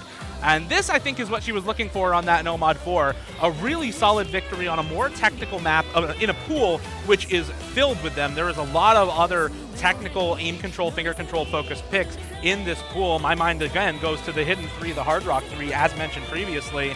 So this is a very solid point for Zudinator. That said, I mean, it is only the one miss. Now, finally, a couple of more misses coming through on the flow aim here at the end for Xylus. I think probably looked at the leaderboard and saw, because I can see him laughing in the camera, exactly what happened on that one. So reverse choke, I believe, for Zudinator with that accuracy. Might be a full combo as well, but very, very good score for her regardless. 900K on the No-Mod 3. And another point on the board. And honestly, the field of potential picks for Xylus, I think, narrowed down a little bit with that map as well. Yeah, for sure. And I mean, I think Zudi putting up an FC here right after Xylus did, great confidence booster, making sure you're not getting a repeat of what happened on her first pick here. I think it's going to be very interesting, and I'm very curious to see where Xylus goes from here, because as you said, it's not so simple anymore. We do still have the DT3 and the LM3 up. That DT3 is a burst-focused DMB map, and that is indeed what he's going to pick. Yeah. Not really any surprise to me that that's where he goes. I was just between that and the LM3, which is UN Owen was her with traceable added. So no hit circles, just approach circles. Your inverse hidden in laser mods. Step into your power, however, this is another map by Mir. It is a again, bursty D&B DT pick, kind of a hybrid map. You have a little bit of aim, but it leans far heavier into the burst aspect and the speed aspect on this pick than anything else.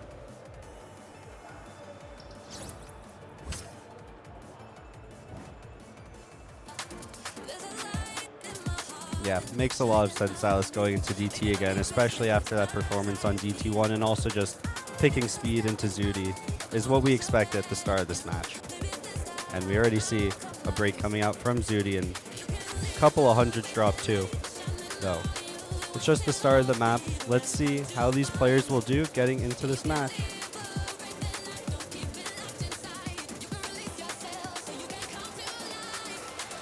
And once again, already with the early miss for Zudinator, already with the act drops on these first couple of long streams, another miss on that longer burst as well. And Xylus is honestly just right at home. It's AR 10.3, it's about 261 BPM. This is exactly his comfort zone. This is exactly where he wants to be on a map.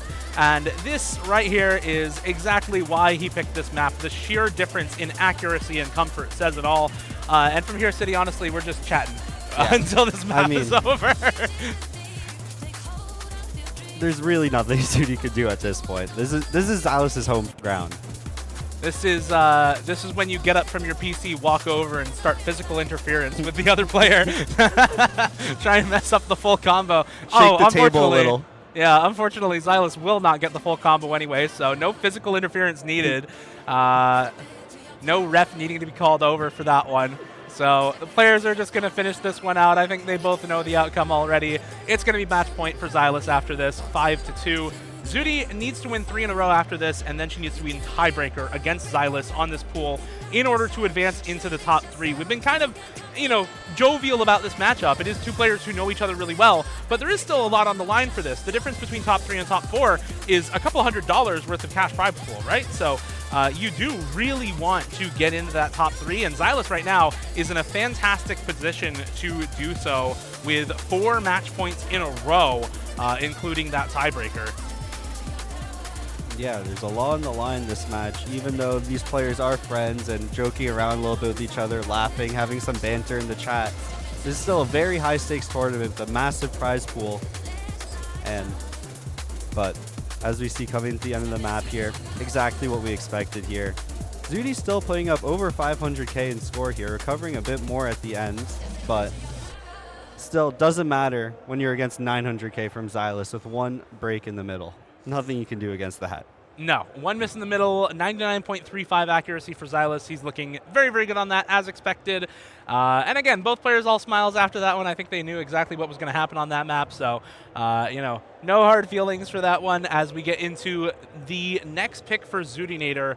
Once again, down 2-5. She needs to win the next 3 in a row. That has to start with her own next pick.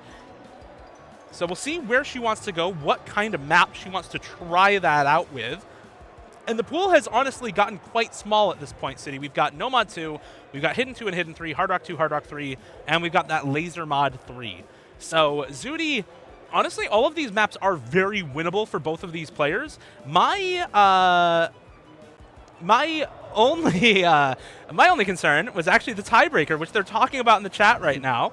Xylus asking Zudi if she thinks she can play Angry for right now, and she said, honestly, maybe. So I'm going to look forward to that tiebreaker if we can get there. Hard Rock 2, the pick for Zudinator to try to start up these 3 points in a row that she needs to get to that tiebreaker.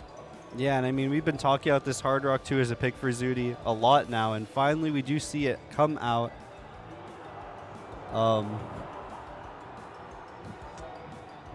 Players just joking around with each other a lot in the chat right now. Yeah, and this Hard Rock 2 is our 1 custom map in the pool. You can tell the TRT 2026 version. This was mapped by Nick as a hyper precision map. It is CS6 no mod, which means it is CS 7.8 after Hard Rock. Lots of linear flow pattern aim in this map, which can be very, very tricky on that super high circle size. You need to have very, very precise movements in order to actually hit a lot of these back and forth patterns, as well as especially these sorts of linear patterns. Yeah, and also just the full area for Zudi is quite an advantage on some of these precision maps, just having more fine control over your cursor movement. But for now, both players are holding in the start, but this map does get quite a bit more difficult.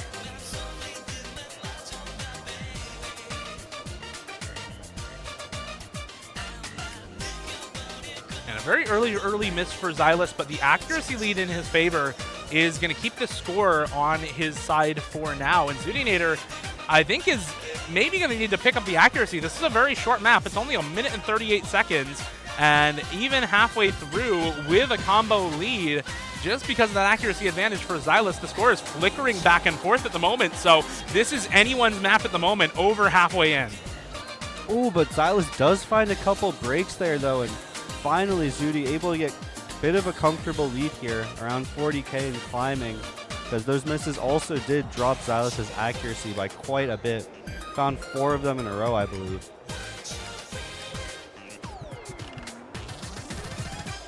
Yeah, and that one stream, the one stream of the map is going to take Zudinator's accuracy, but it is not going to matter. She's still got the full combo. She's got over 100,000 score lead in her favor, and she is going to win that Hard Rock 2, no problem.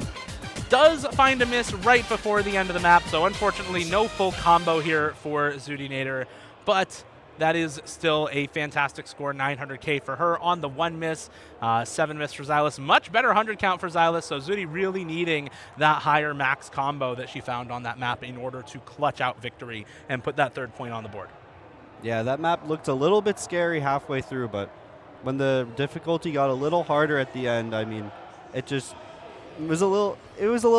safe for Zudi at that point after that break from Xylus in the middle, but definitely was very scary when Xylus had that score lead even down the combo.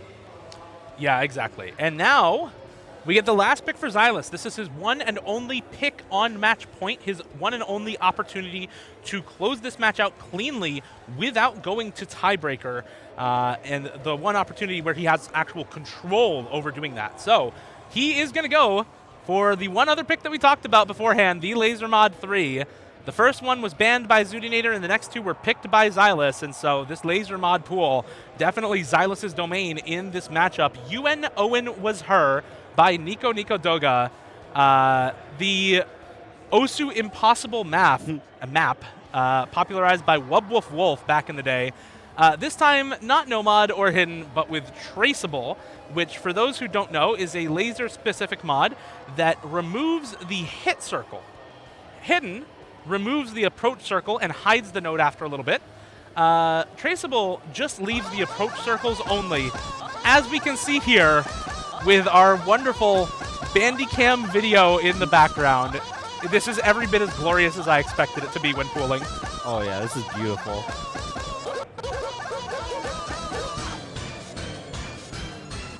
Both players, though, struggling a lot on accuracy at the start here, but this is just fun to watch. It is just fun to watch, and, you know, some picks have to be fun to watch. Some picks just have to be fun to watch, and especially in the Laser Mod pool where you are, or at least where we were honestly experimenting with a lot of concepts and trying to make them accessible enough to a lot of these players, so picking maps that people are likely to know. I think picking a couple of maps like this that are a little on the funny side is warranted, especially we do have our own grand finals pool for the next rounds, so that these players will have maybe a slightly more serious pool and pool of songs for the grand finals. I will say, though, extremely close right now. Xylus had the lead for a bit, but dropped a bunch of 100s and a 50 there. Now Zudi back in the lead. And Xylus actually missing on the linear jumps after that section. So now Zudi off with the combo lead, the accuracy lead, and the FC still intact. And really, at this point, it's just about how long she can hold that combo lead, whether she finds a big act drop of her own, and whether Xylus can recover the accuracy and combo well enough to potentially win this pick. Zudi needed this break point very badly. We are only a quarter of the way into the map. This is a 5-minute pick after all, so we're going to be here for a little bit. But both of these players looking pretty solid on this right now. Zudi just out ahead off of that one miss from Xylus. Yeah, plenty of time for recovery from Xylus here, and Zudi just needs to hold. I mean, it's the name of the game, click the circles, though. I guess we can't really see the circles right now due to the mod, but... We can click the approach circles. Yeah. Those are, what else are those if not circles that you have to click? I guess so. Yeah. Traceable is still clicking the circles. Hidden is the only mod where you don't click the circles. Or maybe blinds. Blinds also, you don't click the circles. You click on top of blinds. Well, regardless of which mods are actually clicking the circles and which ones are not, Zudinator still looking very, very good on this right now. Still on the full combo. Still up 2% accuracy on Xylus as well. But does finally find a miss. It's just a slight missing there on the linears. And now Xylus with the combo lead. Going to start pulling some score back here as she, never mind.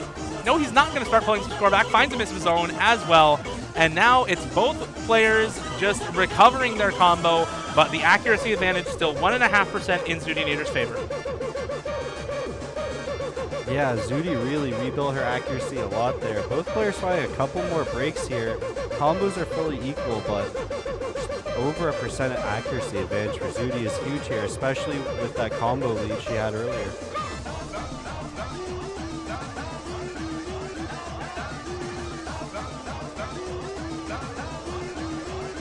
And both players honestly struggling a little bit more during this section, during the speed up part, so low combo for both of them honestly is good for Zudinator. If neither player has a lot of combo, then neither player is going to be able to change the score lead all that much, and she's already up 60k.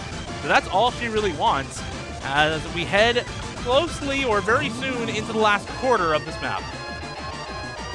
Yeah, I saw a little bit of cursor dancing coming up from Xylus earlier there too, but now Xylus actually has quite a solid combo advantage here.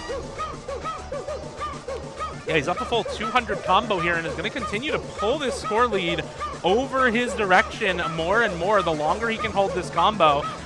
Again, laser scoring has a kind of soft 200 combo cap where your extra combo multiplier stops affecting your score multiplier. So until Zudi hits 200 combo, this score is going to continue to go Xylus's way, but it's not moving nearly fast enough, I don't think. Coming into the ending of this map, it's still a big accuracy lead for Zudinator as well, that full percent. We are getting into somewhat danger territory for her, though. It is only a 45,000 score lead right now, and these linear jumps have proven to be difficult for her in the second half of the map. Xylus still on this big recovery combo coming into the ending here. Both players just, I think, ready for this map to be over. Zudinator saying, stop the count, please, as we come into the ending. She still has the accuracy advantage, still up a percent into this stack burst section, with both players having to read just based off the approach circles alone on all of these different numbered bursts and single taps. Now into some streams, some single taps before the end, but Xylus finding the miss 100 combo ago, and the accuracy going even further in Zudinator's favor. Says breakpoint Zudinator, and last pick access to try to force the tiebreaker. Yeah, I mean, that pick did not go as Xylus expected. I know we talked a lot before about trying to go a little bit heavier on the reading here, but looks like Zudi had practiced that a lot, and just the accuracy difference ended with almost a 2% accuracy advantage on that LM3. And now exactly. Zudi's in a great position to take this to a tiebreaker on her pick here. Got that break point back. Took some time, but now that pool is much smaller, as we said. The picks are a little more tricky, but I think there are a lot of picks here that Zudi should still be very comfortable on to hopefully get this to a tiebreaker for her. And those possible picks left in the pool, the Nomad 2, the Hidden 2, the Hidden 3, and the Hard Rock 3 available to Zudinator right now. None of these really speak to me. I definitely don't think you go the Hidden 2, though. Instead, she is going to go Hidden 3, Flamenco House by Lapix, a Zapdos' expert difficulty. This is a little bit of not quite polyrhythm, but finger control as well as aim control in the hidden pool. Lots of different beat snap divisors in this map. What does that mean? For those watching at home who might not be so familiar with the game, it means that the effective BPM of your bursts and single taps changes. For example, if you call 1/2 a jump, then 1/3 would be like jumps on DT. If you call 1/4 a stream, then 1/6 would be like your streams on DT. So those different beat snap divisors change the effective BPM of a lot of notes in this map and make it so that you have to switch between BPMs while tapping very, very often in a pick like this. It makes the accuracy factor very, very tricky, even despite the relatively low and accessible BPM for both of these players. Yeah, and I mean, we're already seeing a couple hundreds being dropped from the players just in the start here. A little more on Xylus than for Zudi, but I think this will really just be an act battle here.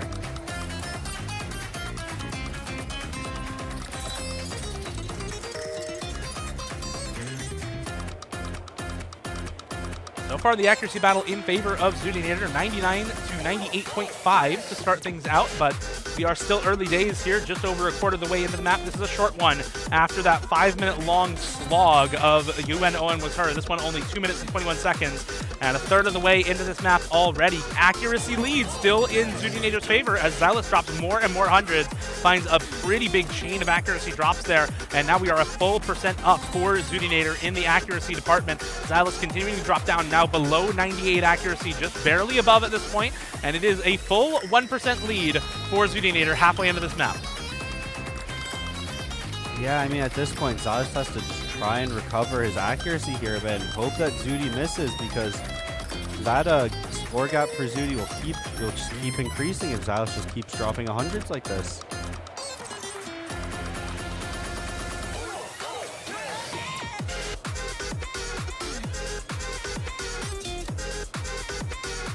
And here we go into the last quarter, this last dip spike for both of these players.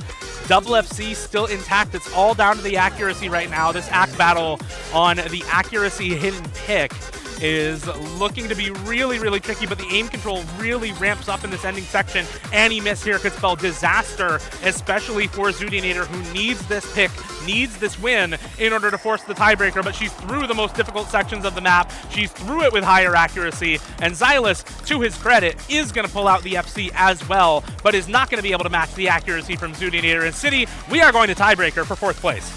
Oh my.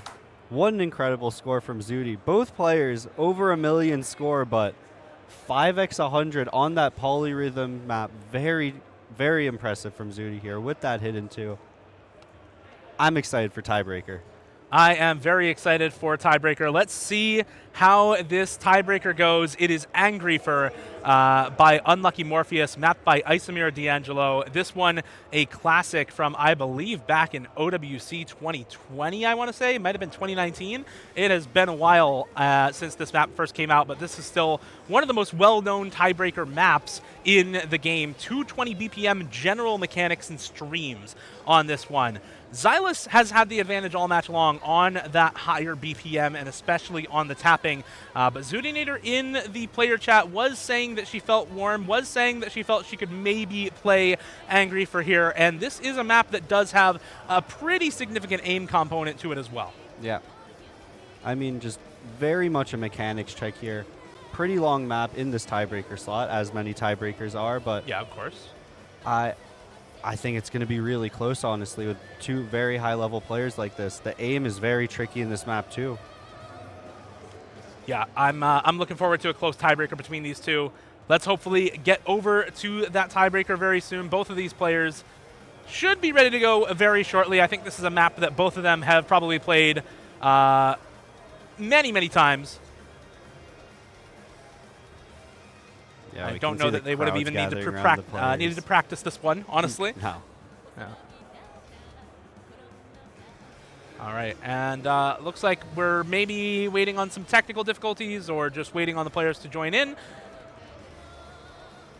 All right, so it looks like we are good to go. We did have a couple of technical difficulties there, but we should be getting into this tiebreaker in just a moment. I think, honestly, with the map being what it is probably going to be the win for Xylus. But I'm looking forward to being proven wrong. If Zudinator can pull out a really good combo, if she can kind of mash through some of the streams that might hinder her ability to get that high combo, I think she can definitely pull out the win on this one as well. Yeah, I mean, Xylus, though, just such a strong mechanics player, able to play these kinds of maps super well at the highest level, but I don't count Zudi out here. She can definitely play these kinds of maps, too, even with the BPM being a little bit high. And it is going to be optional hidden for both of these players on this tiebreaker as well. Both of them are comfort hidden players, so not too surprising here. Yeah, intro of the map is very slow. Did see a couple hundreds drop from both players, but first bit of the map, just chill out, get some free combo before the map really starts in entirety.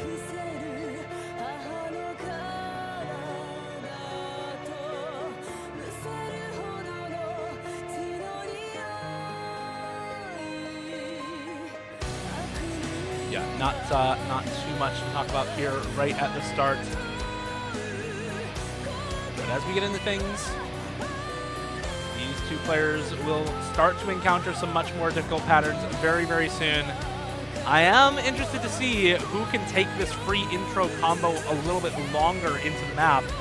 It is a surprising accuracy advantage for Zudinator this early on into this tiebreaker. 99.4 to 97.4 in this intro section in the first 300 combo is a little bit surprising, I think. But as we really get into the map, I think Xylus' accuracy will improve. We saw that happen on the Nomad 5 as well.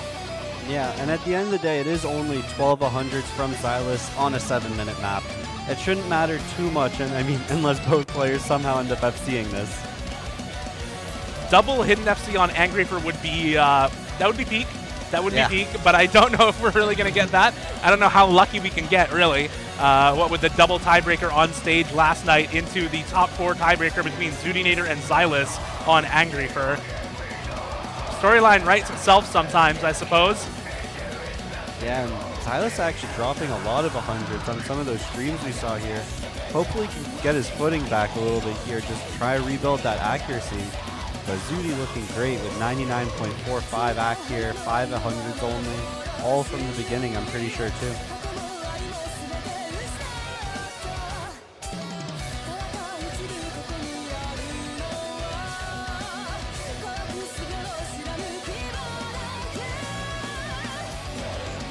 All right, into the first PI time we go. Big jump section into another really aim-focused section here. Got a couple of bursts here and there in this part as well, but no long streams so far. This has all been aim strain during this first PI time.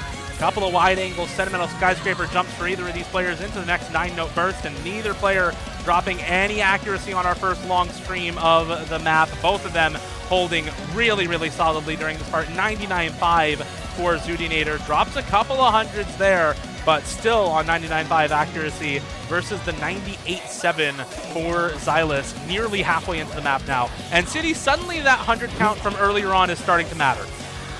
Yeah, and I mean, Xylus also just dropping more 100s in general during the map. Zudi still on single-digit 100 count, holding that 99.5, but we still are seeing into this halfway point, both players holding their FC here.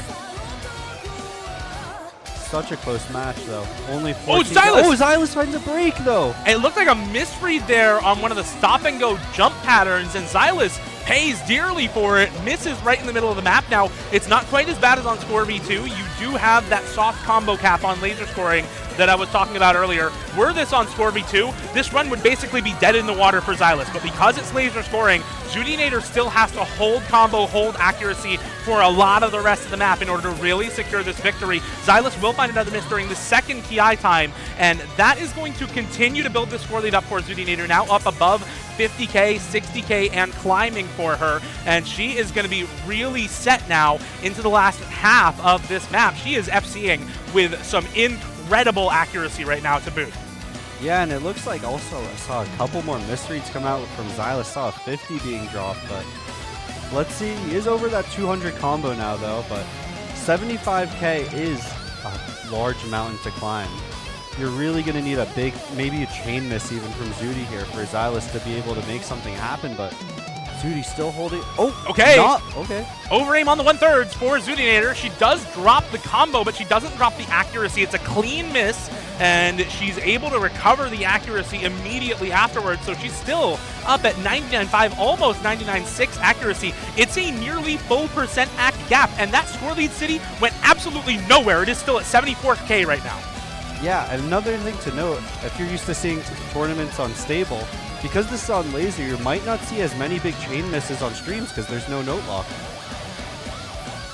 Here we go into a big stream section. If she's going to drop accuracy anywhere, it's going to be here. Big act drop, chain 100s for Zudinator, but it's not enough. It's only down to 99.3 for her. She is still up by a good 0.7 or 0.6% accuracy, and Xylus, despite having the combo lead, not able to bring this score back enough. It is still 60k in Zudinator's favor. Another 100 dropped and another little bit of score lead conceded, but not nearly the 60k required for a win for Xylus. Zudinator into the ending stream section, hitting everything and holding onto the accuracy, the most important part of this for her. The act gap, however, steadily closing for Xylus. Yeah, every 100 we just see getting dropped from Zudi brings that score just a little bit closer. We saw 74k before. Oh, Xylus. Down to, oh yeah, that miss is pretty brutal though, with Zudi having so much combo here. And I mean, barring some large act drop or big miss from Zudi, multiple misses it would have to be. This should just be her point here on the tiebreaker. And even with that miss from Zudinator, I don't think it's going to be enough. The act gap has closed significantly, down to less than a 0.4% act lead for Zudinator from over a full percent in her favor at one point. But the score lead has stayed put all the while at 60,000 points in Zudinator's favor.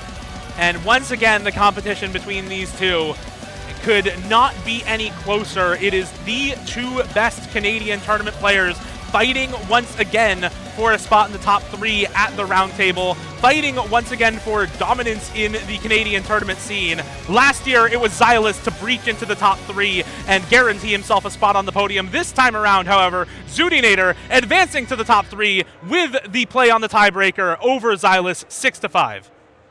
Congratulations to Zudinator, too, for putting up such an incredible score there. It does look like those 11 100s, though, at the start for Xylus. They kind of mattered. He had 1200s at the start. Yeah. He had 10 extra hundreds on the intro. It actually did end up mattering. I wonder how close this would have been if they had matched accuracy on the start, but acking the slow section matters on ACK-based scoring systems, and Zudinator able to hold that high accuracy throughout basically the entire map. I mean, 99% to miss on Angry for Hidden is a really incredible score, so she absolutely deserves that win, and especially, I think, after getting somewhat abused on some of the high BPM maps throughout the pool, to be able to win on a pure mechanics-focused tiebreaker like Angry Fur, I think really sets in that she is, on the day, in this pool, the better player. And I mean, more than that, what an incredible comeback for Zudi. You said it yourself. The score was 4-1. Xylus needed one more to secure the tiebreaker, but Zudi was able to, I believe, win 4 maps in a row, or 3 maps in a row. She went from 2-5 to 6-5. Yeah. So won 4 maps in a row, 3 picks in a row, including the breakpoint on UN Owen was her traceable, and the tiebreaker to secure victory with 4 consecutive match points for Xylus. Just not quite able to close it out despite getting 2 5 points so quickly in this matchup. Yeah, what an incredible run from Zudi here. Great work from Xylus, too. Put up some amazing scores like that FC we saw in that DT1, I believe it was. Yep. Also, the score on, I believe it was, Nomad 4 was almost an FC. But yeah, amazing scores from Xylus, but just not enough, especially against this level of competition here.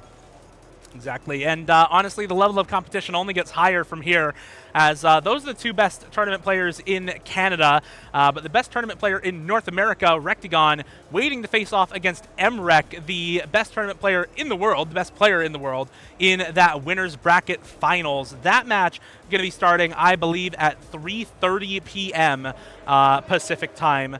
So we are going to be taking a break from the main tournament for a little bit here, but we do have some other events to go over. Coming up, we will have the PP record race results as well as the mapping contest results, alongside on the B stream a couple of battle royales for you all to enjoy with some players who may not have been seen during the main tournament bracket but are still here at the Roundtable Open at the Level Up Expo 2026. So really excited to showcase all of the other events that are going on here as well this year. Yeah, stay tuned, everyone. There's a lot of fun events coming up. Those battle royales on the B stream do have, I believe, a $250 prize pool each. 200 each. $200 prize pool each. PP race itself has a $1,600 prize pool attached to it, and a $2,500 prize pool for that mapping contest, which we will see later. All of these side events add up to quite a bit, so really looking forward to showcasing the winners and showcasing all of the entries for them. Until then, thank you all very much for watching. Thank you to City for casting alongside me.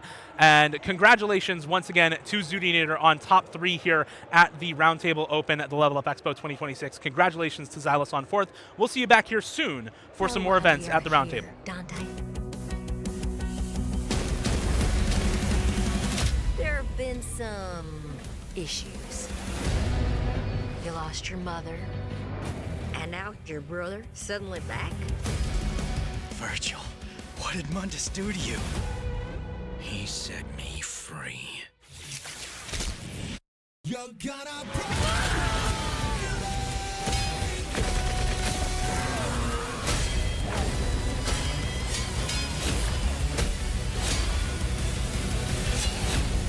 You and your brother both have roles to play in the coming Reformation.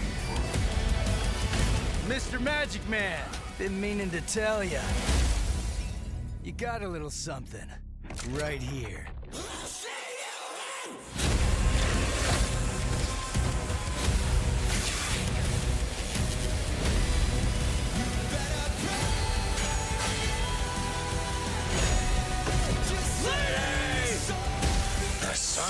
Shadows of slaughter at last.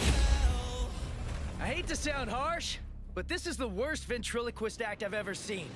I can't even tell which of you is the hand and which is the asshole.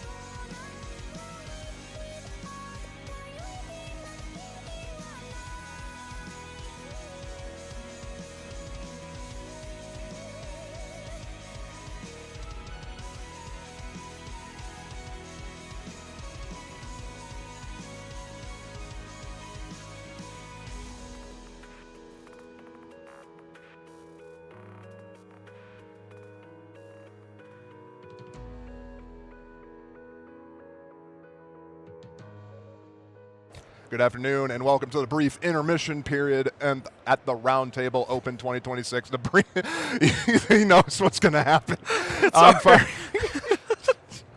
I'm Fiery Range, joined by Chili Pair. We have the PP record announcements to be made here. We got prize money to be delegated. We got the top 3 places already settled, and I think a lot of people probably already know, since the top play got, at the very least, got pretty viral, as a lot of people have noticed it on Twitter.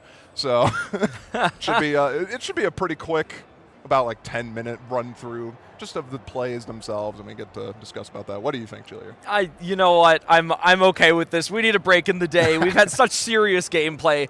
Funny enough, I think, I don't want to like pre-reveal the maps that we have in here, but of course everyone has probably seen the highest PP play come out here of the weekend from MREC, so we'll spoil the first one. I have not been told if we're starting from the lowest and working our way up to the top. Of the 3 maps that we have, I've learned that there are 2 separate maps between the 3 plays. A whopping 2 maps in 3 plays. So exciting stuff that we have here. I know we'll have this reveal, and then immediately following this, we will have the mapping contest results. I believe we'll have the top 3 maps up on the showcase here. We'll be swapping out with Pishyfat and Monstrata to run that one. That'll be an interesting one. So I think we'll know what play it is once it pops up. Once it pops up, we'll see if it's first or third. Let's see what we've got to start off. Okay, there we go. There we go. Starting from the bottom, Power of the Dragon Flame. This is Ferret. this is the shortest of the map. here. What is this? Just a little over a minute and something? Oh, no. This is... Bro doesn't even know this farm map. I thought this was like a minute. No, through. this is a marathon farm map, baby. This is streams in circles, and it's just that for about 3 minutes. Wow, so long one on this one. So Ferret setting a real play on this for the PP race. Look at this. By the way, 760 PP. We are, what, 15 seconds into the map already? Welcome to the speed buff, baby. Yep, and there goes my top play. No, there goes immediately. We are already in. Yeah, this map is, it's been pretty notorious in the community, mostly because pretty much everyone and their mom is setting a top play on this at this point. It is a very common top play. It is the next generation stream map, and you can kind of see why, because what you're seeing right now is the entire map. You know what?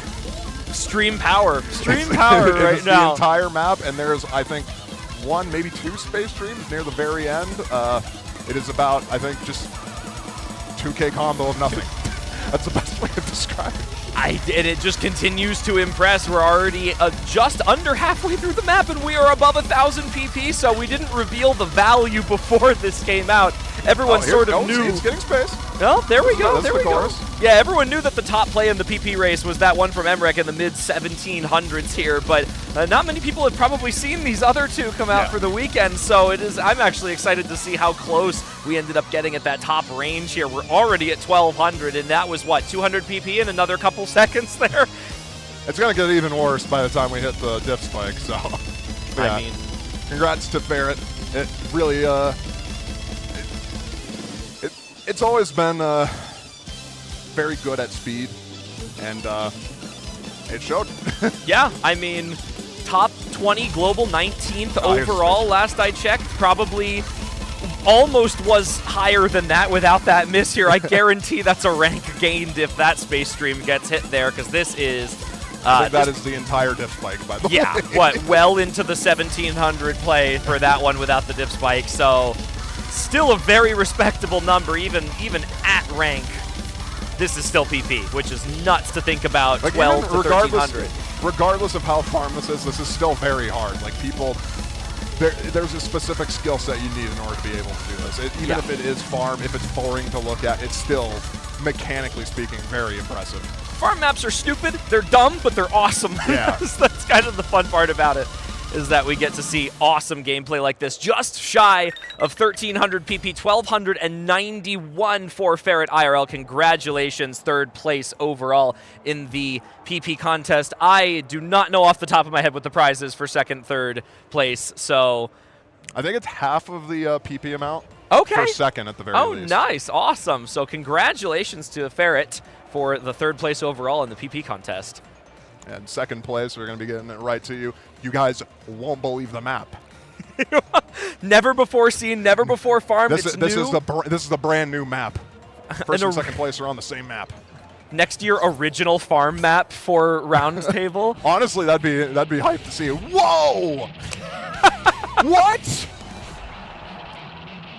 Get me out. Let me out. It's back, baby. I was told to get up here to commentate PP Showcase now, and I get to see my favorite map once again. Power of the D. Dude, if you farm that, you would get like 800 if you put Hard Rock on this. Is this 800 yes. HDHR? Yes, my God.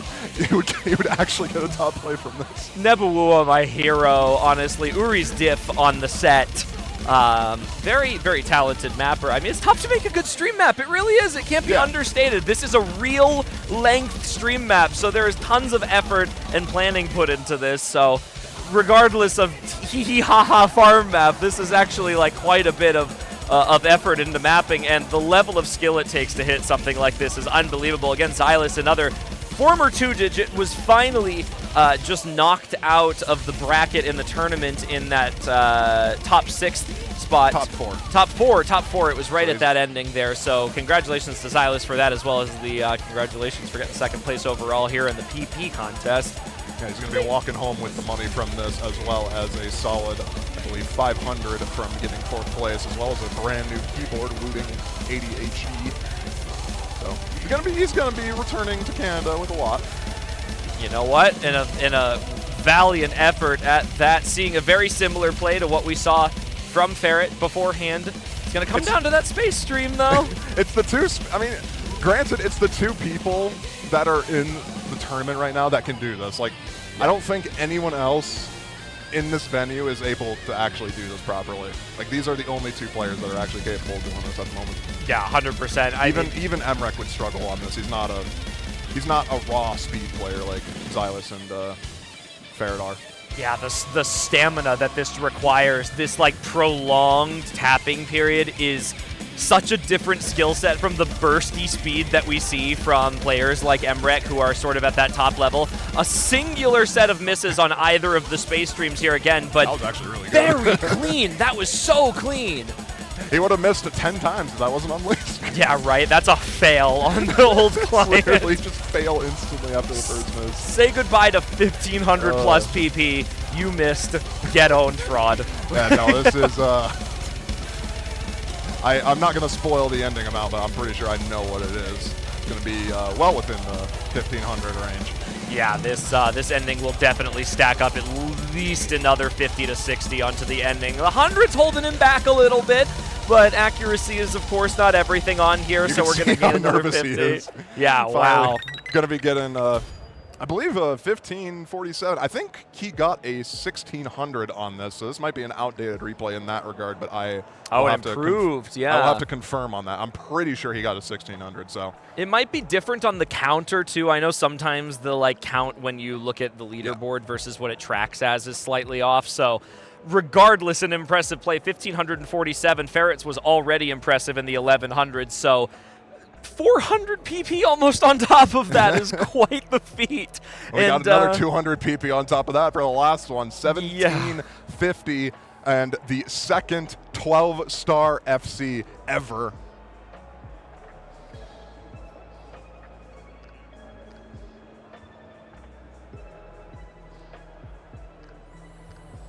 Okay.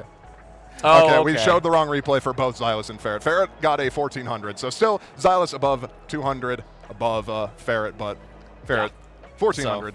So, that is the best score. Yeah. That's why we got confused on that. Yeah, score is chief, apparently, in Osu, which we are all aware of here. Unless you're in that Battle Royale lobby with the AC-based. I don't know. That's been more popular lately. Laser scoring as well, with that AC requirement becoming so much more significant.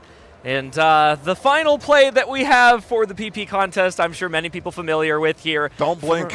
Our very own 4-second long map. It's not 4 seconds. It's not that short. But it's like a 20-second map. This is the set that I'm pretty sure pretty much every Oz player at this point has swapped spit with at some point. This is the culmination, I guess you would say, of a bunch of different mapping techniques all coming together at the same time. You got offset adjustment, maximizing the PP on this. You got the pattern optimization. This is what kind of ushered in the aim slop era. It is time to say goodbye. It is going to be the top diff. That's the second and only perfect full combo on a 12-star map, both held by none other than Emrek. I think himself. I know we hear the audio. Did we just not show the replay on stream, by the way? Did we just... Okay. There it is. Okay. No, it's okay. Don't worry, guys. Don't worry. It only takes 4 seconds to... It's 30 seconds long. Don't blink. This is, as far as I'm concerned as well, I believe this is PP record on land just straight up as well at the 1750. Yeah. So this is Emrek's like 6th top play. He got this. He got a 6th top play at land. This is regardless of this being like farm. This is still insane. Emrek is the only person that's really capable of doing this. Like just tracking those jumps. Yeah, like that is so insanely hard. So 1746. Not even number one on the map. Hidden Hard Rock is too powerful, by the way. Hidden Hard Rock prevails over TT because why the hell not, right? It's okay. Laser mod fixes soon. Incoming. Listen, Hard Rock superiority. Like, I'm okay with this. I'm okay with this. Yeah, this is fine. Man, sure. Whatever you say. So congratulations to Emrek for the 1746, the #1 PP play for this land. #1 PP play on land of all time, first DTFC. DTFC, second DTFC ever on that map. Actually, first. First perfect at the very least. First DTFC overall. It is the first FC. Every other play on that has been what a a joke. guy, man. The other 12-star FC was his Crystalia FC. Oh, of course it was. Of course it was. So he's in competition with himself. Yeah, that's, you know what? That's how you know you've made it as a player, right? When you're only competing against your own scores. So congratulations to everyone. Top 3 in the PP contest. They are all going to go home with some prize money from the pool that we have here today. Amazing effort. That's even more difficult doubly on LAN when you're not on a comfortable setup. So amazing stuff from them. We hope you enjoyed this little short segment in between. We've got another big one coming up after this, maybe hitting a little bit closer to home for you, Fiery. The mapping contest results. We're going to take a really short break, get everything set up. It's going to be the top 3 for the mapping contest. You will all be joined by Pishy Fat and Demonstrata, I believe, for that. And we'll be back after just a short break. Don't go anywhere. See you guys on.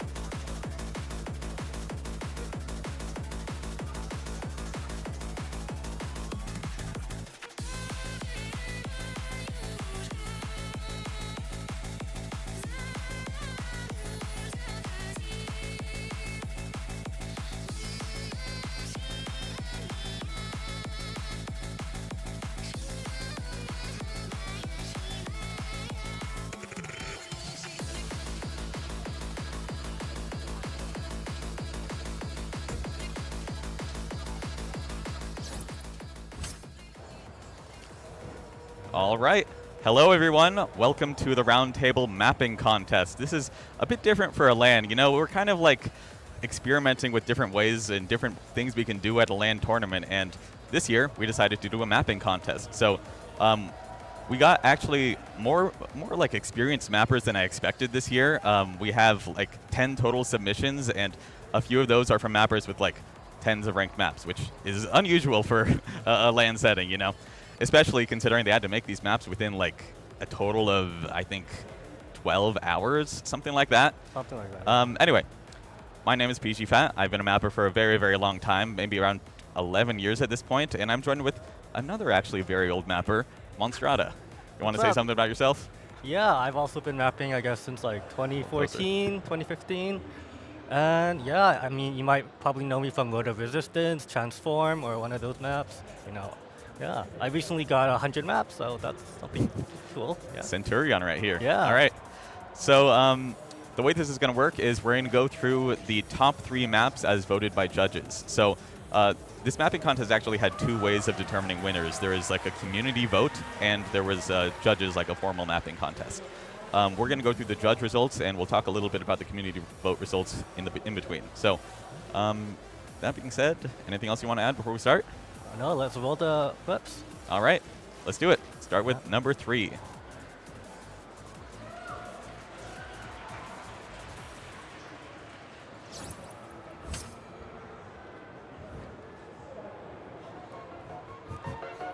We're waiting to see the maps on this little TV next to us. No, we're good, we're good.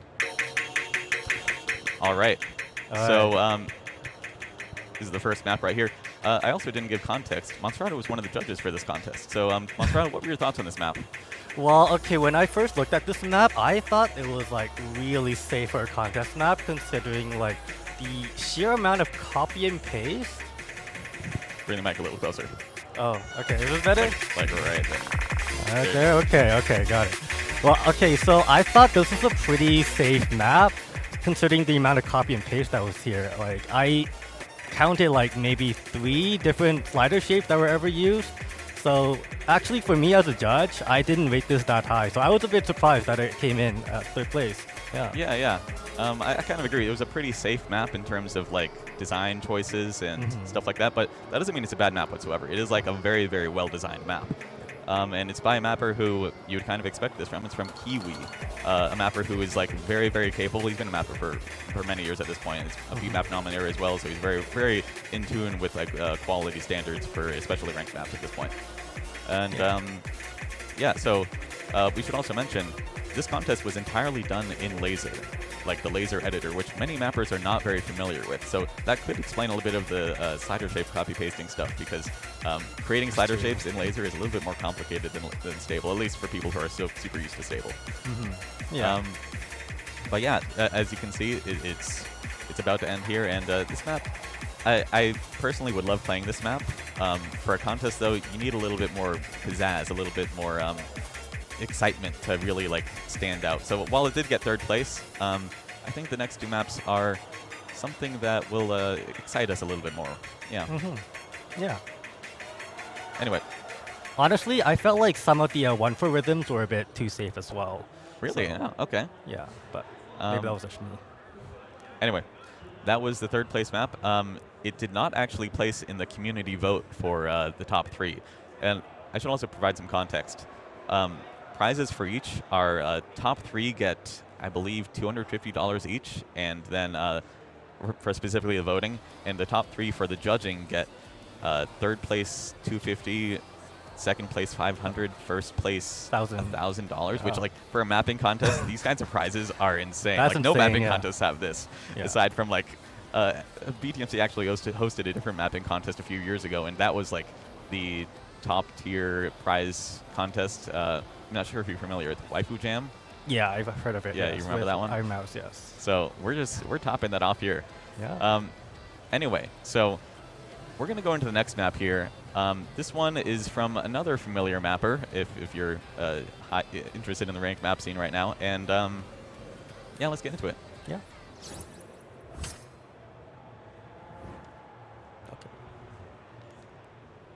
All right, right off the bat, you saw that star rating. It's going to be a lot harder. Yeah.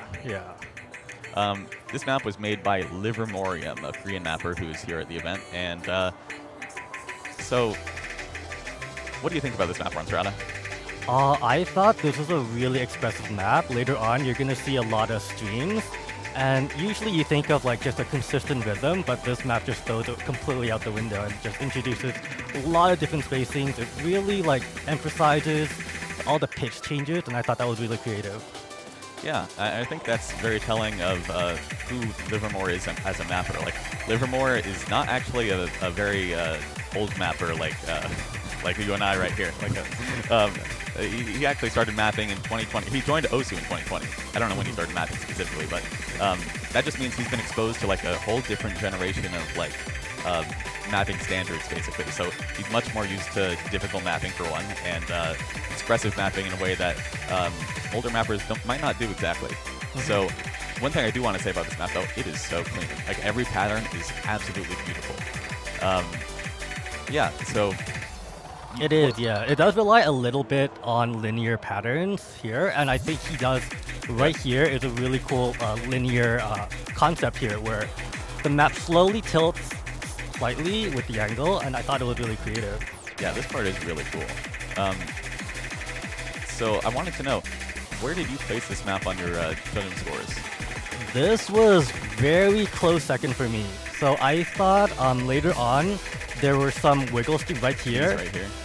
Those I felt were just a really big diff spike, and I felt if he had introduced those patterns a bit earlier on, it might have made this a bit better. Makes sense, yeah. I mean, it is a huge diff spike, but it's also like, they're so cool looking. Like, aesthetically, it is really it's cool, just, like, yeah. Amazing. Yeah. But yeah, we're about to hit the end right here. Yeah. Amazing map. And I do want to say, this map, despite coming second in the contest, like judging-wise, it did become in first for the community vote. So players really like this one. And yeah, I think it's a great map. Yes. So agreed. I don't think we need to hold the suspense much longer, though. There is one map left, and it is first place, winning $1,000 and a potential profile badge, depending on contest committee, whatnot. Let's roll it. Let's roll it. Yeah, let's go. Let's roll it. Win the Boon is ready. And here we go. This is an old mapper, Nathan. He created a map here at the event, coming out of retirement, pulling a Vaxe, I want to say. You know, he's a mapper who doesn't really make maps anymore. However, he sees big number. He's like, ooh, I got to come out to this LAN tournament, make a few big bucks, come home with a profit, you know? But anyway, this map is amazing, I think. It is like the most creative map in the pool, or in the contest, just in terms of creative style and slider tips and whatnot. Yeah, what are your thoughts? So I actually got a chance to try out Laser Editor here, and I have to say it was really difficult to create a lot of these slider patterns. So the fact that Nathan uses so many of these slider patterns and also slider shapes, that was really impressive to me. Yeah, totally. Yeah. And I don't know how much experience Nathan has with the Laser Editor. I have a feeling he's not really used it, so this might have been his first time doing it too. Yeah. But yeah. I mean, on top of that too, there's also the timing panel on Laser. It's not fully completed yet, so the ability to change slider velocity is much more difficult than in the stable editor. So the fact that he uses so many different slider velocity changes as well is also really impressive. Yeah, it's a testament to how much he's willing to experiment in a completely new setting as a mapper. And yeah, I think the other interesting thing here is, unlike Livermore, who's more that was a really cool part. Unlike Livermore, who's more of a modern style mapper, Nathan, he's able to make stuff that's hard like this, but it's not hard as far as like star rating goes. This map like is at least a full star below Livermore's map. Yeah. And a lot of it is because it's very slider tech oriented, and that's not very well reflected in star rating stuff. But it seems like it very much reminds me of classic Nathan mapping. You know, he's like one of the innovators of tech back in the day. You know, he's still doing it here, winning first place at the Roundtable's mapping contest. Yeah, for sure. Yeah, that was really approachable. Like I could play it. Like I know. Even as a very 6-digit player. Nice. But yeah, Nathan, I believe, got second place in the community vote as well. So in addition to his judge winnings, he's able to earn that. And also, I also wanted to mention everyone in this contest, because we designated the top 10 in judging get like Wooting Uwus. And there were only 10 submissions, so everyone got one. Everyone got one. Even certain people who don't quite know how to map as well as the others. But congratulations to everyone here, especially John Porler. You made it. You made it, man. You did, yes. Anyway, anything else you want to add before we close out? No, that was a great contest. Yeah, I enjoyed judging everything and really getting to meet all the mappers here as well. Yeah. Absolutely, and I believe I'll have to double check this afterwards, but I believe Beaver and Lele were also in the runners-up for the community vote. I have to double check that. Maybe Nathan didn't actually get second. We'll see that. The results will also be live on. We'll post a link in the Roundtable Discord. It's too complicated to explain. Anyway, that's the Roundtable mapping contest. Hopefully it comes back next year. Monserrata? Next time I'm going to enter. Next time you got to enter. Yeah, I know. Anyway, thanks for watching, everyone. All right.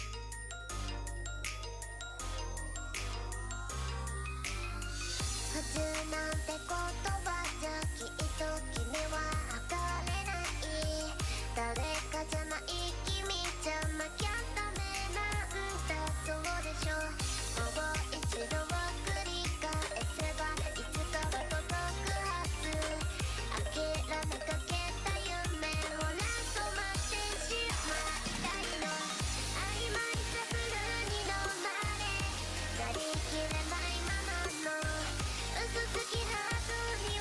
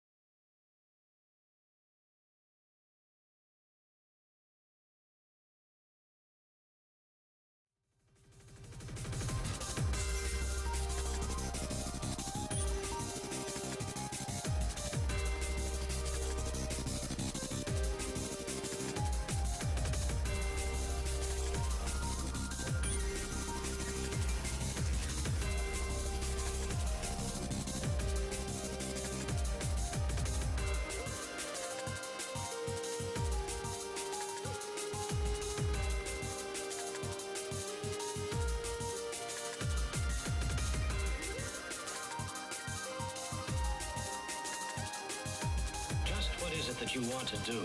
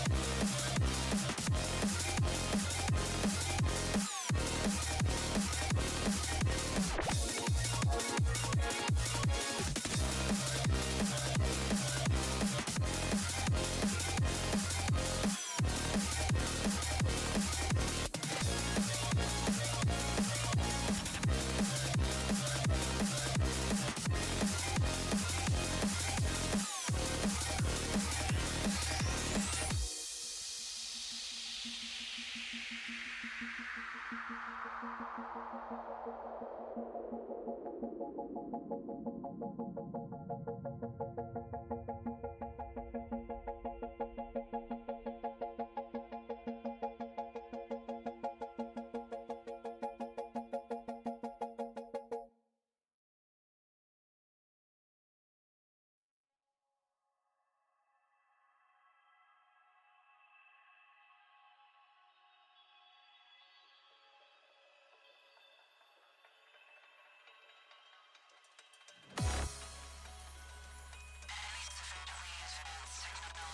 is in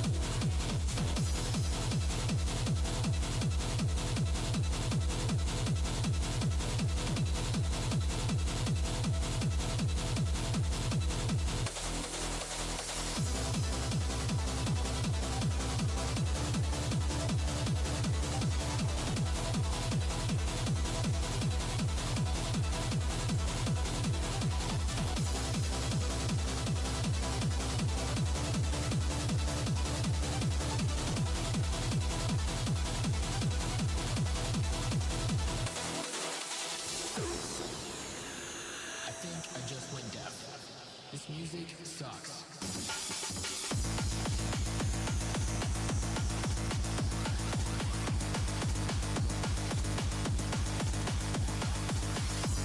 Nobody's dancing.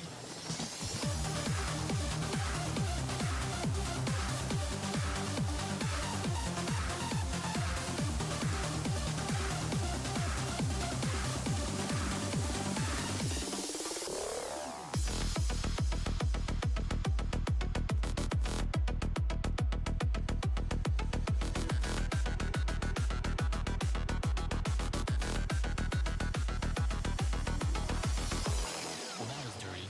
Shut the fuck up.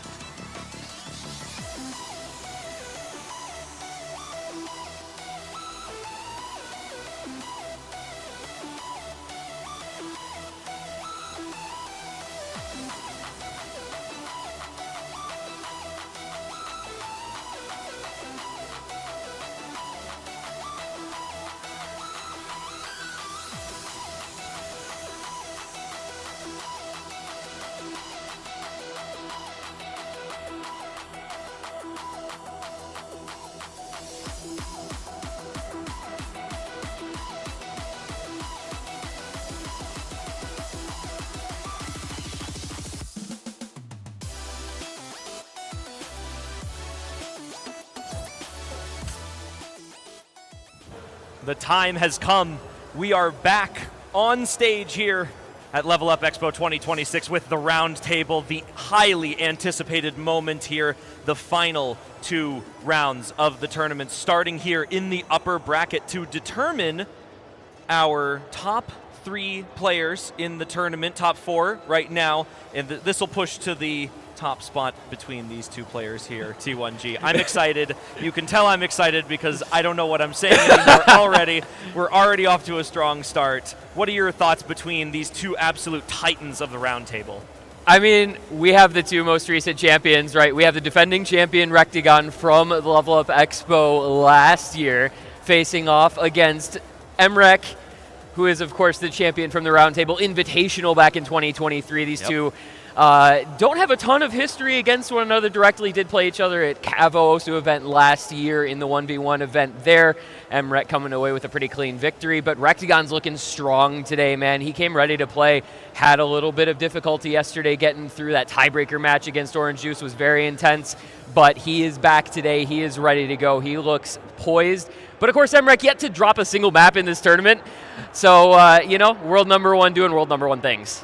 I am in agreement. This is the number 1 versus 2 seed, the highly anticipated matchup, of course, again, sending one of these 2 players to the grand finals matchup.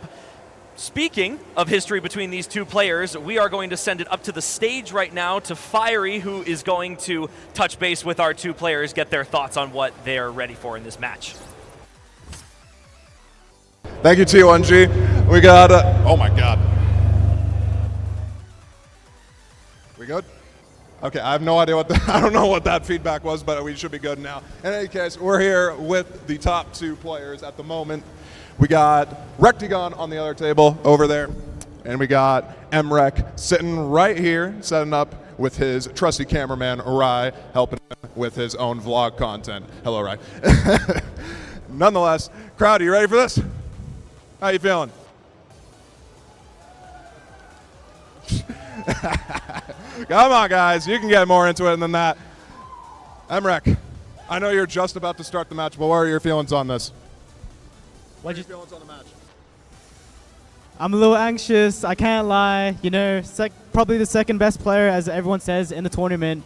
Definitely has a very good chance to upset me. So pretty anxious, but feeling confident. As we would expect from number one player. Let's go get Rectagon's opinion. Rectagon, have you finished setting up adequately? How are you feeling? I think he's actually. I think he's more locked in on. I think you were more locked in on anything, but we just want to get a quick opinion. How are you feeling about this matchup? It might be cooked, but you know, it's okay. Fair enough. Hello? You know, it might be cooked, but you know, it's okay. Well, we'll do what we can. He's going to do what he can. This should be a very interesting matchup. First time you guys are seeing the grand finals. Pull back to you guys at the stage. We'll get this set up shortly.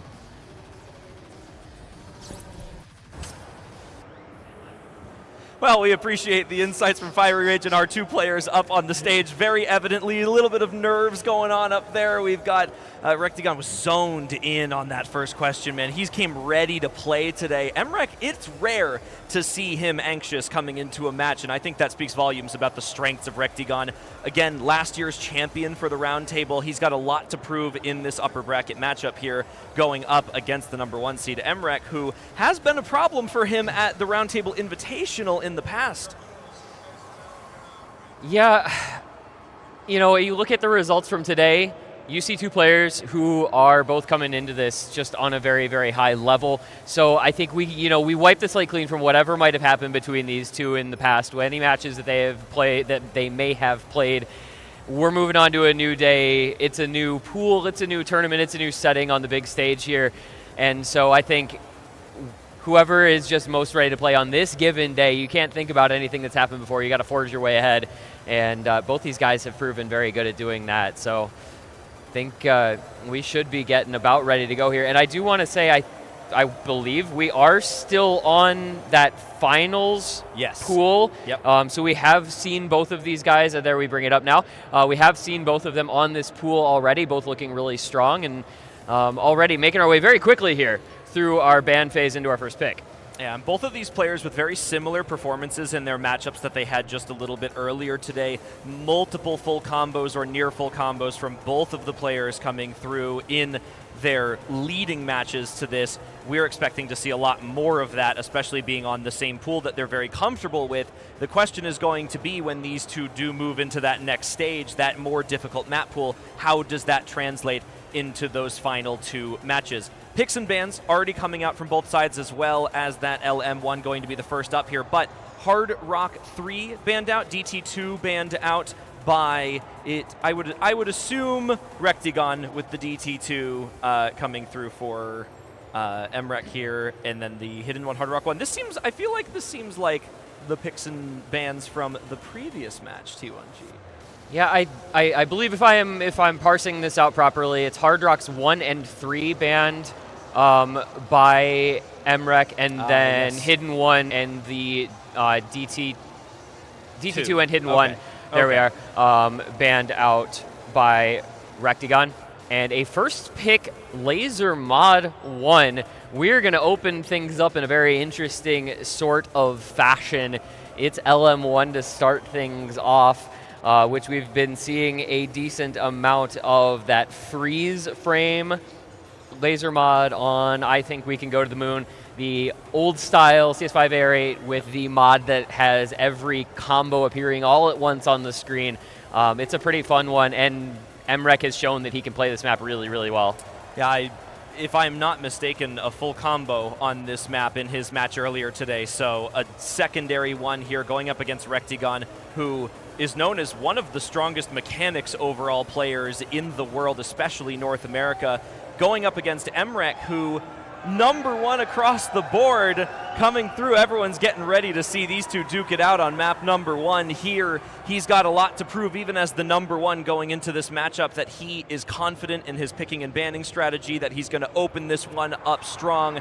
Rectigon looking for an early break here, maybe try to steal something away as both of the two players get prepared to jump into this first pick imminently. I think they're having a little bit of issues, and again, this is something that we've run into a little bit this weekend with these older maps, the client compatibility. Not entirely there yet, but both players looking good so far, it seems. Ready to jump in. I think we've got a long match ahead of us if this goes according to plan. Yeah, I'm really hoping for this to be a super competitive back and forth affair. Both these guys playing some very good Osu and set to get into it. Laser Mod 1, winner's bracket final, map number 1 getting underway. MREC's first pick here as he looks to take the early advantage against defending champion here at Roundtable, Rectigon. In we go. It's the old map, it's the old beat map skin, and it's two players who are more than capable of putting on incredible performances on every map in this pool. In the early onset, you can see just how much this laser mod changes this map up. Not only CS5 AR8 to begin with, but with this freeze frame, like you said, making all of these patterns appear at the same time with each new combo means that that normal reading aspect is sort of thrown out the window, and it multiplies it by the number on the screen at the any given time. And both of these players starting off as strong as you'd like to see, that competition already at the highest of levels, and not a super long map, 3 minutes, pretty average here as we approach that first third of the way through. Both players still holding with the exact same accuracy. 1/100 difference now actually for MREC. Yeah, we're as close to dead even as it really gets here. I think that's a 1/100 advantage for Rectigon, and that's all. Score gap is practically meaningless between them at the 1/3 mark, and we'll see as these patterns ramp up in difficulty how the players handle them, and the answer so far is pretty darn well. Yet to see a break from either guy halfway through. 3,000 score advantage for Rectigon, just the barest of margin on the accuracy. But man, Chillier, look at them go. There's going to be the first break of the match. It's coming from MREC, and it's Rectigon to trade with it as well, so no advantage to be gained. That's a pretty helpful miss if you're a Rectigon going into this match worried about MREC, who has not lost points yet through this bracket, going in and trying your best on your opponent's pick as well and holding it through just enough. He does have the accuracy lead. He has a little bit of that combo advantage from before, but these two are going to sit exactly even, bar nothing else happening at the ending here. This could be a huge start for the returning American champion. It is the couple 100s advantage. It's a 7,000 score lead, and it's a 10 combo lead for MREC. That's not going to be enough to bring that quite back into the final moments. Are we going to see an early break point here coming out of the side of Rectigon? Look at this performance from both players, locked so evenly into the very ending. But it does look like the great American hope for this tournament is going to be starting this match off in style. 5K to 8K into the very ending. The Ackley, the combo there. He misses into the end, but he holds on to the lead. 4,000 score, and Rectigon the 1-0 advantage, getting things started off with a bang. Oh, an absolutely terrifying ending to a close map as well. The slider breaks on that slider stream, a dangerous pattern indeed. We see that on multiple maps this weekend. It is a game changer when those are at the ending of a map, and luckily for Rectigon it didn't matter at the ending, and a very helpful break point, I would imagine, for him going through that first map now. You kind of need/want some leeway when you're going up against the #1 player in the world, and somebody who I think came in here expected as the favored player, #1 seed versus 2 seed advantage, and again, having not lost a single map yet, there is a lot of pressure riding on MREC to capitalize early in this match. So 1 down, not too bad for him, but Rectigon, I'm excited to see if he goes straight into the mechanics as expected for this, and it does look like we see the Hard Rock 2 as the pick. So mechanics-ish, it's precision, so it's sort of like a subset of aim in that regard, but it is a gimmick skill set because these are some small circles. Yeah, CS 7.8 on this one, the small circle size custom map coming out here. I don't think much of a surprise, right? MREC double banning Hard Rock, Rectagon saying, I am the precision player in this matchup. I'm going to pick that one remaining HR in this pool as he looks to consolidate the breakpoint. Of course, that was the first map lost by MREC in this entire tournament. So, you know, Rectagon already doing better than anybody else has against MREC, but he's got to keep that up. He's got 5 more maps to win to try to make it to that grand final from winner's side. And starting off with a very early break on his pick here. Not going to have too much of an effect, but it will give MREC just a little early advantage with that combo and the slight accuracy lead as well. This map, as small as the circles are, is a very consistent map. This patterning reigns through the entire thing. It's very linear. It's old style. There's not too many jump scare patterns, if you will, that are going to catch these players off guard. So it is going to come down to those middle breaks, or honestly, that initial one when we're talking about these two players here. There is a chance that we just hold through into the ending on both sides. I would say that would be a rarity even between these two players here, but with the caliber of gameplay we've seen this weekend, I would love to see that hold through to the ending. Both doing amazing, especially Rectagon after that first break. Yeah, recovered the combo ever since the very early miss. Recovered the accuracy to take the ACK lead. Has Rectagon looking to try to flip that score over, but it's just flickering back and forth, and it does not want to stay on either side. Coming into the last few seconds, it's flipping back and forth. Is the accuracy advantage going to be enough for Rectagon to overcome the early break, or will we see another break point to start off this match? It's MREC with the tiniest of leads into the very ending. Every 100's going to count here, Chillier.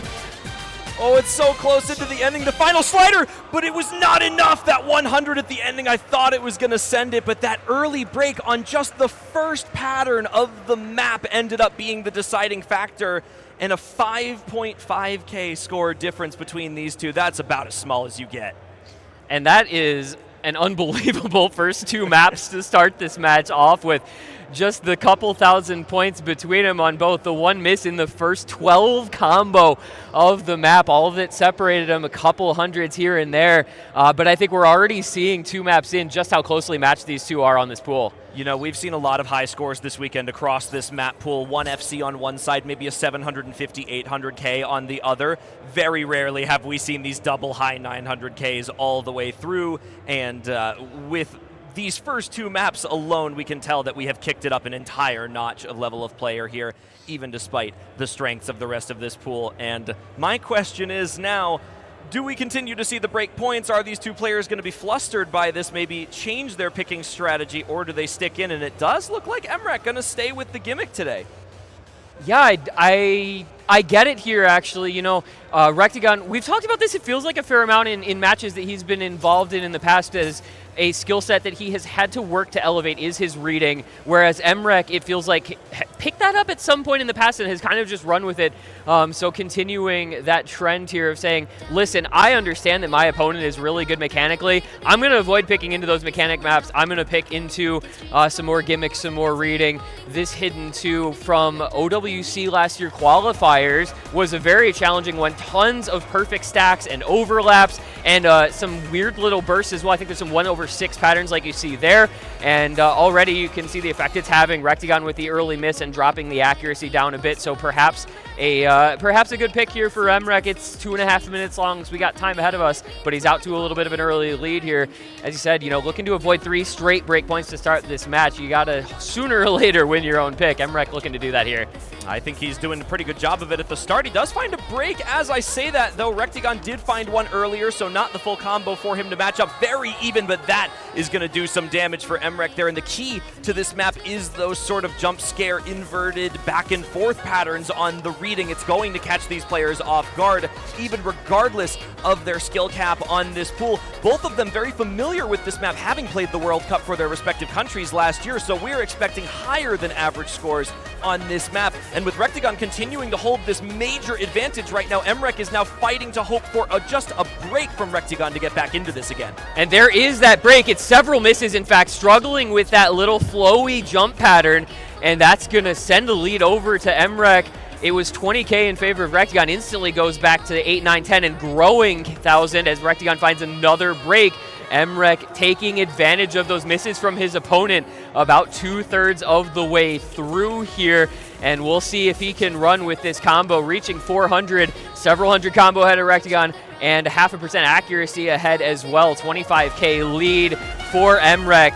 Let's see what he can do into the last quarter to try and maintain this lead. Somebody needs to win their own pick, and it looks like it might just be Emrek.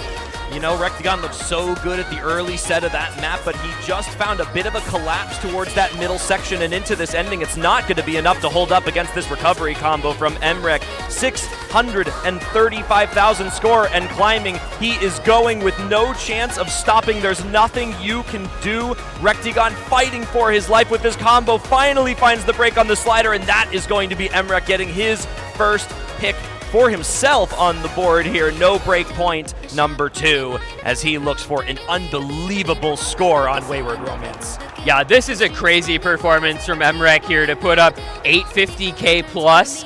Really, really solid. Just, I believe, the 2 misses, and other than that, a very, very good performance. And that will be the advantage now into the side of Emrek. We had 2 break points to start. Now we get Emrek winning his own pick.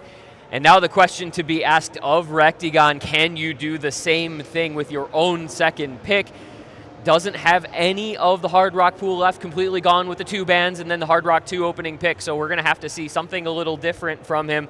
And it could be another gimmick map here, as we are seeing in our chat. So waiting for confirmation, but I think we might see another gimmick pick, and indeed we do. It's going to be the Laser Mod 2. Wow, so the first time it really hasn't been banned in a match today. We've really not seen this map once in this weekend thus far. It should also be noted, Emrek very confident on that last map. The largest score gap we've seen of a pick in this match thus far does mean that the little fluky misses towards the start for both players might be past us for the most part, I think.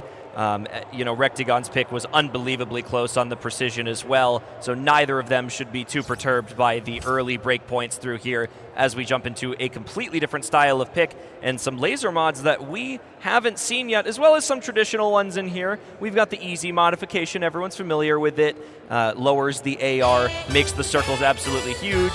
The difference is the synesthesia. If you can see, those approach circles are not smoothly zooming in on the circles, they are bouncing through, and that does make this unbelievably difficult to read. Also a modified AR on this AR4. Yeah, this is a very unique challenge, something that, again, the laser mod has to offer that you're never going to have seen in the previous on the stable client. This is a very, very new experience for just about everyone. And you can see the difficulty. The expanding and contracting approach circle is something very, very different, and an early break as a result for Emrek. Rectagon looking to pull away in the early goings here. Another, moderate length one, 2 minutes 46 seconds, 2 minutes 48 seconds on this one. And so far, it is Rectagon out to a bit of an early lead, 15,000 score with that break from Emrek. Superior accuracy, superior combo on his side for Rectagon. Well, both players doing well for themselves regardless of that early break from Emrek. The accuracy from Rectagon is really what's making me look over towards his side right now, that 99 plus. Even with easy, making it a little bit easier, as you say, to get that accuracy. Debatable. Here. Yeah, exactly. Rectagon really capitalizing on that, and that break from Emrek is going to put him firmly in the back for this, also with that score difference from the easy multiplier coming through as well. So this is a pretty substantial gap for Rectagon, all things considered, on this modification, and he has no signs of stopping anytime soon. 2/3 of the way through now, still holding that combo. A big recovery from Emrek, but he's got to hope for a break. Yeah, Rectagon just so far in that driver's seat, has the gas pedal firmly pressed down, looking to run through this pick as we are reaching the 3/4 mark. 34K, as you mentioned, with the easy multiplier, decreasing the scores. You can think of that as about a 70K lead normally, which is not unsubstantial, and it's going to stay his side. Man, that accuracy, can we just talk about the 99.6 for Rectagon? A very, very strong performance here on this one as we come near the ending. the hiccups, the shakiness of those first couple picks seems to have abated a bit here into the players' second picks, as both looking calm, cool, collected, as Rectigon looks to maybe drop at the ending, but 30K should be enough into this last little bit of combo to hold on regardless, especially with that late break from MREC. Yeah, he has done more than enough in a stellar performance from Rectigon. 376,000 with that easy multiplier well into a near FC score for him. And another break point on the board. No, that was right. Okay, they're good. We're swapping back. I was like, wait a second. There's Not a break no way point. this is staying in here. Thank goodness. But unbelievable stuff from him. He's holding on strong. He really is starting to find that confidence, especially not being deterred from that minuscule difference on his opening map. And now we go back to the other side. We've really been avoiding the mechanics in this match thus far. These players very clearly wanting to sort of skirt around the edges there. They both know that that is a strength that exists as a commonality here, and I think it's going to be about who's willing to break into that early or maybe open up the entire other half of the pool that we haven't seen yet. Yeah, I mean, based on what we have remaining, it's kind of an even split, right, between mechanics and between the more, gimmicky and niche skill sets in this pool. But MREC saying, nope, I'm still not going to break the seal on those mechanics maps. I'm going to stay away from it, and we're going to go into, instead, the hidden 3. So goes for the hidden 2, wins it pretty comfortably, says, I'll just run down this list with the hidden 3. Flamenco House, man, this has been one that we've seen just a couple times, but it was Sudi versus Xylus, I believe, played this to a near standstill. That was a double FC, in that previous match. So these two with quite the lofty goal of a double FC of their own here on the stage. And MREC still working through these niche gimmicky picks and hoping that another one here works out well for him. We've got that Lapix going over the speakers right now. These players are going to be feeling that bass as they play through this one. We've heard from a couple people this weekend as well that maybe increases the nerves a little bit when you get up on that stage time. I'm expecting a big performance from both of these two. It is control-alting, throwing in that hidden, a little bit of a density requirement here. Rectigon to find the first break in the early bits of this map here. A double S held from MREC as expected, confident on his own pick. This is a difficult one, and there's a heck of a lot of map to come. We're not even into the hard part yet with the big snap alt patterns. Here we go. First key eye for these two players. MREC looking to secure this next point, holding his double S into it. Yeah, into this first kind of drop section, still holding on to the FC, does finally drop the SS. Maybe a little nerves gone, not trying to maintain the double S, you're just trying to maintain the FC now. And I mean, the cursor control, impeccable, the finger control, remarkable. And MREC just continuing on his own picks, looking so strong here, much like his last map. He's gonna do it again here, holding the FC halfway through, just a couple of 100s dropped. Little bit of an act drop there, but maintains the FC, maintains the lead, 70,000 points nearly with that combo and actually, but there is the break. And so the door ajar here for Rectigon. Gonna need to hold for a long time. Probably gonna need to FC the rest of the map, but that 40K score gap starting to drop at a little faster rate than you might like if you're MREC. Yeah, I'd say door ajar. I think it's wide open with a 600 combo for Rectigon right now. His accuracy is within striking distance, although quite a bit lower, and that is what's causing this score to not immediately jump over to his side, despite having such a massive difference right now. It is going down and down and down, and those early 3 misses, the positioning of the miss does still matter, even in laser scoring, with the accuracy becoming more of a control point. And as Rectigon now takes the lead, he has to secure it. The ball is on his side of the court, and he just needs to run away with it. Right now, he holds through, and I think we might be looking at an actual break point this time, T1G, as Rectigon shows off.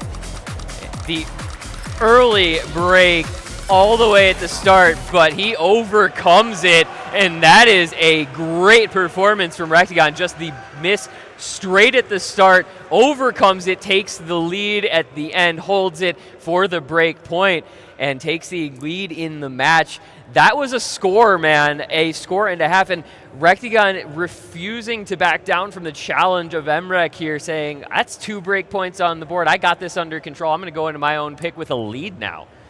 And, I think we've seen a lot of good stuff, but any good Osu player has some good peripherals behind them, and we'd like to give a shout out to our friends over at Wooting who have been so gracious to join us at this event. Everyone give them a huge round of applause. Absolutely amazing stuff.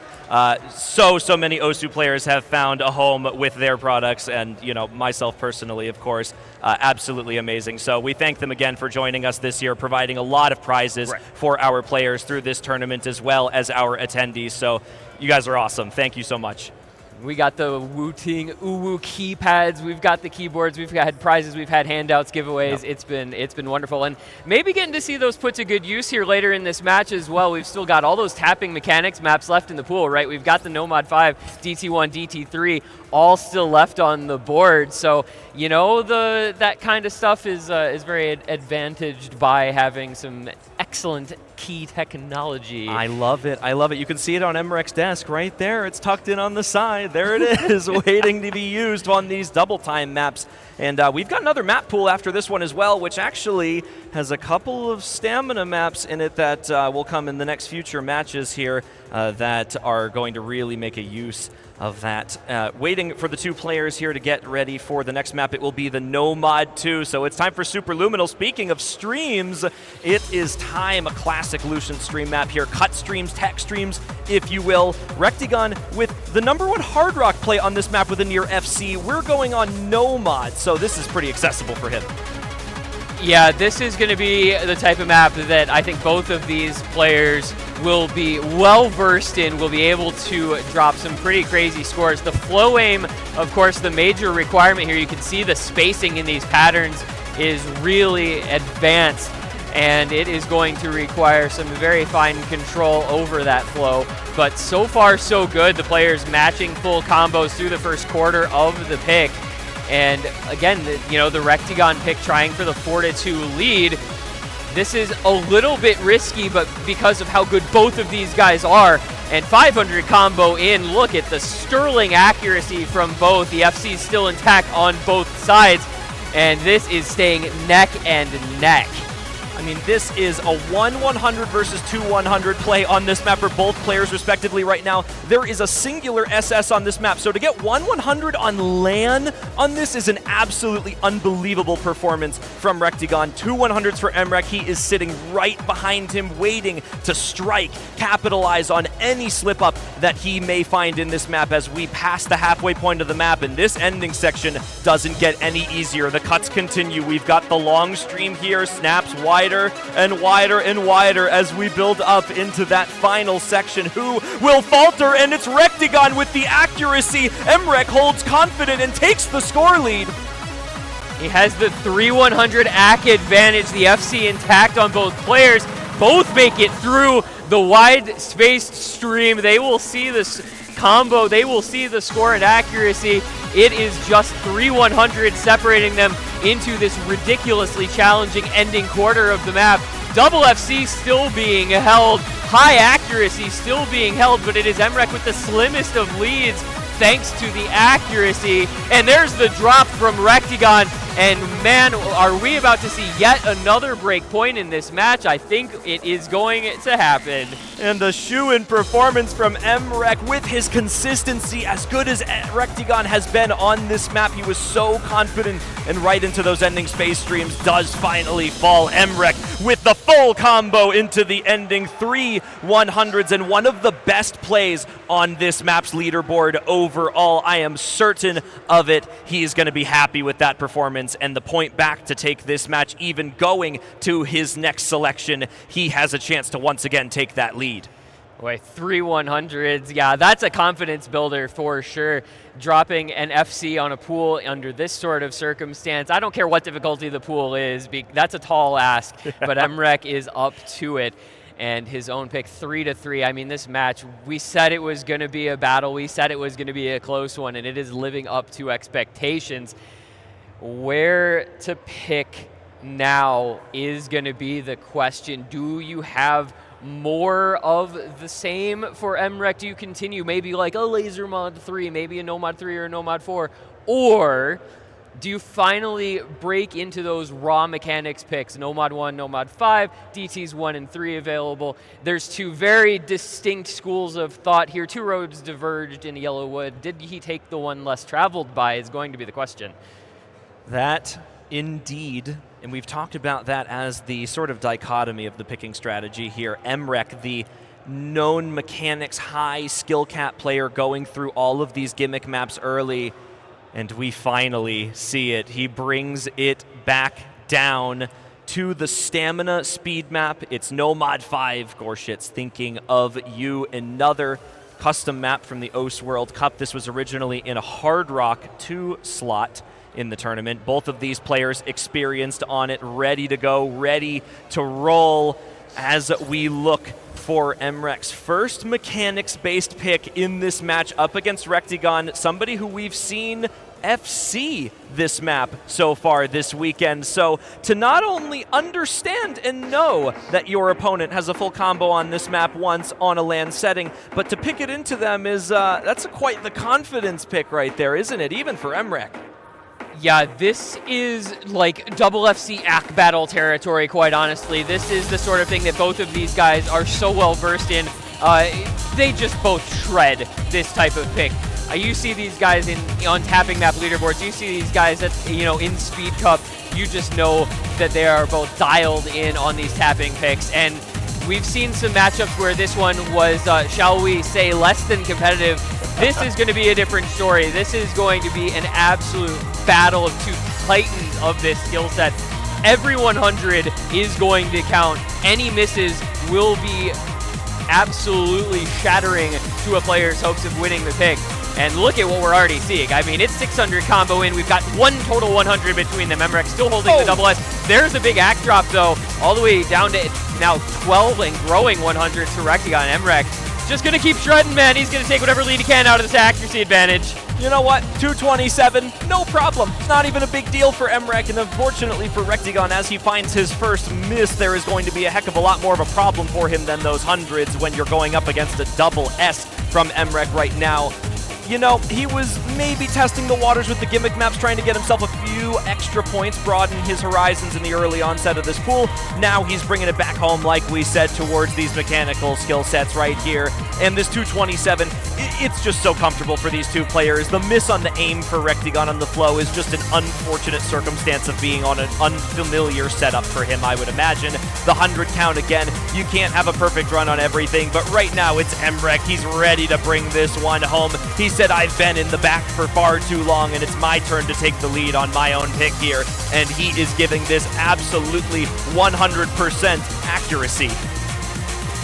I'm just watching the Emrek 100 count, or dare I say lack thereof, as he keeps it rolling. We're 1,700 combo in and continuing to grow.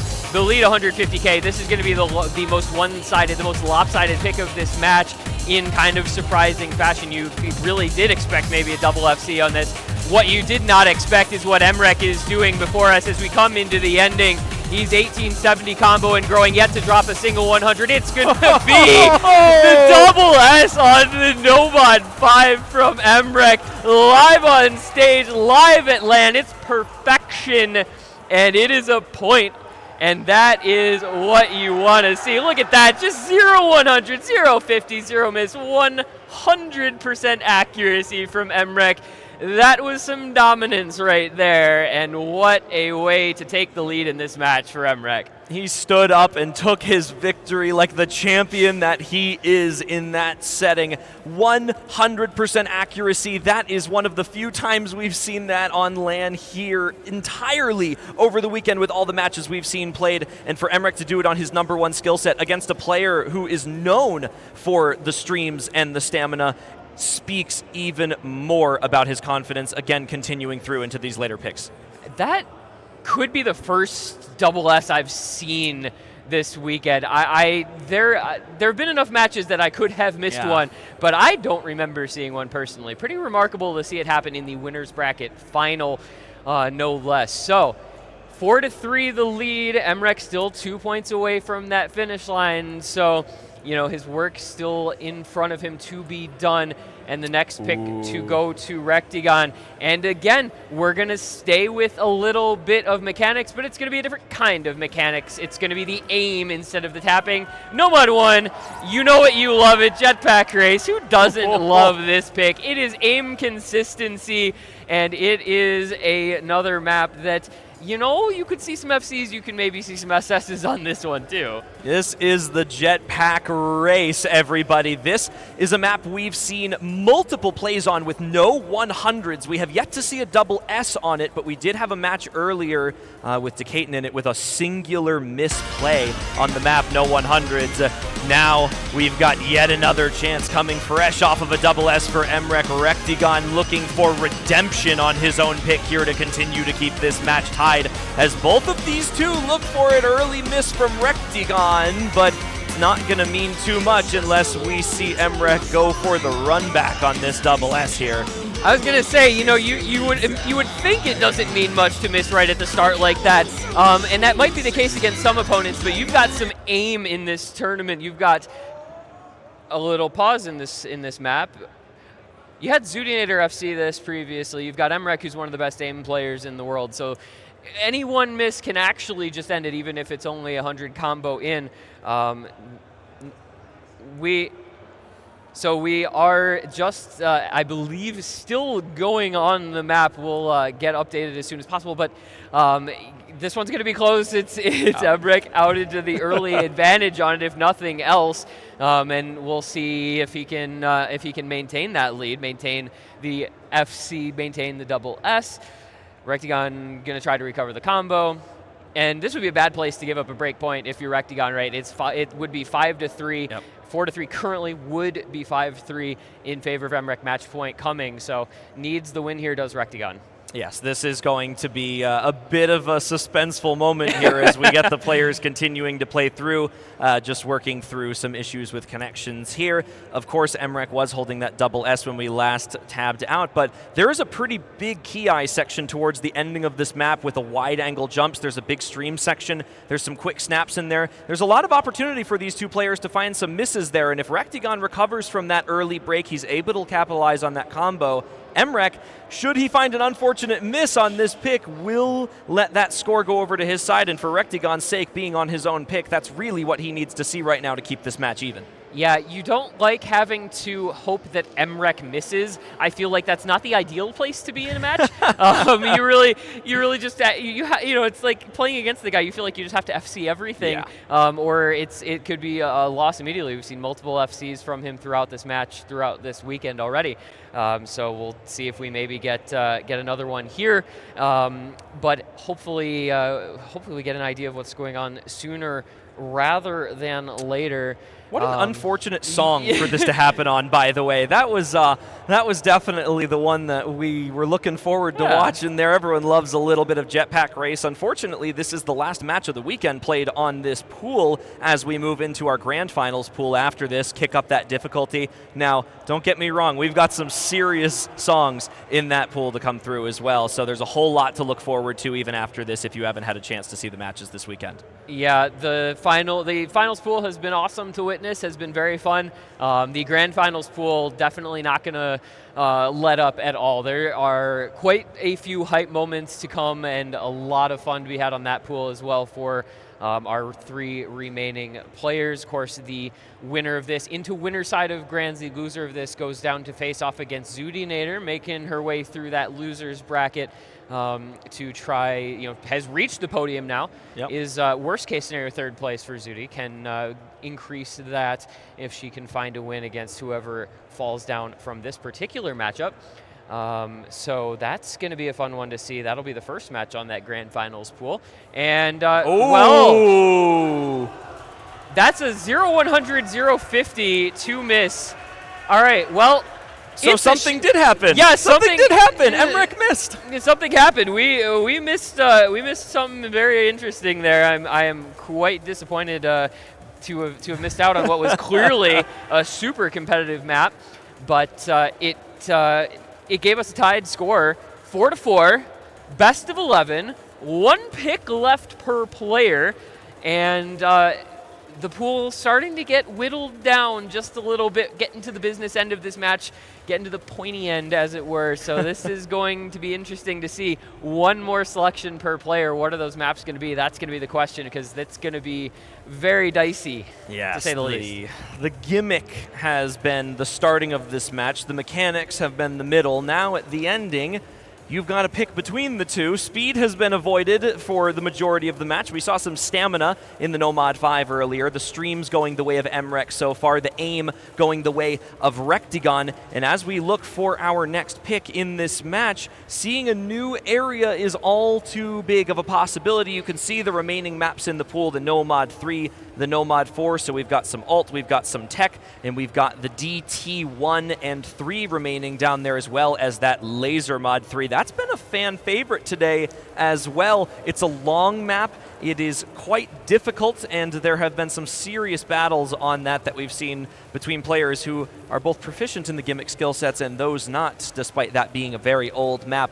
Very clearly taking the time to think about this last map. This is the point of no return. Should you let your own pick slip away in this juncture of the match, it could mean the difference between going to tiebreaker and just outright losing through here. So there's a lot riding on this selection going in, and the lack of speed being picked at such a critical moment does make it a tough decision. Yeah, and I kind of had the feeling that this could be a DT3 angle, but there it is. It's going to be that LM3. We've seen it time and time and time again. Traceable on the oldest map in this pool, one of the oldest maps you're ever going to likely to see in a tournament setting. It is, as I like to say, reverse hidden, essentially. You still have approach circles, but you don't get any hit circles, and it's 5 minutes long, and it has some challenging patterns. We see the zigzag jumps. We've seen some players having a little trouble there, and so you are asking something unique, something very different of yourself and of your opponent by picking this, and especially very, very late into the match like this. So, final pick here for MREC. After this map, someone will have a match point. The question will be who?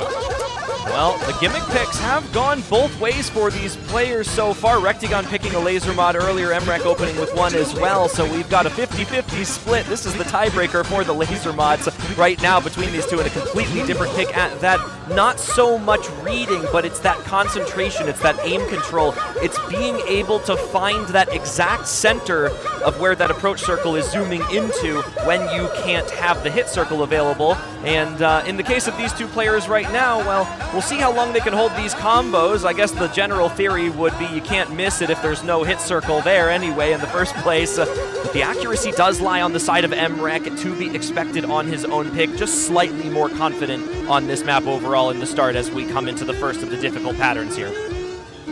Yeah, the back and forth kind of linear patterns, those doubles at the start across the screen, can prove challenging. They've often been the site of combo drop and accuracy drop, and there it is. It's MREC to fall first. His own final pick will be handing the lead to his opponent. Rectigon held the accuracy up as well as the combo. Now has a 2%, or had at least a 2% accuracy lead, as well as a several hundred combo lead. Will it be Rectigon to persevere here and earn himself a match point once this one's over? Well, we've got some time in front of us to figure that out, with those one being over 5 minutes, but so far so good for Rectigon.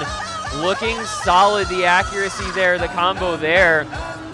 But the hardest part of this map is still to come in sort of the distant future. I mean, this one takes a little while to really ramp up.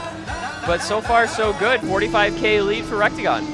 And here we go, the introduction to the difficult section of this map. As we crest the halfway point of the map, the speed up comes the first of the bursts here. That not being the difficult section of the map, we've got some reverse kick slider, zigzag linear jumps coming in this next section that we have seen claim the lives of many players this weekend, even some of our best gimmick performers overall. Both players navigating the early onset of this speed up into the ending. MREC with combo to build, Rectigon with combo to hold or lose. It is all on him. 64,000 score in his favor. Past halfway now. We are through the 2.5-minute mark. The song shifts, the momentum shifts, the nerves start to kick in, and both of these players start to wonder, what is the other doing? What are my chances of holding through? Rectigon knows he has the full combo right now, and Emrek, with that one miss, has to hope that something goes wrong on these kick sliders here. This is the dangerous section. Will either player falter? Will either one find the miss aim? And it's Emrek to drop the combo. That might be giving this one to Rectigon all night. Yeah, that may have just ended the map right there. Emrek absolutely falling apart through a pattern, clearly frustrated. You could see the cursor dancing, not pleased with how he performed in that section. And Rectigon just continuing on, ice in his veins as he builds this lead out now, 165,000 and growing. There's still an entire third of this map, mind you, but it feels ever closer to already having the outcome decided. It comes ever closer to looking like Rectigon may be the one earning that lone match point, and it'll be on his own pick, no less, if he can just hold on to a 200,000 score lead.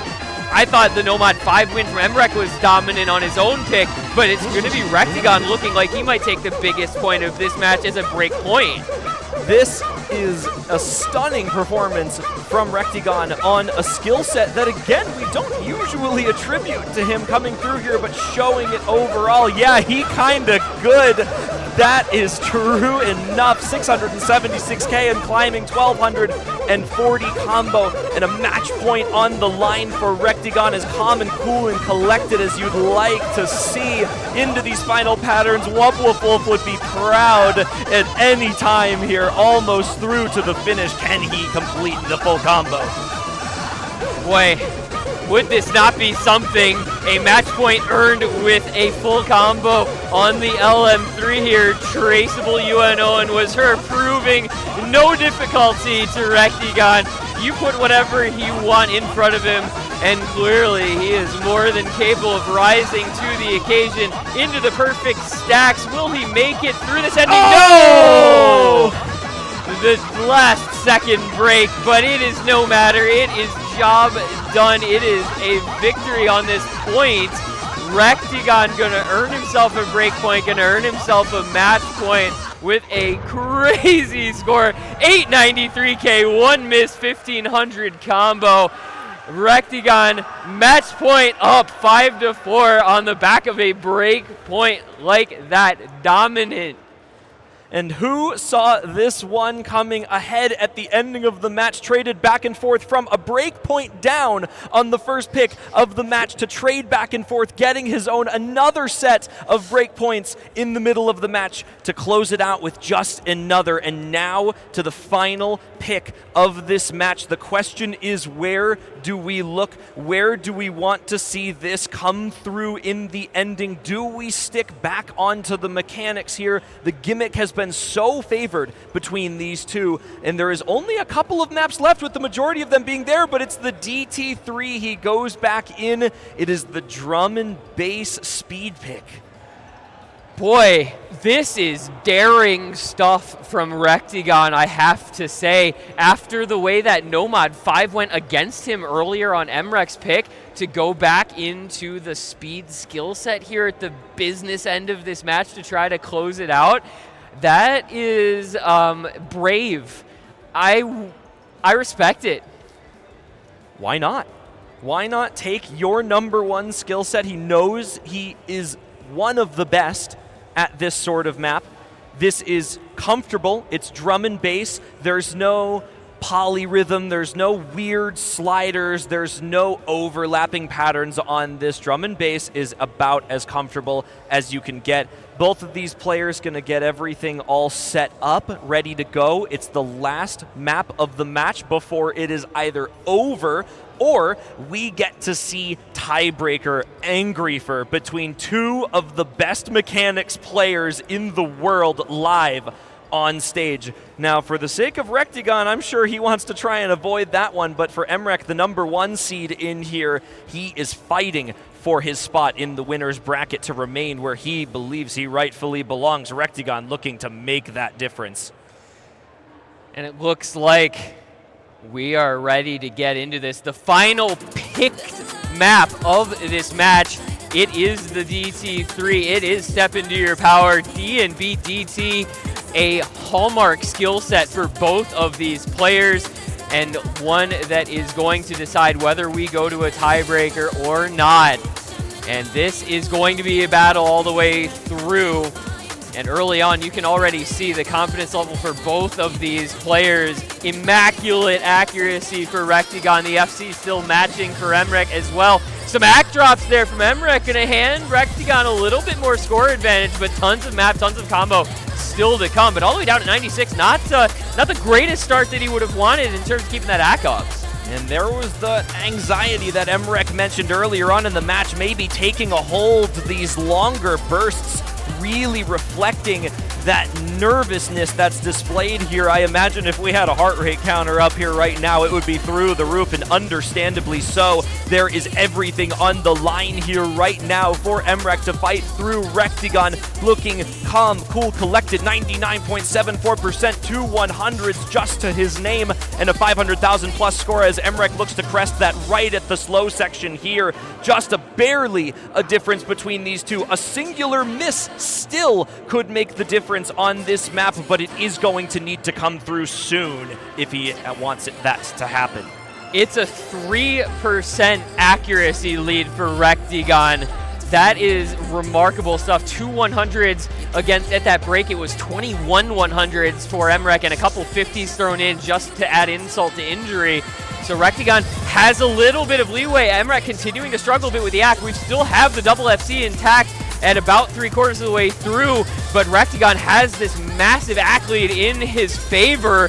He doesn't want to play TB. He doesn't want to have to go into Angry for. He wants to close this out right here and right now, confirm himself as top 2. He's saying, this is my trophy. I'm holding on to it, and I'm going back to those grand finals if I can have any sort of say. 99.45 accuracy. It's a double FC into the very ending. They both continue to hold even through the longer streams. Are we going to see just the dead even double FC? Is it just going to be the accuracy separating them out? Rectigon, is he going to just drop a 99.3 FC on the last map? He is!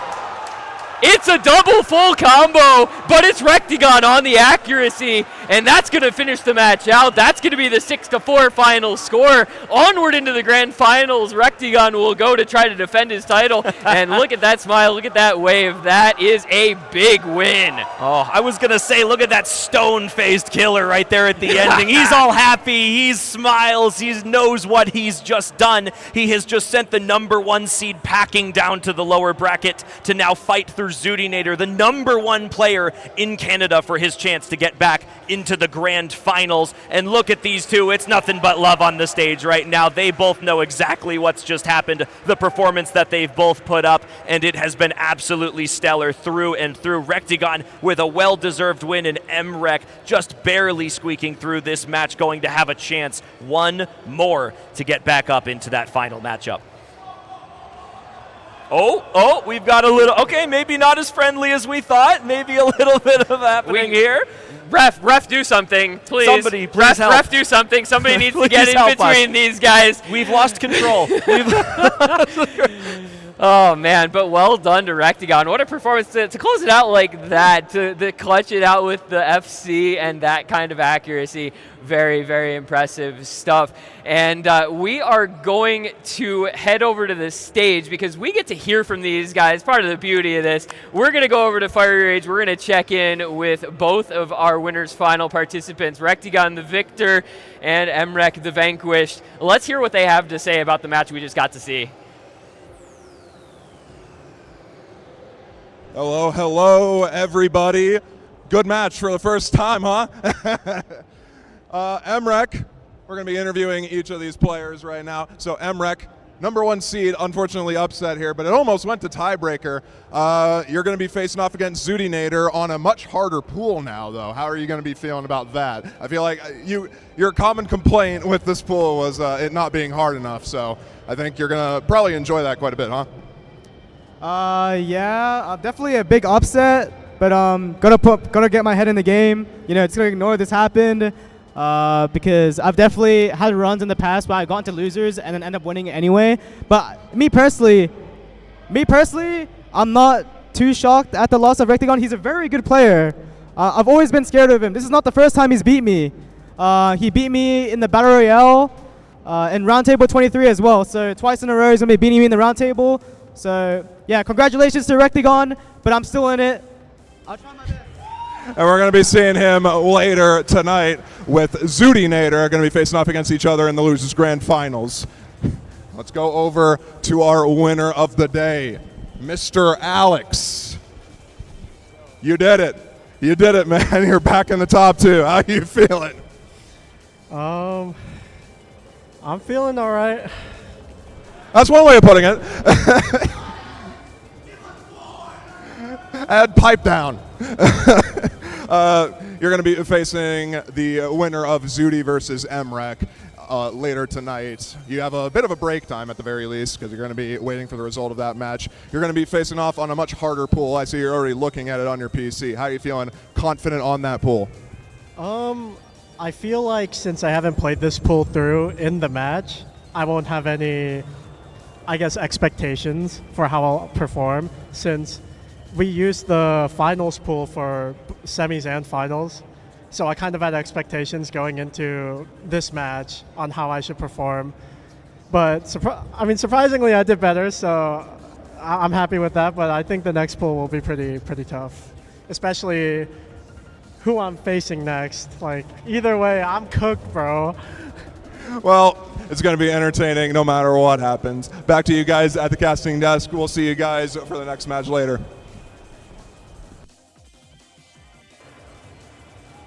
Thank you once again, Fiery, and our players on stage, both of them in high spirits. It seems Rectagon, a little bit of uncertainty going into that next pool. Emrek, same thing, but he seems confident going into that lower bracket match to face off against Zoodinator, who is waiting for him, a force to be reckoned with her performances on the AIM maps this weekend that only get more difficult into this grand finals pool.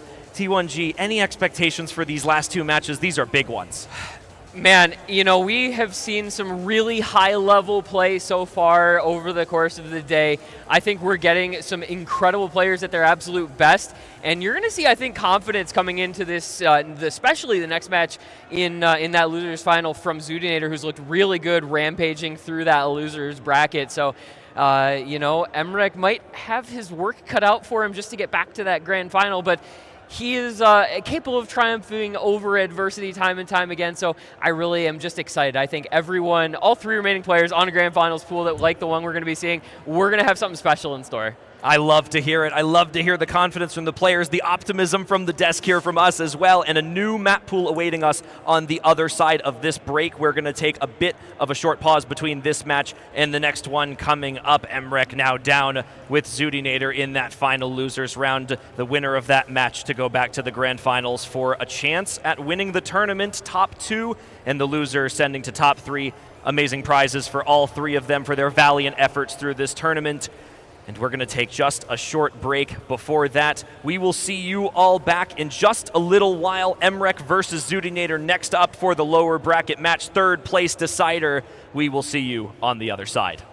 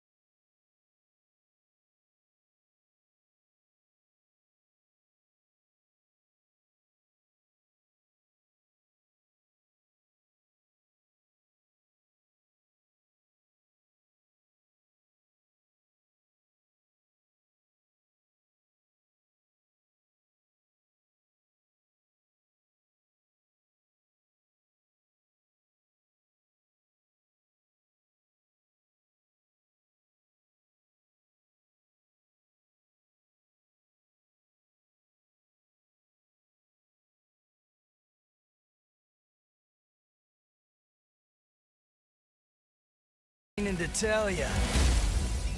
You got a little something right here.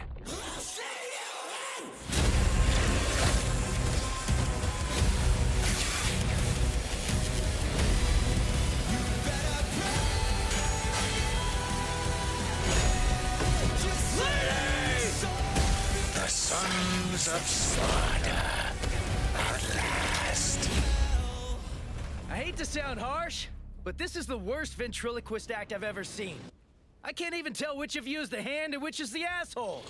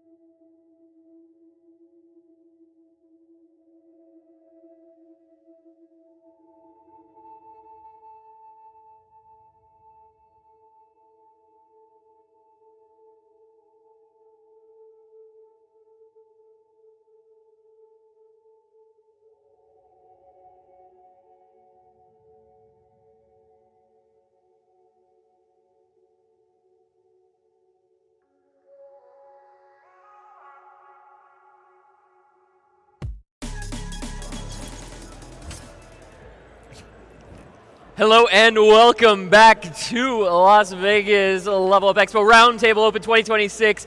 It is time for our top 3. Our final 2 matches of the tournament are about to get underway. Losers bracket final time. We have just seen MREC unceremoniously deposited into this matchup at the hands of Rectagon 6-4 a few minutes ago. But he has this second chance, and it's going to come against none other than Zoodinator, who has made a run through the losers bracket that you can see, taking out Kama, taking out RNG, taking out Decaton, taking out Countryman Xylus, before finally making it here to a top 3 position and a chance at top 2.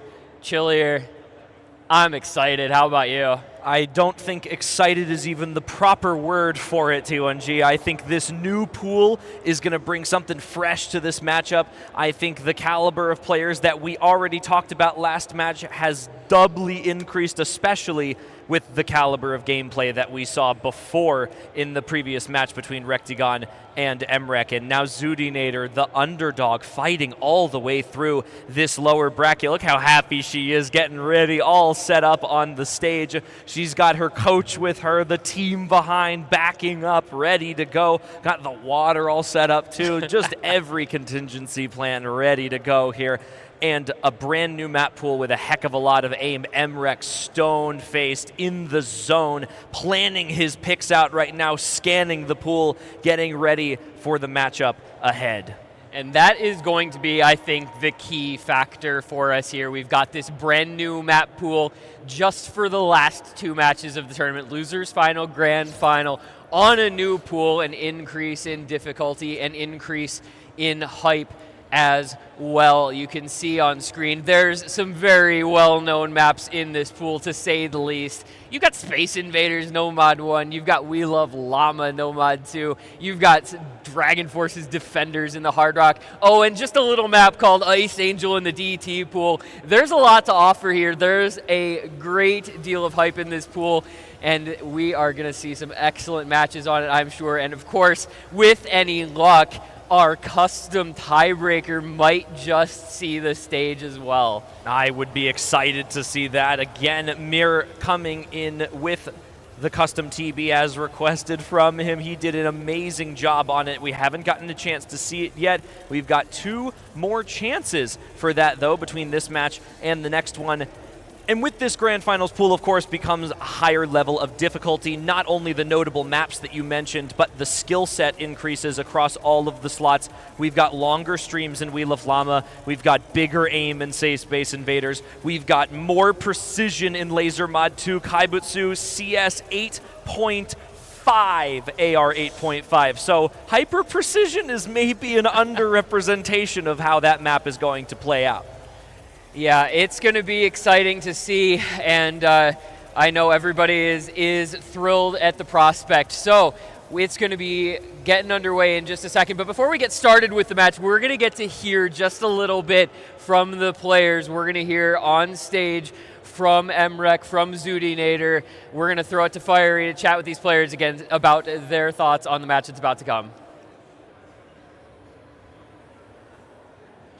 Thank you, T1G. We appreciate it. We're going to be keeping things brief, as the players have already rolled and they're already discussing band phases right now. We got Ryuk and Zoodinator together. They're going to be, I'm assuming Ryuk is going to be recording for a vlog that Zoody's going to be doing. But Zoody, I need your opinions on this matchup real quick. We're going to keep it brief just so you guys don't get distracted too much. What do you think about facing off against MREC right here? Okay, he's a good friend of mine. I've been staying with him all week. And if he's the one that kicks me out, I'll go out with a smile. So I'm going to have a great time playing against him, I think. All right. Good enough for me. We'll keep it brief. Like we said, they're already about to start, so we need to kind of rush this. MREC, keeping it brief. What do you think about the Zoodinator matchup? How are you feeling? I'm scared. Good enough. No, it's okay. Zoodinator is a very scary player. Good enough. Back to you guys at the casting desk. Let's get this match underway, guys.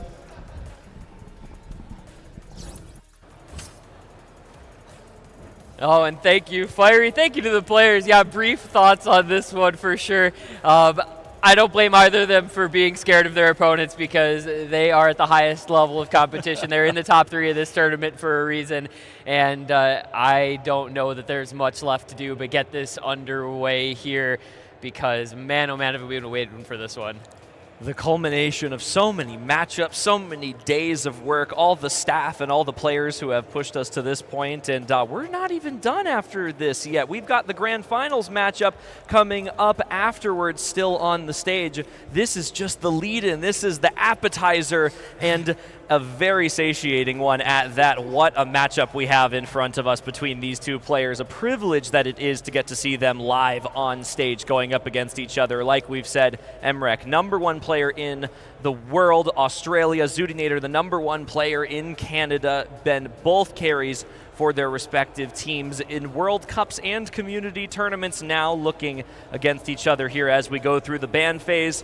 First one, a little bit unsurprising here. We've talked about some of these behind the scenes, and we love Llama as much as we love the map. Zudinator does not want that 1,024 note stream to become a problem for her in this match. Yeah, not too surprising. The first 2 bans by any stretch of the imagination. Nomad 2 banned out from Zudi, and the hidden one, yeah, Son of Robot, Dance Gavin Dance. I mean, Zudi is the hidden one player of all time. Maybe the best hidden one player Osu has ever known, certainly in the running on the short list there. So not a surprise at all from those first couple of bans as we will now get the second ban from Emrek. A reminder, of course, we do obviously have those 2 bans in this one, and it'll be best of 11 once again. First to 6, we've got a little bit of a back and forth possible. You know, that's kind of what we saw in that last match. The drama can wend its way satisfyingly throughout.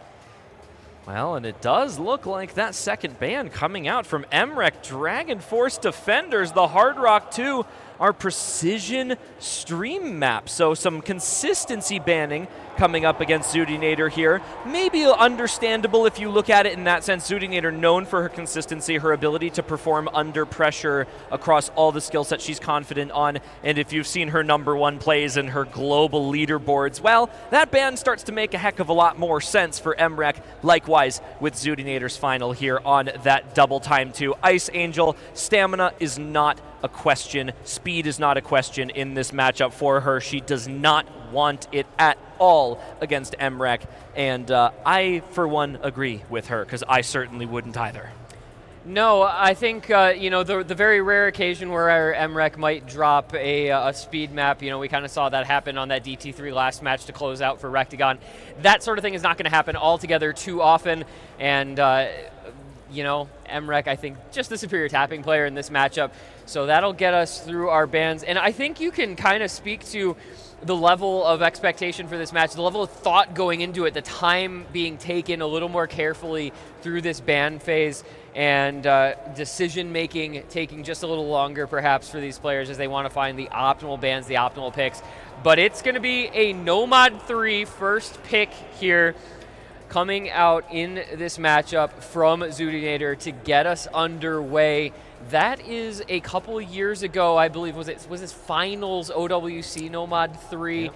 It's a known map, it's an epic, and this is how we're gonna get underway here. Losers bracket final at Level Up Expo. It's the Roundtable Open 2026. We're gonna find out who's going to grand finals from this loser side and who's gonna be our third place finisher on the other side of this match that's getting underway now.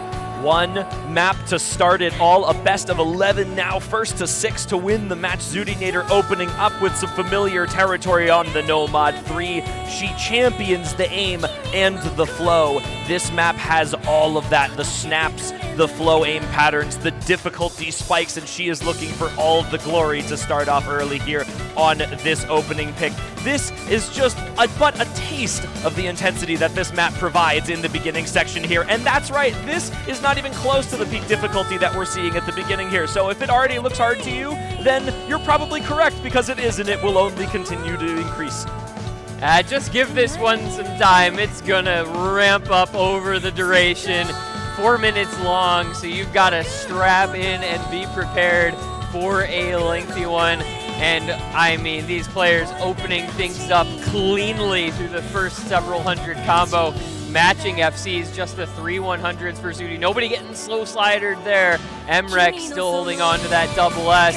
He is ready to go in this one as we hit the first KI time. Who will be the first to break? Where's going to be the first major act drop? Well, that's a question left unanswered for now, as they are looking so good through the first 700 combo.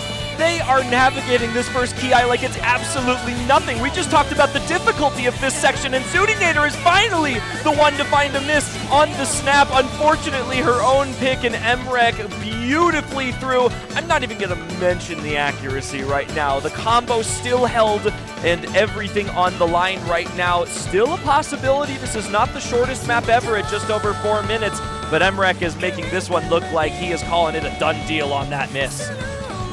Yeah, you know, we've said time and time again, it feels like you just cannot afford any miss against Emrek ever, because he just has the FC in hand time and time again, and we're seeing it once more here. 1/100 finally dropping that double S, but the FC still intact.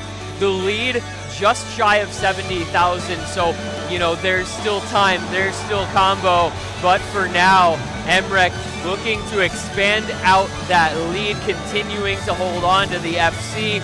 Look at him go. The higher the skill cap of the map pool, the better Emrek seems to get, and this Grand Finals pool perhaps offering that opportunity once more for him.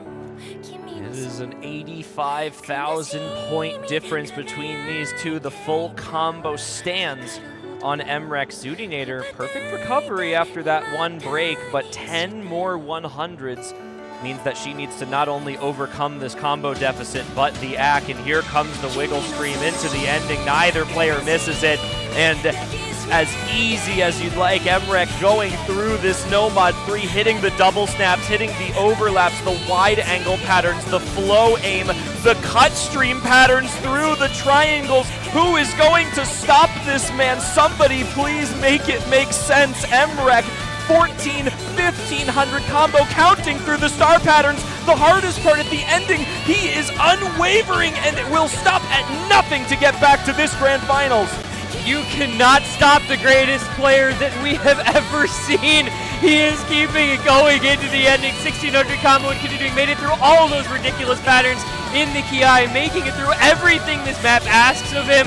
And is he going to open this matchup in style or what?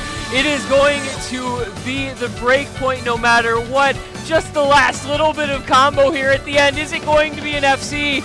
Is it going to be the opener of all time for Emrek, making this look easy? We talked about how hard it was. He doesn't care! It's the FC to open the matchup for Emrek. What a score, what a performance. 1-0, and man, what a way to do it. All right, well, apparently this pool isn't easy or hard at all. This is just another walk in the park for Emrek. 995,000, 3 100s, 99.85% accuracy, and Zudinator 761K, a score that would put every other player in this tournament to shame on that map, does somehow come up behind in the combo, and we're taking a look at some information right now, and you wanna reveal that one for us? Yeah, I mean, that's just the best ACK on the map, period, full stop, end of story. Number one. Were that on the leaderboard, it would be, well, he's already ranked number 2, so he wouldn't have beaten his own play there. But were that on the leaderboard, it would be number 1 Nomad play, and he just did that in a loser's bracket final here on stage. I mean, nothing phases the guy, he just does whatever. And we are quickly switching gears here. We're going to be running in the 90s here in 2026. It's DT3 as the first pick for Emrek to try and consolidate that breakpoint. Look at the speed requirement instantly. And this is above DT, rate change 1.7x speed. AR edited back down to 8.5, so we're not seeing any AR 13 here today, which is what I believe this map would be close to with the double time, somewhere in that range. And Emrek 98, just barely below 99% accuracy off the onset of this one here. 2 minutes and 10 seconds with the double time mod applied. And Zudinator, she's trying her best here. This is certainly not the champion skill set for her as she attempts to navigate through this map, and Emrek finally finds his first major line of 100s. That's right, not misses, 100s. And we've been sort of joking that Emrek wanted a harder map pool through the remainder of this tournament. Well, he wasn't joking if you thought that he was, because what a play, 800 combo and counting. Yeah, you just can't make a map pool hard enough for Emrek, I guess. You know, we thought, okay, we're going to have a grand finals pool that's going to challenge some of these players. Emrek saying, I don't care if you think this is challenging because I don't. The FC continuing to be held through 1,000 combo, 98 accuracy. Mind you, this is 269 beats per minute. It is it's a fast one, and he just simply shreds it like it is nothing. This could be 5 stars for all he cares. And this one long since over. It's just going to be a matter of how much this is going to be won by. You know, unfortunately with the adjustment, it's not going to be one of those crazy high scores because it's going to max out at, you know, the 500k plus DT multiplier, but still, it's an FC still intact here, Chillier. 1450 combo into the last moments. I am in awe right now. So not only are we opening up with a full combo and the best no-mod score on one of the hardest no-mod 3s ever, but the #1 player in the world has just set a speed score unprecedented in a LAN tournament with his second FC in a row, folks. Emrek, this is what he is all about. He has come to put on a performance for you all today, and again, stone-faced at the end of these maps, not even phased by this performance. This is business as usual for the greatest player in the game. I mean, you ask of him 8 stars, you ask of him 9 stars, he says, sure, I'll take on that challenge. Yeah. I'll beat it. I'll FC it. Why not? Make it look easy. Make it look simple. Like you're picking up the milk at the store. Like just walking down the front walk to go get the mail. Just another day. That's all it is. Another day at the office here for Emrek. 2-0 consolidated breakpoint X pick will be to Zudi. And while this may be a best of 11, while it is first to 6, Emrek, one of the better front runners, give him momentum and he's going to sprint with it. So you've got to try to find a way to slow him down if you are Zudinator here. And the question is, where will she head in order to do that? Well, there is a lot of opportunities for her in this pool. She was the champion of the AIM maps earlier, and it looks like we might be getting that one in post-haste because I see Space Invaders highlighted on my screen right now, Temanite and MDK. This is high-intensity, difficulty spike, cross-screen jumps, dubstep, and this will be her first opportunity to kind of show us what she was made of in the earlier rounds with those AIM scores. She was setting global top 5s across the board on multiple maps, and she's ready to do it one more time here. The top difficulty of this set, Dimensional Virtual Arcade. And maybe taking a quick abort really quick to get everything situated for these two players. Just making sure everyone's playing at their best. Emrek getting himself situated back in here. Looks like a good luck, have fun coming out from him raining through. And all 15 bottles of water. He's hydrated for this match. He's ready to go. All good on the stage for our two players, ready for No Mod 1. You know, Emrek famous for, you know, Osu's perhaps most well-known bottle of water ever back in 2023. He wants to make sure he doesn't have to go into the next room for it this time. He's going to stay extremely well hydrated. And away we go for real this time with our No Mod 1. It's Space Invaders. It's a lengthy one. It's 5+ minutes. T being linked this go round, and some of the hardest aim that we're going to be seeing in this tournament, maybe the hardest aim we're going to be seeing in this tournament. But you've got a couple of the best aim players in the game who will be more than up to the task. Zudinator, I feel, really needs this one. It's her skill set. It's what she's known for, and she cannot well afford to fall behind a double break point here, so this has got to be a clean play from her. Well, the introduction to this map for both of these players is again just a slow section up at the start here. They're getting used to the map. They're aiming through these pretty average level patterns here, but you can hear this increases in intensity over the course of the map. We've got that classic dubstep build up in here. A little bit of a techie section with the slider aim coming in, and of course that laser accuracy going to come into play before that big difficulty spike that we have around the halfway point of the map. Both players still holding the accuracy and combo. Slight lead for MREC with a bit of a slip up earlier from Zudi on the act. Now we get into some of these bursts in the cross screens. No big act drops thus far through these sliders as both players continue to hold as expected, looking for any major section here. Just comfort from both, building up through what is really kind of the easier portion here, if you can call it that.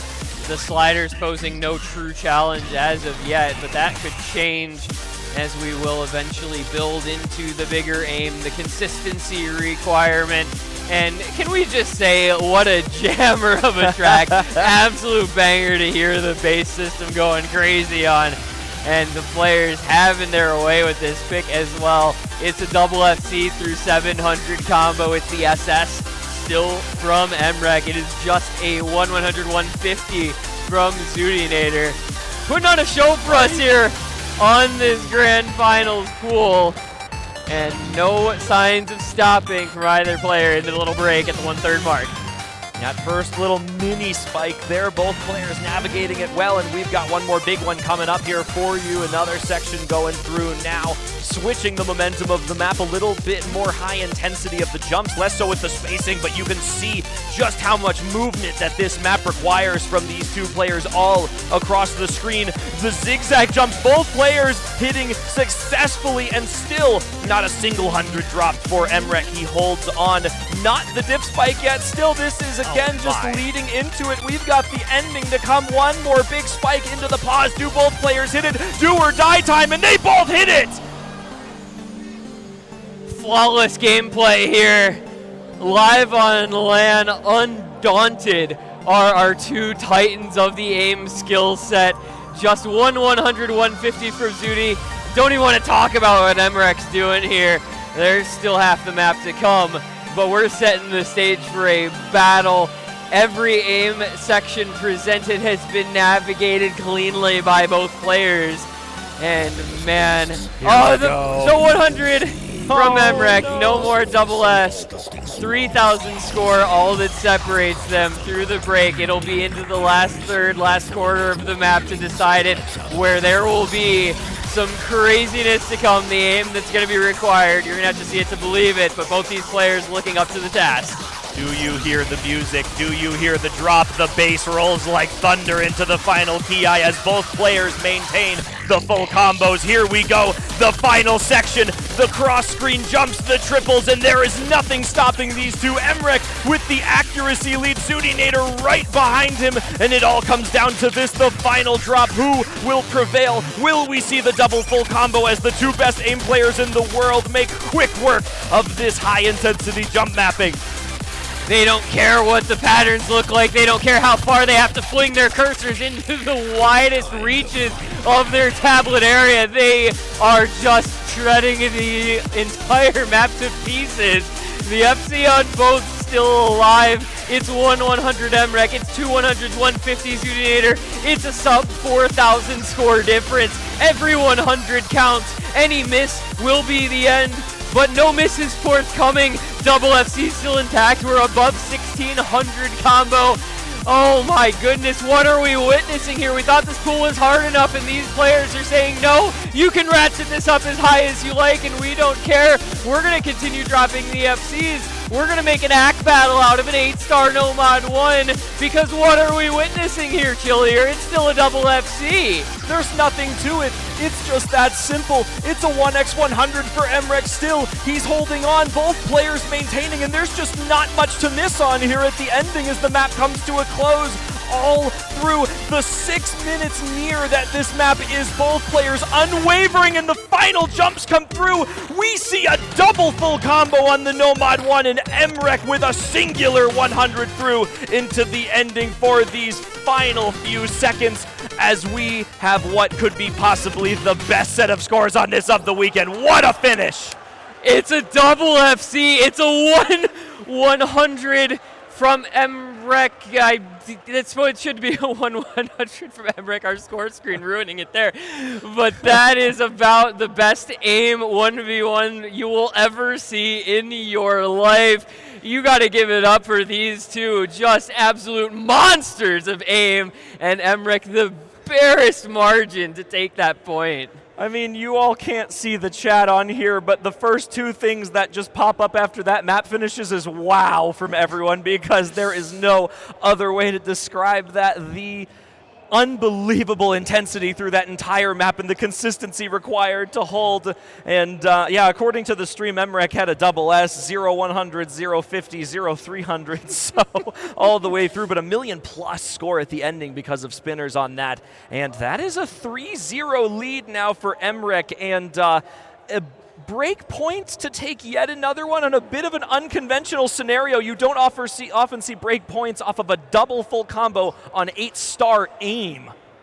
No, but I mean, let's be fair. You don't see too many full combos on 8-star aim. You know, you don't see too much 8-star aim. Like, you know, you can crystallize this down as far as you'd like. We're just seeing very rare things here out of these players. But I think now, you know, this pool showing the edges of skill that are required, and MREC is going to unsurprisingly opt into the Nomad 5. It's Yoto Gibanashi. The speed player picks the speed in this matchup. It worked for him quite well on the DT3. Let's see if it works for him equally well on the Nomad 5. That would be a 4-0 lead if he can capitalize on this one. And again, it's a bit of a mountain to climb for Zudinator if she drops this, which it would be pretty remarkable to see anything different, I think. Yeah, Zudinator somehow pulls out the 240 BPM speed pick against MREC on his own selected slot. We would have quite the interesting match on our hands. Unfortunately for her, the early combo breaks here and the accuracy drops compared to the quite common double S that we've seen from MREC in the onset here of the match from the beginning of each of these picks as we navigate through these introductory jumps here. Again, 240 BPM. This is one of the highest, if not the highest, in the Nomad pool overall. So anything other than DT, this is pretty hard to come by. And again, it's just a walk in the park for MREC. Zudinator, she's holding the combo. She's trying to do whatever she can, but it's a double S every single time, which means she is fighting against literally the immovable object. You cannot get better than this. Yeah, you know, the pool has gotten as much harder as it has from the previous round into this one, and MREC is just playing even better. Does drop the 100 finally, but I mean, it doesn't even matter. Look at the score gap. Look at the accuracy gap. This is just his playground. This is MREC saying, I know where my bread is buttered. It's right here. It's the tapping skill set. I'm just going to run it back once more. And there is little and less that Zudinator can do, unfortunately, on this type of map. MREC is just going to have his way with the 1-100 FC intact into the very ending here. I mean, even through 4 maps here, T1G, I don't think it's a stretch to say that through that last stream, we are witnessing one of the best, if not the best, LAN performance in the history of this game. Far and few between have we seen this many full combos on an 8-star map pool, and yet another one stacked on top for MREC. And if my memory serves me correct, that is not a miss for him yet in this match, unless I am forgetting one in between. That is a remarkable performance. I don't even think that terminology is appropriate for this right now. Yeah, I don't know if there's really words to describe just dropping all of these FCs. I mean, he FCs a Nomad 3, he FCs a Nomad 1, but also he FCs a Nomad 5 and a DT3. I mean, it just feels like MREC can do no wrong here in this matchup. You know, what is anyone supposed to do against this? Unless you can FC every map in the pool, you're just going to lose. Yeah. A single miss and the map is now gone. It's done. It's dusted. And no matter what skill set we've seen thus far, MREC continues to impress. And not to mention, not only do you lose if you miss, you apparently lose if you drop more than 1-100. The Nomad 1 won 100 FC. The Nomad 5 won 100 FC. You can't even hit 2 100s or he will beat you. What are you supposed to do against this guy? Nothing. There's nothing that you do, and MREC is just jamming out here as we have our next selection through. It's Nomad 4, it's Metahuman Boy Illustrious Drifters, a custom map and original song from the OS World Cup last year, and a pretty popular one at that. This was a fan favorite through there, and this is some serious flow aim tech coming through on this from our very own Altai, who did an amazing job on this map. Quarterfinals pick for the World Cup this year, which means that both of these players experiencing this in a live setting and including on land. And, I mean, let's just have another double FC, surely. Let's just do it. I mean, let's just cut to the other side of this, man, because that is what these players are doing. They're just having a great time with this pool. As in we go. Listen to that, man. Yeah, oh, buddy. This is amazing. This song is just going to go unbelievable through here in these middle sections, and both of these players hard-pressed to find a miss because they might just be rocking to the song too much in the middle of it right now. The first 100 dropped by Zudinator on that pattern. MREC to hold through, and here we go into these quick snaps, wide angle. Zudinator to find her first miss, but this is one of the most difficult maps in the Nomad pool, especially between these two players, but MREC successfully navigating these cut streams, these twists and turns, these longer sliders, the wiggles, and as we work our way closer to the end of this first Ki, we continue to see that unwavering performance from him. Finally drops more than a single 100 in the introduction of this map, continuing to go through this as if it is just nothing to him. MREC is just on another level in this matchup. You can make the pool as hard as you want. You can make the skill sets as wide-ranging as you want. You can ask the question of him time and time again, and he's just going to have all of the answers. I mean, come on. It doesn't matter what. If it could be raw tapping, it could be raw aim, and apparently it can just be flow slider tech, and he is going to drop the full combos on all of it. 1,000 combo in, past the halfway mark, and yeah, he's dropped more than 100. Oh darn! How dare he! I think that should just be enough. If you can pick a map on which MREC will drop a 2-100 or worse, you just win, because apparently that's what it takes. And man, finally he goes down. The first miss of the match has finally come out.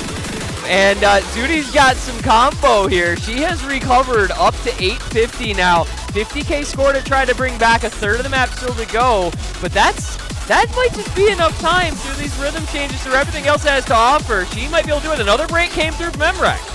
Oh, and this map would make the home country proud, curated by our very own World Cup organizer, Azer. Zudi bringing this one home would just be poetic at best here. 1,000 combo climbing. It's only 10,000 score. People make some noise for Zudinator as she continues to work her way through the ending combos. MREC can do nothing. She continues to hit through the snap patterns, and we approach the final few seconds. She takes the score lead away from him, and a single miss as MREC proves that he is in fact mortal, and Zudinator can take down gods themselves with this ending combo. 800,000 score as she continues to go through further and further. The ending of the map comes, and the point is on the board for Zudinator. She has done it. Look at what it means to Zudi to get a point on the board in this matchup. It has felt so one-sided all the way through, but this was her chance. This was her time. What a performance we have just seen.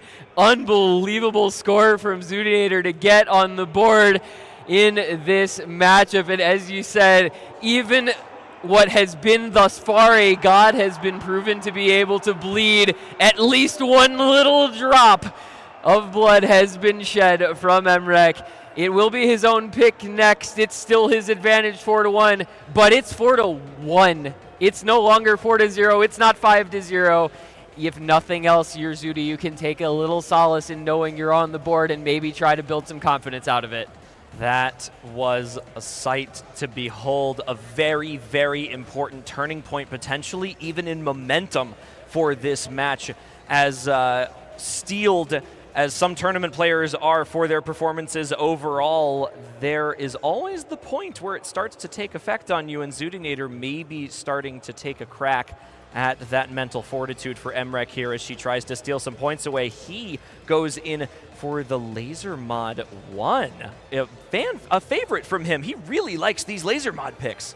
Yeah, you know, we've discussed, it feels like time and time again, you know, Emrek's ability to learn new things, to, you know, say, you're making me play difficulty adjust depth wind up. Okay, fine, no problem, I'll do that.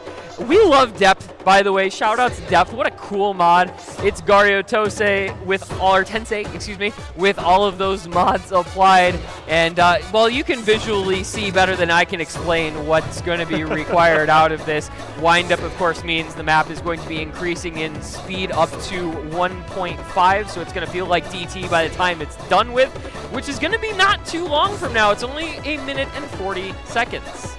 So a short one, and if you're a Taiko fan, then you'll recognize this song as well. That difficulty adjust, and of course that depth being at a level 100 means that these are really coming at you in this compared to the earlier depth that we saw in the first pool all the way through. Zudinator, she does find that combo break, 82% accuracy, a few misses in now, and Emrek, there's a reason he picked this map. He's confident, and he is going to continue working his way through. Again, a very short map here at only 1 minute and 40 seconds before that increase here as well going through. And please tell me he does not just...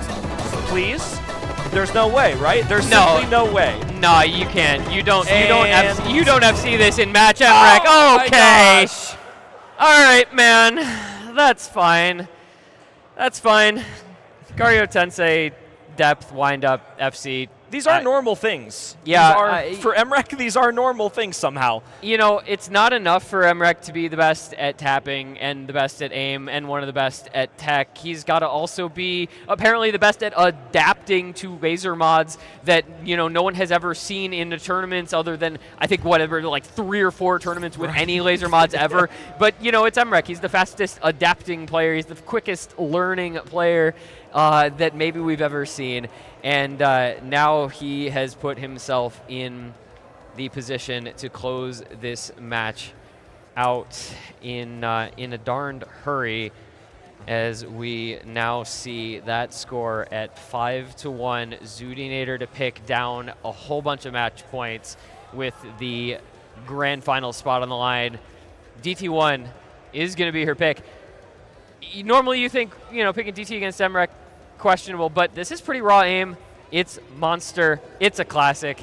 Dare I say this is easy for these guys? Oh, absolutely. This map is about as straightforward as you can get with the aim on the DT. It's got a couple of spikes, a few bursts in here and there, but with the way that we've seen Zudinator play aim this weekend, I think even Emrek should be terrified to go into a DT1, a skill set he has proven he is far and beyond better than everyone else at across the board. And an absolute classic set of the song as well. If you've been around this community, you know exactly what this entails. The difficulty spikes, the big jumps, and the introduction to this map just rolling through as Real guides us potentially to the conclusion of this match. Well, we're hoping for Zudi's sake it's not the conclusion. We want it to go on longer. We want to see a battle. But Emrek is trying to slam the door shut as quickly as possible on her foot, stuck inside it. But there's the break from Zudi. And as we've seen time and time again in this match, one break can just spell your doom against Emrek. Dropping FCs like it's nothing on these maps, even in this grand finals pool. And look, I mean, once more, as hard as this map is to act, as hard as this map is to FC, he cares not. It's still the FC intact. It's still 99 plus accuracy into the next burst with the advantage, 50,000 points in his favor. The death knell of Zudi could be this DT1 if Emrek doesn't suffer from some misses here and soon. So that begs the question, do we see the second miss from Emrek this match in order to give it back to Zudinator? It's 70,000 score in favor of him on that accuracy to boot. The combo back up for Zudinator. There is all of the opportunity in the world should we see a miss, but as we come to the breakdown here, everything past the slow section right now. Single taps, final jump spike here. A miss is a requirement now from Emrek in order to get this, and it's Zootinator to break, and that might just be it. Emrek, will he full combo the map? The final few jumps now. He has everything to prove in this third place set. Yeah, he's trying to say that it was a fluke that he lost in that winner's final. He's saying he's coming back from that defeat even better. And what are we seeing here? Will it be a 6th FC in this loser's final for Emrek as we come into the ending? Just a few circles left. Here it is, the last jump pattern into the end, and he does it! Closing the match out in style is Emrek, the FC on the DT1. 6 FCs on the board out of the 7 maps. And there it is. Give it up, Emrek, into the grand finals. He will go. Zootinator will be eliminated, but not before reaching the podium. 3rd place for her. You've got to give her flowers for a remarkable run through the losers bracket. I mean, just what has this game become in the years since Emrek has appeared and taken storm over this game? He has single-handedly pushed this game into a new era, and even after this match, before we get through the grand finals, I think it's safe to say that calling him a pioneer and a legendary figure for the rest of time would be an understatement. One singular miss in the entire match on LAN for him today, and not undefeated, but will go back up to that winner's bracket. And I'm maybe just a little worried if I'm Recticon after seeing what Emrek just did. But before we get to the grand finals, we're going to hear briefly from our players in this losers final, our 3rd place finisher, Zooty, and now our 2nd member of that grand final, Emrek. We're going to toss it over to Fiery Rage to have a little chat with our players about the match that just finished. Thank you once again, T1G. I'm not even sure how to approach this question. Zooty, good job. Like, there's not really much you can do, and I'm pretty sure you feel the exact same way. Like, you can't do anything against 6 points where your opponent FCs on pools this hard. Like, there's not much you can do. I mean, you took 1 point off, I guess. You got 1. See you next year. But you're going to be leaving here with $750 and a wooting 80 HE, so you're not going to be leaving empty-handed at the very least. But any other closing comments you have? I mean, after that, I would be speechless, to be completely honest. But do you have anything? I won my one. Dude, double FC on Nomad 1 is crazy, bro. Why did he do that to me? Now I know what it... Now I know what it feels like to be against me from the earlier rounds. I'm not gonna lie. But I can confidently say the #1 player in the entire world is the one that kicked me out of Roundtable. So I'm not too mad. I came here with a smile. I played good, and it was a great event. Thank you, Ed. Thank you, Fiery. Thank you, everyone in the production. You know, it was great. Revenge are coming, maybe next Roundtable, potentially. Well, we'll be going over to Emrek now. Emrek, first off, we're confiscating all those water bottles. Second off, I'm going to keep this brief. Not really much else to say. How do you feel about going into your match against Reckion after completely demolishing this? I'm scared, but, you know. I'm sure you're scared, buddy. I am. I'm not even trying to be humble or anything. I just lost to him, bro. I know, but, like, come on. Anyways, you know, like you said, not much else to say. I'll just have to get straight into playing. If I do want to win, I have to get through bracket reset. So I think bracket reset? Yeah. Okay, so if I win, I'll get through bracket reset. But yeah, good luck, have fun. I'll be there. Grand finals. Everyone will be there at this point. We're going to be seeing the Battle of the Titans. Emrek looking to get revenge against Rectigon earlier, and we'll see what happens with that. Back to you guys at the casting desk. Well, it's a good attitude coming out of this from Zooty. You gotta respect that. Emrek, I think, underplaying perhaps, downplaying the level of confidence he might have for that grand final coming off of this ridiculous performance. But man, oh man, what a showing that was. I am lost for words. I have just witnessed a legendary level of gameplay. 2 of my favorite players up on the stage, back into 2 of my other favorite players on the stage for the grand finals. It has been an absolute pleasure to be down here to see it all happen live, and you know, the final match as we finally gets there at the end of the day. It all comes down to this, the winner for the Roundtable 2026.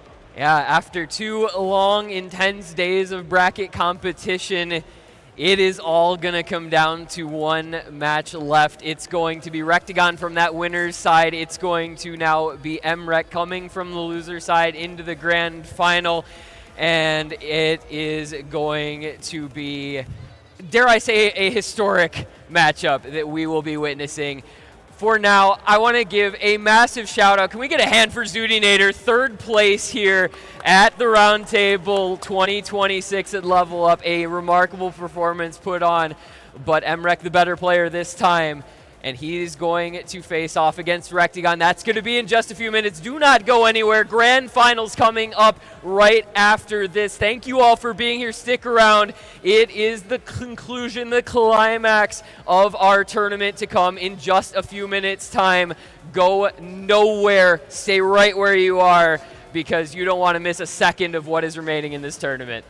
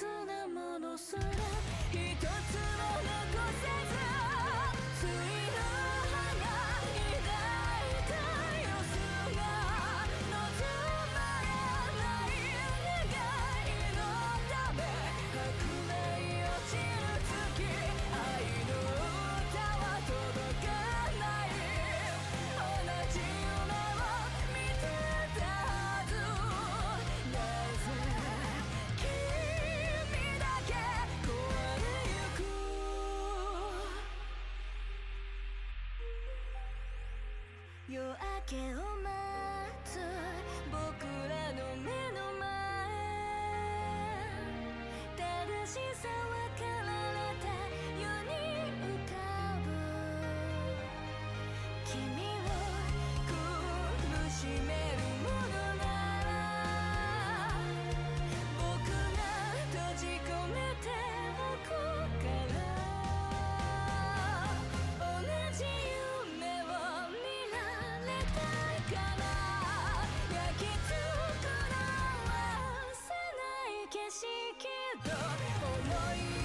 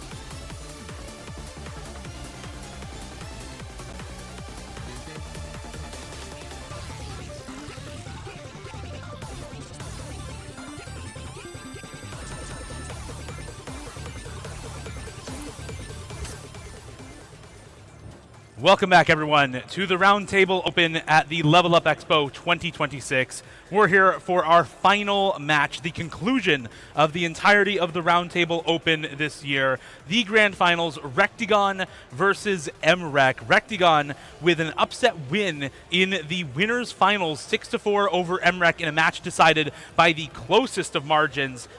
MREC then coming back up through the losers bracket, defeating Zudinator 6-1 in a performance that can only be described as near perfect, FCing 6 out of those maps in that match and finding multiple 1-100 FCs with incredible accuracy. Doland, how do you think we're going to do in this match? Well, I don't know. Anything's possible after that last match. I mean, MREC just basically nearly pitched a perfect game, as you kind of alluded to. 6 out of 7 full combos on the Grand Finals map pool. Again, that was the first time we got a taste of it in live action, that last match against Zudinator there. And Zudinator doing well to actually take the 1 point on the one time he didn't FC. But what can you do against 6 out of 7 full combos? We're going to find out if Rectagon has the winning formula. Now, fortunately enough for Rectagon, because he won that winner's bracket final, he is your victor of the winner's bracket and only needs to take one best of 11 here to secure the title of back-to-back Roundtable champion. And I believe we are ready to hand things over to the stage for some pre-match interviews for the last time.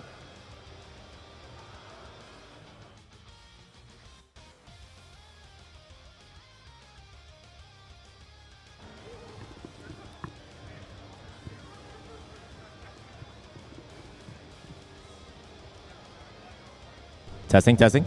Oh, wow. Turns out you have to turn on the microphone for it to work. Anyways, ladies and gentlemen, we are here at the Roundtable Open presented by Level Up Expo. We have a match that will quite literally go down in the history books. Two incredible players at the top of their game, quite literally setting the most jaw-dropping scores of all time. This crowd that we have here is unmatched by all. It's been a long journey for us to get here, and in some ways, it's almost bittersweet knowing that this is the final match here at the Roundtable Open. But it only makes me ever more excited to know that one of these players will be crowned the Roundtable Open 2026 champion. Now, these players are still setting up. They are going to need a little bit of time. As I did hear word from production that MREC is having some internet issues. Let's first start with Rectagon to get his thoughts going into this match. Rectagon, I know you're locked in playing and warming up, but tell me what's running through your head. You sent MREC to the losers bracket not just once, but twice at a Roundtable event. In the previous event, you weren't able to bring it home. Are things going to change today? We'll have to see. You know, this pool's a bit harder, especially for me. So I'm gonna try my best, see what happens. I think that's all we can really hope for. In terms of preparation, what do you feel like is your main focus when you're going up against a juggernaut like the rank 1 player in the world? Well, honestly, when you're facing such a good player, I think a lot of the pressure is off your shoulders, a lot of that tension. Since, you know, if I win, I guess I did really well, but if I lose, you know, what can you do? There's no pressure. Whoa! A mentality of steel, unwavered by any pressure whatsoever. Sometimes that's what it takes to be the best of the best. Thank you so much, Rectagon.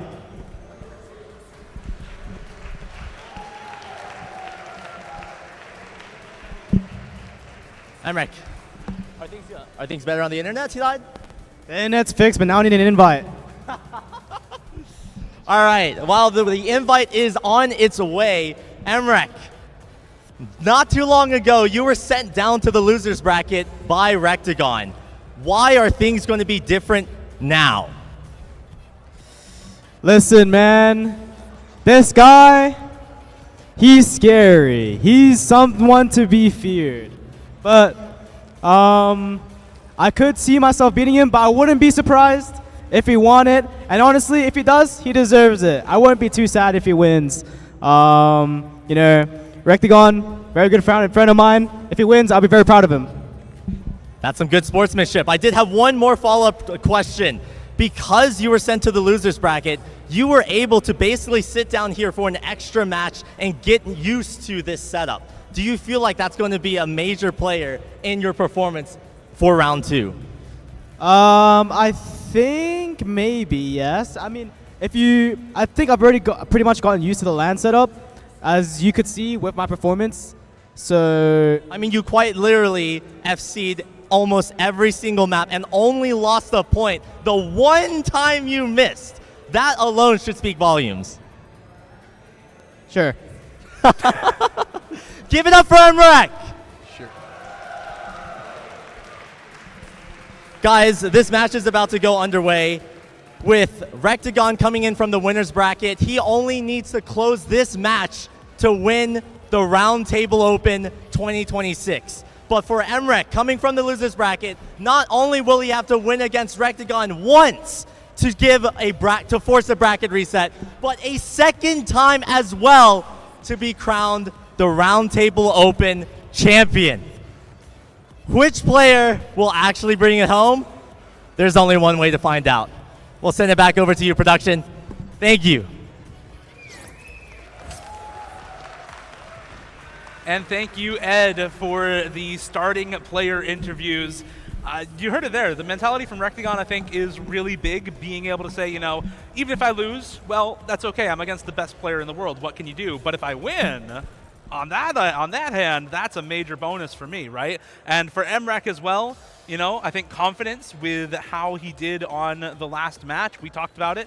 FCing 6 out of the 7 maps that were played in the last match. Full comboing with really, really solid accuracy, basically everything. I think that advantage on this setup, he's on the exact same computer. He has played winners finals, losers bracket finals, and now is going to play grand finals and potentially bracket reset all on the same computer setup. So he's got to be set on that PC. I don't think he should have any issues with comfort at this point. Yeah, I mean, he's been locked in over there on the right-hand side of the stage for quite some time now. He's kind of camped out there. I was joking with some people earlier in the front row at the start of the last match with Zudinator, but he's definitely gotten used to it. But the aura of both these players, I mean, they're ready. They've accepted their fate. I feel like they kind of knew that this was inevitable. MREC versus Rectagon. When they saw the seeds, you know, everything kind of played out. The stars have aligned as we expected. There were some twists and turns along the way, especially with Zudinator taking home 3rd place. That was a welcome surprise, and a couple other low seeds making a run. But here we are. The 2 very best players have made it to the grand final, and we're going to duke it out here. And the 2 seed actually got the better of the 1 seed in the winner's bracket final. So a little cinema here. Yeah, it's not every day that you see especially a player like MREC losing that 1v1. Again, we are in a different pool now. That winners finals was played on the semifinals and finals pool, which is significantly easier than this grand finals pool. We'll see if that impacts this matchup as well, or how much that impacts this matchup as well. You know, Rectagon with some high praise for MREC, saying this guy's good, right? And this pool is hard for me. We'll see exactly how much harder it ends up being as we get both players into the lobby. And it does look like we have both players sat down and just about ready to go, so we should be getting started very soon with this grand finals. Here we go.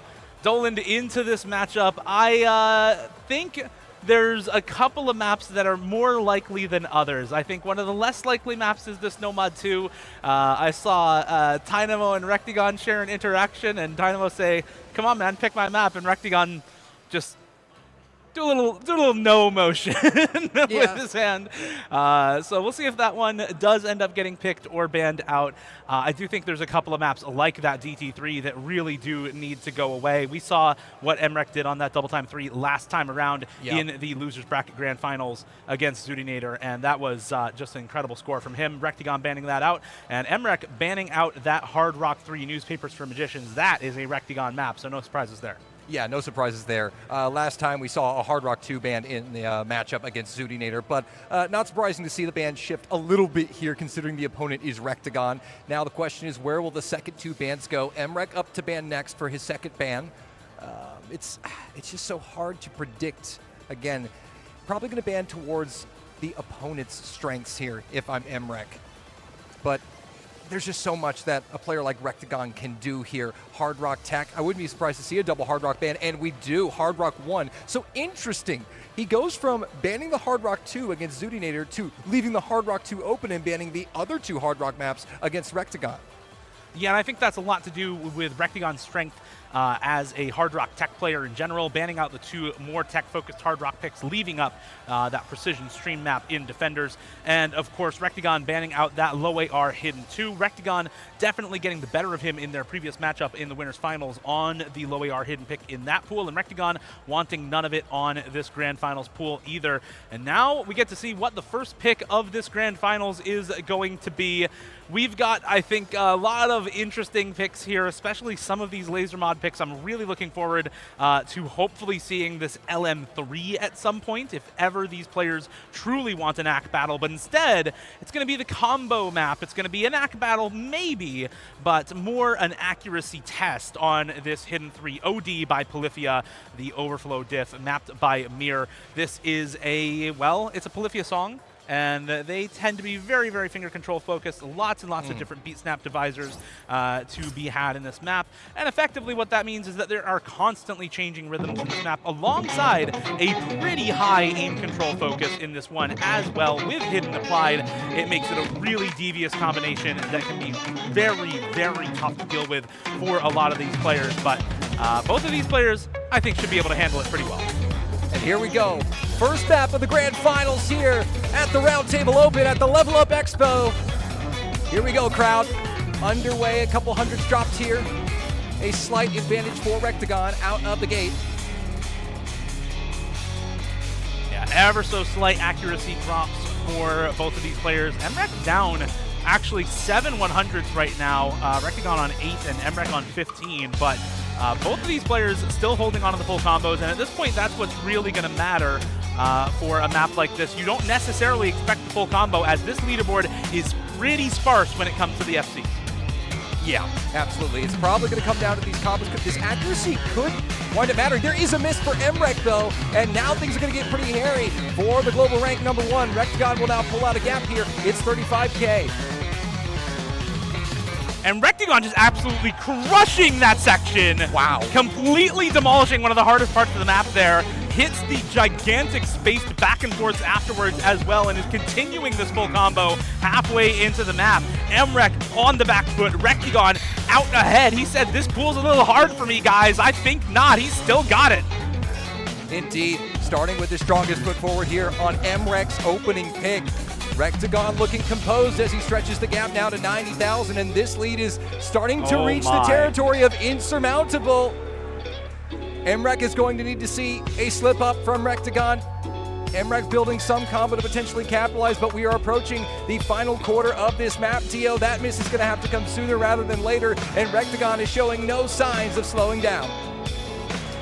I mean, this score is kind of ridiculous, Dolan. This is a map that has 5 hidden full combos on it at all. Rectagon is still going over 3/4 of the way into this with 98% accuracy. This is looking like the best hidden play on the map if he can keep this pace. And another miss to come through for MREC. And even if Rectagon misses at this point, finally he does drop a miss. But it's a 140,000 score lead for Rectagon on MREC's opening pick. And we're going to start off this Grand Finals with a break point. Indeed, a job well done here from Rectagon, the reigning defending Roundtable champion, looking to go back-to-back here at the Level Up Expo. A solid start. We'll take a break point, and we'll have an opportunity to consolidate for a 2-0 lead on the global rank number 1 to start this one off. 1-0 Rectagon.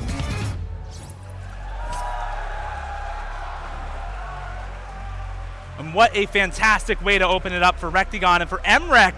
a tragic miss pick, a couple of early misses, and the spread of those two misses just kneecapping the max combo there down to 600, whereas Rectagon, one miss near the end of the map, FCing everything else, 1200 max combo. The accuracy about the same for both of these players on this map, and when you have that near identical accuracy, then it becomes all about the combo, all about that spread of the miss count, and Rectagon far better combo and miscount spread on that hidden 3, looking very, very comfortable there throughout the map. And now we are going to get Rectagon says, okay, if you want to double ban Hard Rock, I'll play the game. I'll pick the last Hard Rock Open. It is Defenders by Dragon Force, CS 6.5. We're going back to 2017 with this one, Doland, where we saw Wubwoof Wolf setting 667 performance points on Dragon Force Hard Rock.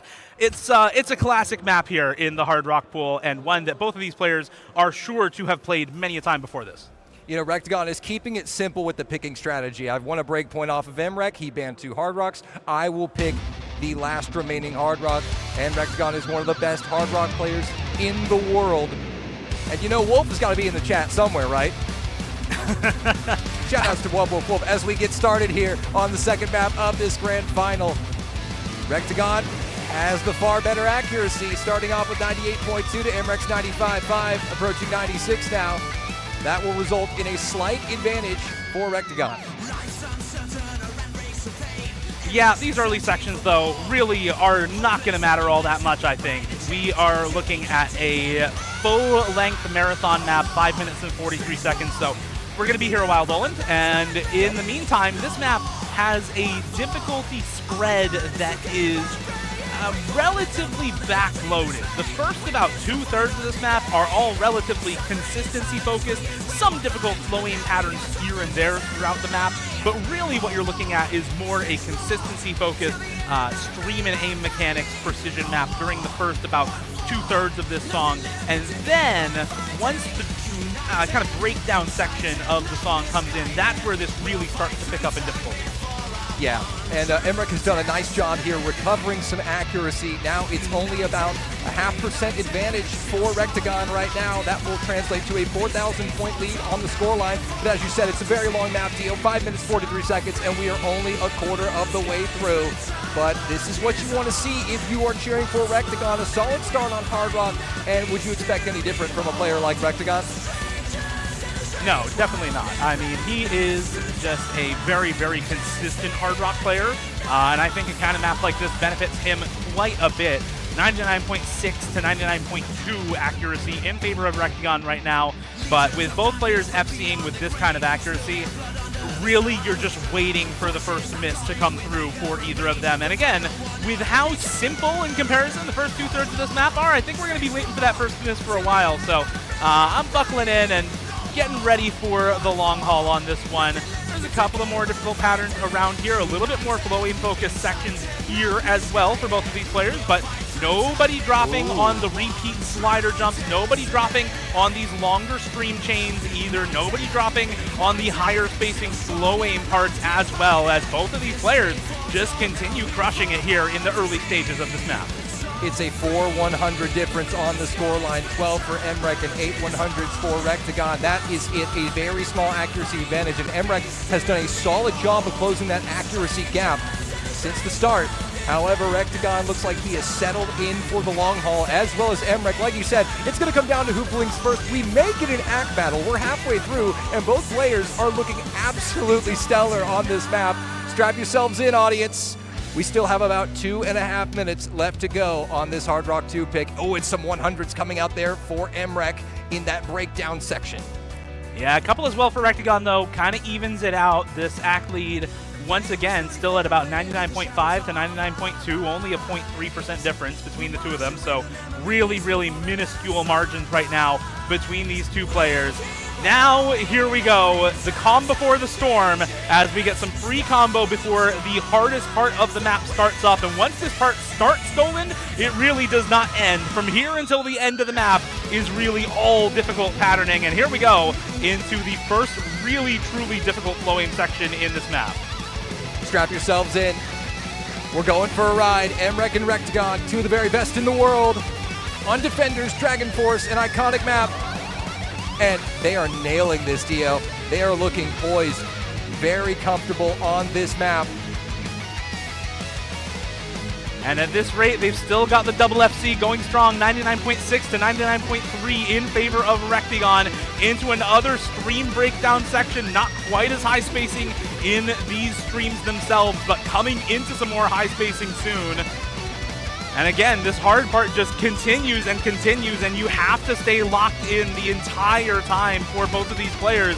This is not on Nomad. This is with Hard Rock. This is CS 6.5 for both of these players. They both make it through the most difficult section in the map with their FCs intact. Doland, we might get an ACK battle on Defenders. I can't believe it, but we are getting an ACK battle on Defenders right now. It's an 8-100 difference in favor of Rectigon. But I mean, one slip up on a stream and you get a bunch of 100, just start chaining 100s together, and that instantly flips. A miss will spell certain doom into the final sections of this map, Dio. It is indeed an accuracy battle on Defenders. These two grand finalists are lighting up Las Vegas to start off the grand finals, Dio. And it's another couple of hundreds dropped from MREC as well. It's a 10-100 difference, but there goes Rectigon. He finds the miss-save on the stream at the very end of the map, and the score lead instantly over to MREC's side. Just barely able to take it back at the end of the map, despite the accuracy difference. Rectigon holding so strong throughout this entire map. But it was not enough to keep the win and the end of it all. MREC holding on to the FC, rewarded with a miracle breakpoint back on Rectigon's first pick. Break for break to start off the grand finals. Exactly what MREC needed to get right back in it. I still can't believe we essentially just witnessed an accuracy battle on Defenders. The crowd roars. They love it. And why wouldn't they?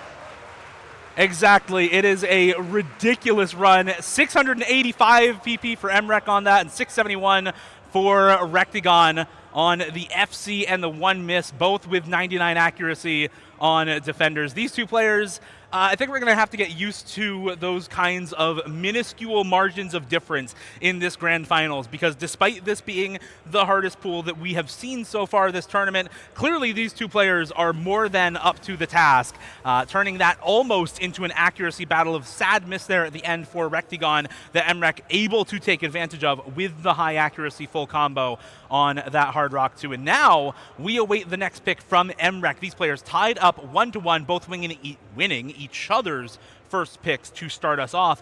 Let's see where MREC wants to go now. Do you kind of break glass and go for something like the DT2 or the Nomad 2? Do you stay in the kind of, or the Nomad 5, the other speed map that I didn't mention there? It's going to be the Nomad 5, Yotoga Banashi by Minstrel. This is not the original set. This is a newer one mapped by Lucent, but it does a lot of the same things. 240 BPM, AR10 speed, and this is one of the highest star ratings in the pool as well, just over 8 stars.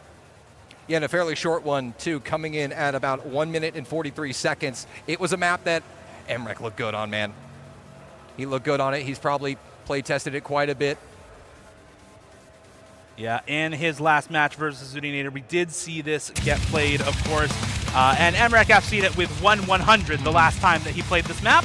Let's see if he can match that score or do better this time around. It's a very, very high bar that he set for himself in that Losers Grand Finals. Rectigon with a very, very high bar himself to overcome if he wants to take a break point on this one. And a couple of early hundreds, an early miss and an early 100 for Rectigon. Gonna make it so that that bar becomes even more out of reach as we get into the second quarter of this map already. As you said, Dolan, a very, very short one. Indeed, yeah, very, very short one. Should MREC find a single slip-up, though, there is an opportunity for Rectigon if he can keep that accuracy up, and he's recovering quite nicely. But, as we noted, MREC, a 1-100 full combo on this against Zudinator just moments ago before this match. So, you can't exactly count on a miss like that coming out, but if you're Rectigon, all you can do is recover and stay within striking distance to pounce off of any potential miss. And the recovery is good for Rectigon. I mean, he is still on that 1-100 and 1 miss from very, very early on in the map.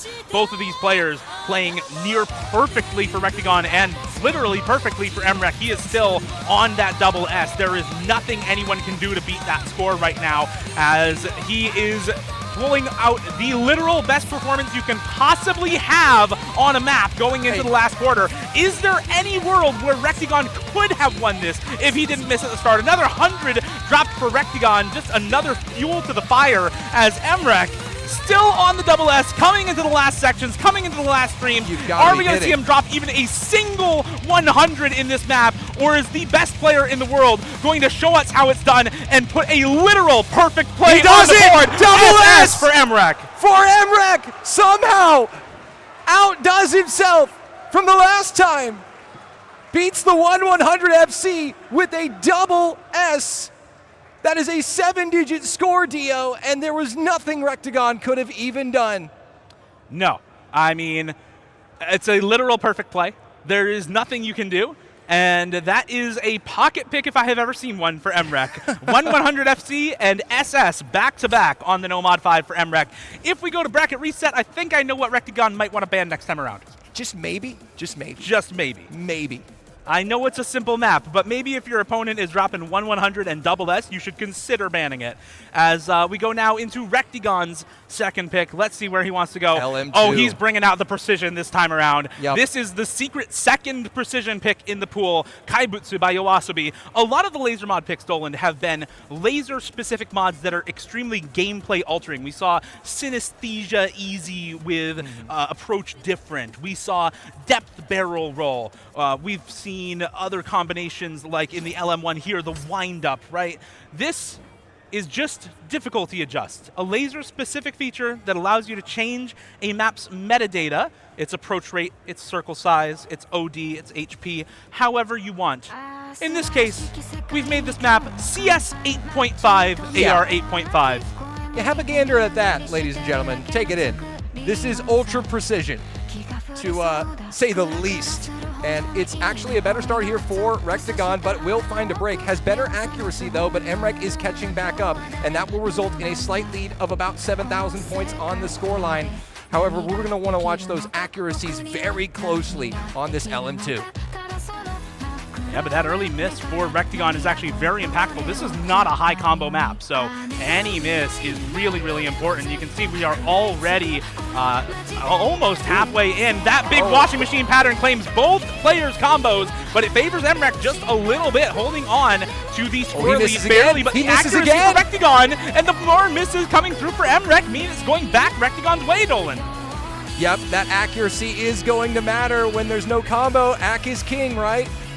And now we have a quarter of the map left to go. Rectigon, finds a brutal couple misses there, but will still retain a small advantage. He just has better overall accuracy, about a 3% advantage. Emrek now struggling. This looks like it's going to be a great pick here for Rectigon, as long as he can just limp this home. This is a 5,000 point gap, though. It's going back and forth here. Rectigon trying to hold on. God. Some misses come out. Who's he going to be? It is Rectigon!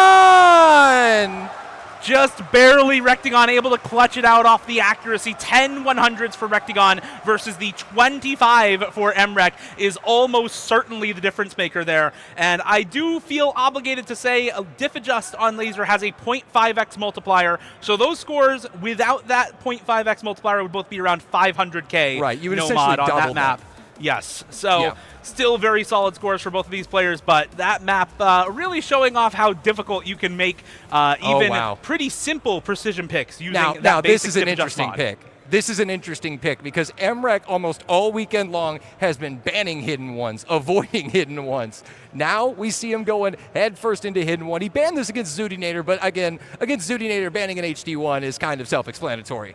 Yeah, Emrek's last couple of matchups have been Zudinator, where of course you're banning the hidden one. And then before that, Rectigon, where of course he did not need to ban the hidden one. But then before that, Zudinator again. Before that. Right, so, right. Yeah, he's going to be banning hidden one quite a lot over the course of the weekend if you're playing Zudinator multiple times. And so I think it makes a lot of sense that now picking Hidden into Rectagon rather than Zudinator makes much more sense if you are Emrek. Emrek, a very, very well-rounded player, and Rectagon also quite a well-rounded player as well, but a little bit weaker on the Hidden overall. This a very awkward aim-focused jump map with that Hidden mod. Son of Robot by Dance Gavin Damp, mapped by Lighten. It is AR 9.5 and 218 BPM, so a little on the dense side, but very, very slightly only. As you can see, lots and lots of wide-angle jumps, lots and lots of linear jumps, and they already catch Emrek off alongside these streams. Yeah, a cleaner launch here for Rectagon. Rough start here for Emrek, but there's still plenty of time. As you said, 3 minutes, 21 seconds in length. Not the end of the world, but this is a very good sign if you're cheering for Rectagon. A clean start, and that matters a lot on the Hidden modification, just because of how mental tilt can work with Hidden. You can get into a rhythm, avoid the mental tilt. Really bodes well for your future here, but Emrek has been recovering quite well all match long, all tournament long, really. All right, let's see if he can lock in and recover nicely throughout the rest of this map as well. Rectagon with the victory assured, however, so long as he can hold this FC, but there he goes. Misses instantly at the start of this first KI time. This difference in spacing in this first KI time is massive compared to a lot of patterns beforehand. Another big act drop on the stream for Rectagon, and Emrek with the score lead back in his favor once again.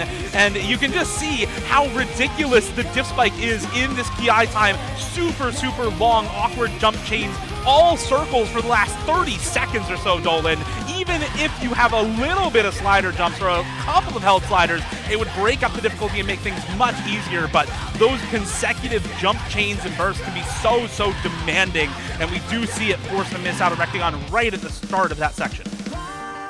And now the players have kind of settled in, recovered some combo here. Rectagon up to 371. It is an exact 300 combo advantage for Emrek at this point in time, and it's resulting in a 46,000 point lead for Emrek on the scoreline. We now enter the final third of this map.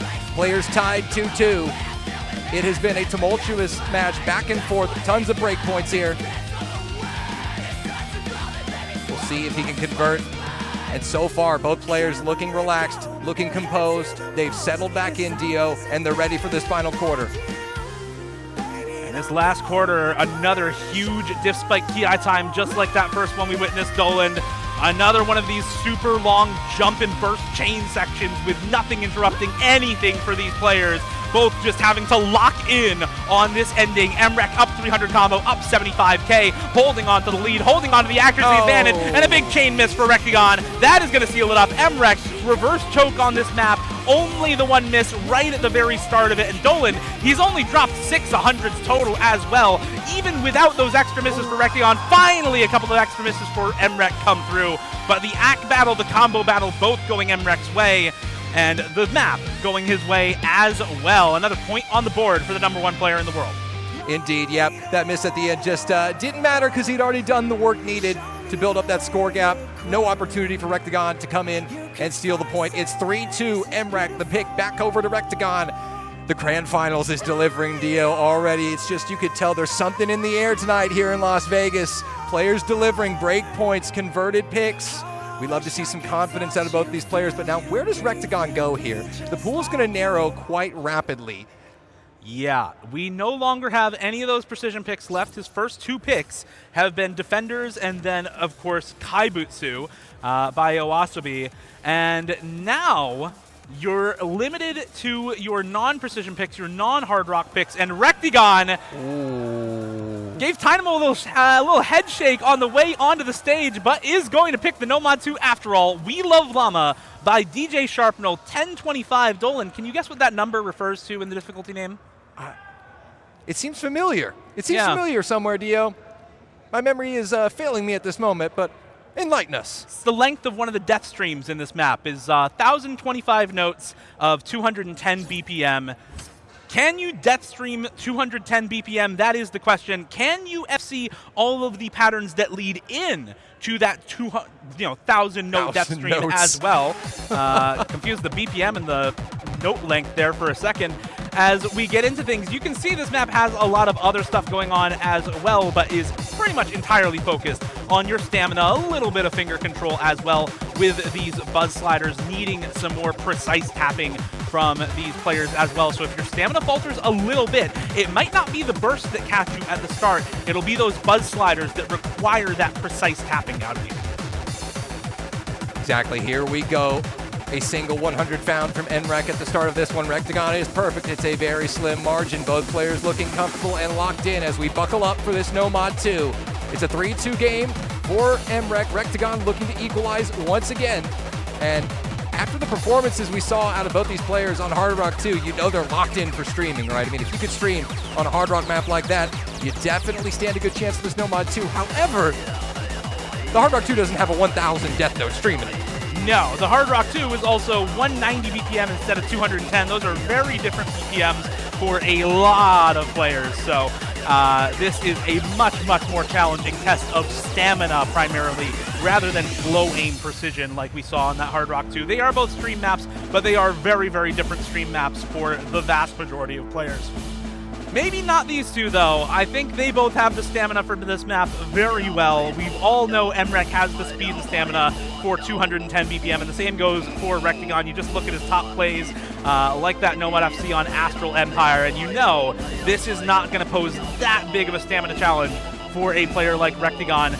But it's another long map. It's a 5-minute Nomad 2 here for We Love Llama, and we're going to be strapped in for a little bit here before we get to the titular 1,000-note death stream as well. Third of the way through, both players looking absolutely flawless. 2 100s found from MREC, that is it. And there's a 100 found for Rectagon as I say that, but that's literally all there is to report as we get ready for the death stream coming up. Still got a few more sections until then, but you can't forget about it. It's definitely so important. Oh, man. Oh, baby. And that is a big act drop for Rectagon right at the start of the death stream.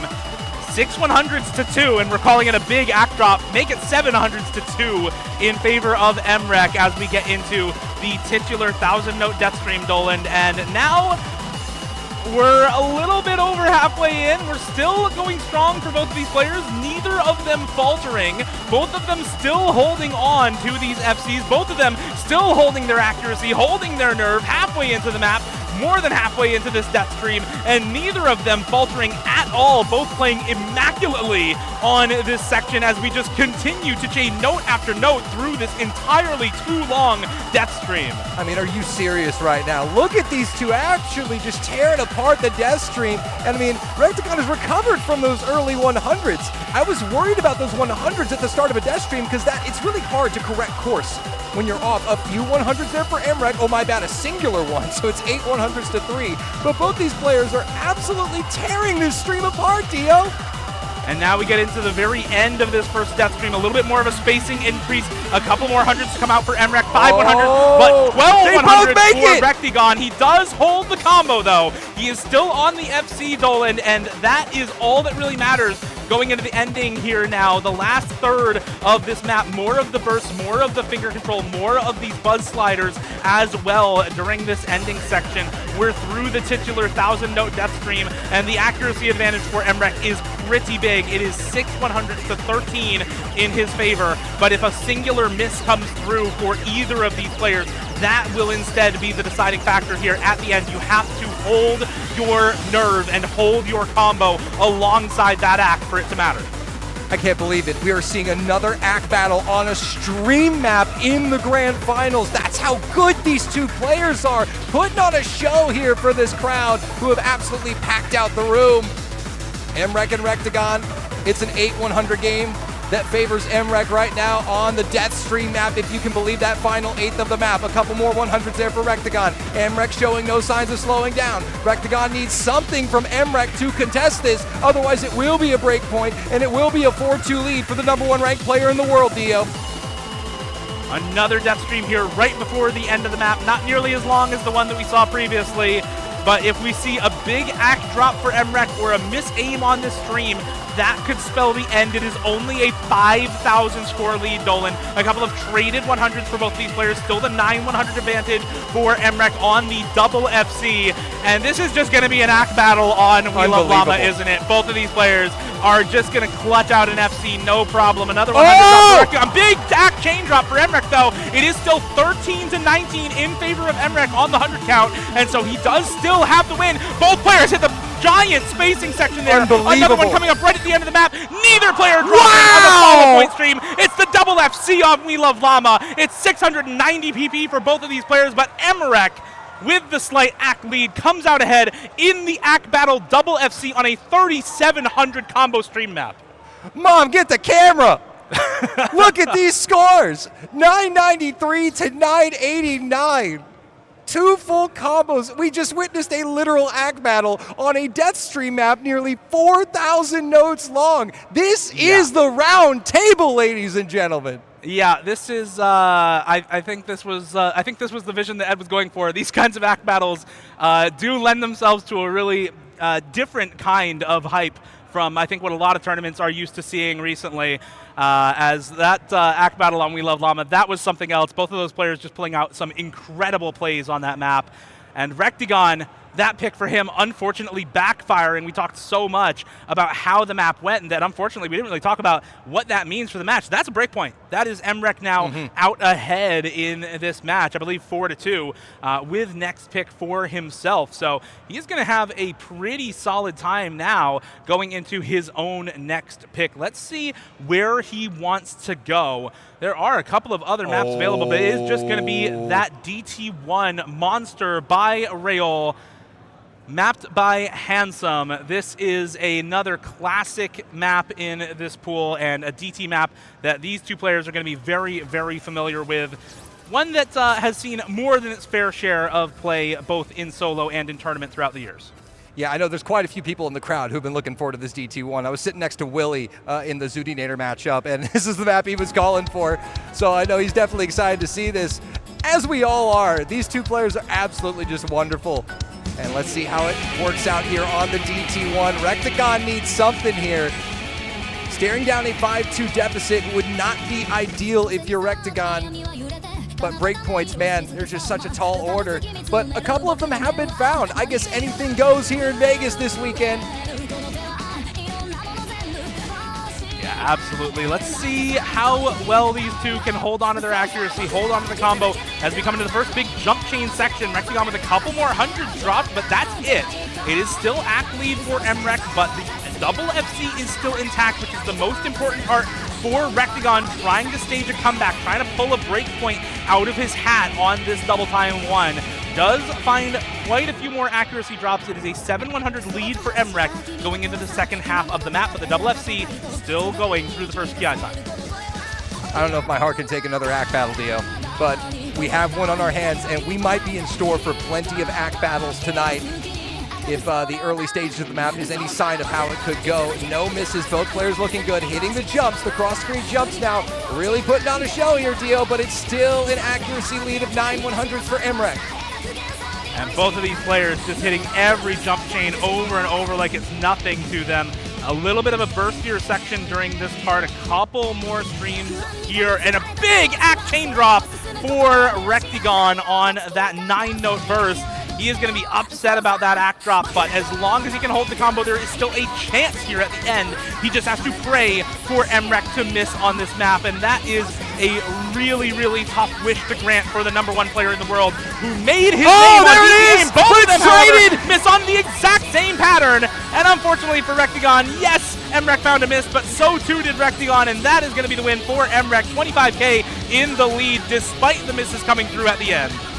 Oh, Heartbreak City for Rectagon. The miss finally comes out from MREC, but it is immediately traded, and that is going to be another point for the #1 ranked player in the world. Match point here on game #1 in the grand finals. MREC just needs one more point to send this to a bracket reset. And Rectagon now, you got to go back to the drawing board here. A tough position to be in, down by 3 points, needing 4 consecutive points against MREC to win the title right here and now. Yeah, exactly. Rectagon You know, he's down, but he's not out. Even if he does lose any of these next few maps, he does still have the bracket reset to try to win again against Emrek. Emrek, meanwhile, needs to win both this set and another best of 11 on this same pool immediately following this match for him to be able to win against Rectagon in this grand finals. So it is a tougher ask for Emrek on paper. Now, interesting. Looks like we're going into DT2. And following up the Nomad 2 pick with the double time 2 for Rectagon. And I think this is just picking a very, very similar style of map here for Rectagon, saying, okay, I'm not going to pick the aim, I'm not going to pick the tech, I'm not going to pick the reading maps, I'm going to go into something very, very straightforward where I can potentially FC and AC battle you. This is Ice Angel, not double time, but rate changed to 1.34x, which is exactly 225 BPM, AR10 after that rate change on this map. So this is 225 BPM Ice Angel. Here we go. The crowd's hyped for this double time 2. As we get into it, it's an iconic song. It's Ice Angel. Here we go. Will Emrek reset the bracket here and now, or will Rectagon keep the dream alive? He needs 4 consecutive points, Dio, to win it. There is an early miss for Emrek, a rare mistake, an opportunity for Rectagon. We'll see if he can capitalize. Yeah, let's see if he can make good on this early miss from Emrek. Rectagon holding onto the FC during the intro of this map, and this intro is deceptively hard. You find a lot of players resetting runs of this map on the intro, especially with Hard Rock, but with double time or rate change as well. And now we get into some simpler sections of this map. There's a lot of really tricky stuff in between here and the ending death streams. A lot of the flow aim in this map can be really deceptively tough, alongside some finger control requirements that are not immediately obvious looking at a lot of this map. So from here, it's all about the flow aim, the consistency, the multi-skill set speed that this map requires of you. Both players hitting that next big flow aim required stream into this next little bit of death streamy section for these two. Accuracy still intact for both of these players, but Rectagon on 99.7, now 99.6 with the full combo. Emrek dropping a little bit of hundreds on that stream as well, now into a finger control section. Yeah, 19 100s found for Emrek as opposed to 7 for Rectagon right now. Accuracy advantage going his way, as well as the combo. Everything you want to see right now if you're a Rectagon fan. However, we're only a third of the way through. There's plenty of map left, as this is a long map even after double time is applied, as we see Emrek drop a few more 100s into the spinner. We're going to get a little break here as we build up towards the next key eye. Hold your breath, folks. This map ain't over. Rectagon looking to force Emrek to another pick here. It was an interesting choice to go into DT2. However, it looks to be a scouted pick here.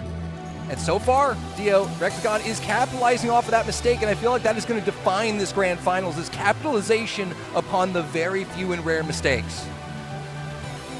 Yeah, exactly. I mean, knowing this, that you have this map in your back pocket going into the next set, right, as Rectagon, testing the waters on these more straightforward mechanics picks, I think works very, very well for him.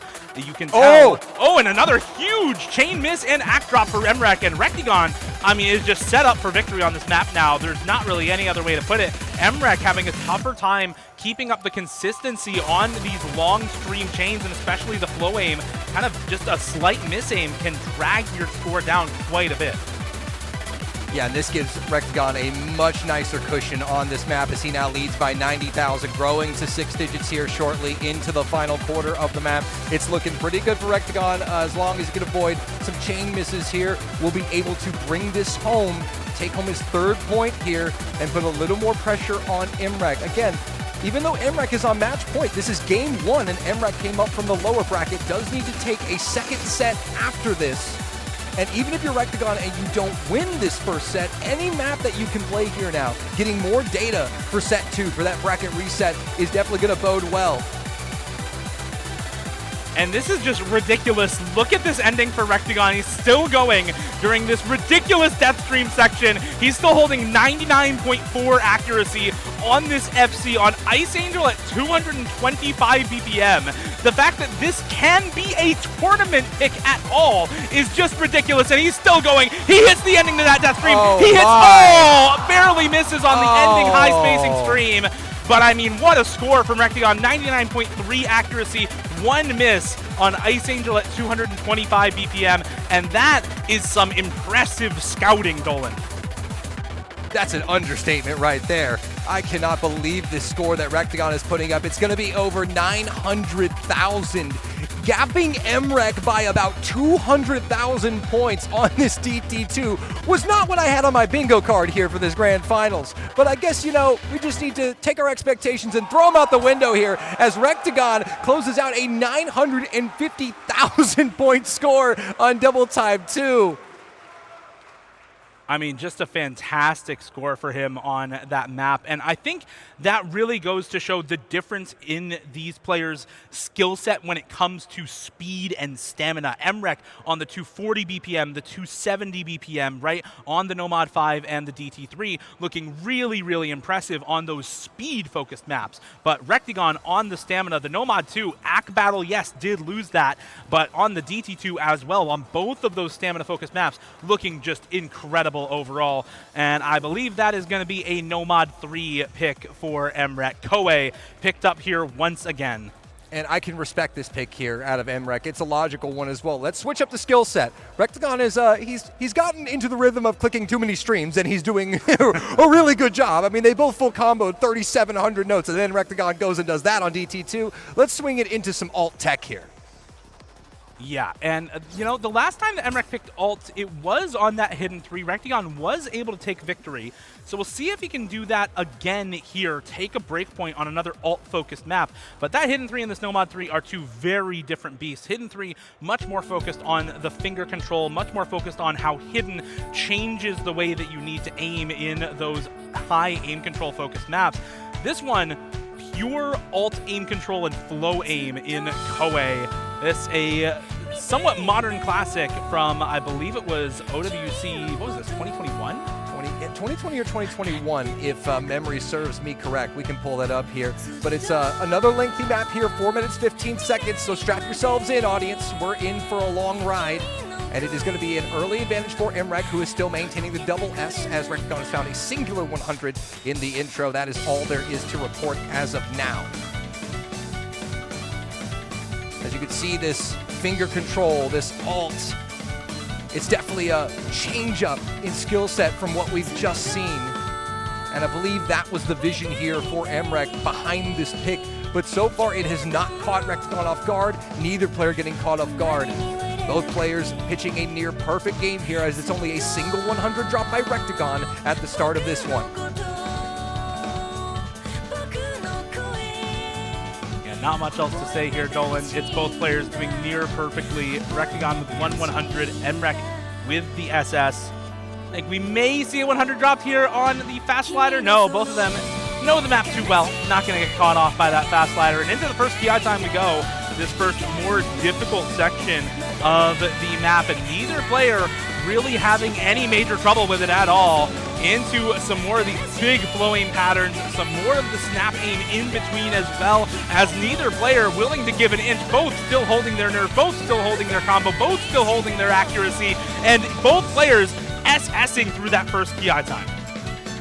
It's still a single 100 separating these two players, and that 100 was found at the very start of the map by Rectagon. We could be in store for another Ack Battle, but no, there is a drop from Rectagon. That will change things. And Dolan, MREC's on match point. It's 5-3 in this best of 11. A miss there for Rectagon is potentially the worst possible thing he could have found on this map. MREC with this change of pace, with this change of skill set, still looking impeccable. In fact, literally perfect on this play so far. And at 5-3, pitching a literal perfect play while you're up match point is an unbeatable combination for the world's greatest player. Can he pull it off?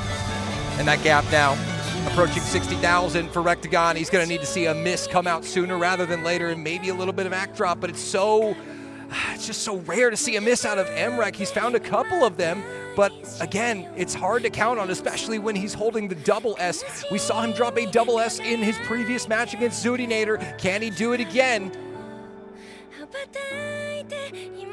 Slow section, not catching out either player. If you're Rectagon, you need that miss to come out. Oh, no.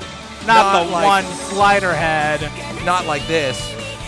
Well, it's not going to be the perfect play for Emrek, but he is still on the perfect full combo right now. 100 dropped on a slider head with that slider accuracy on laser.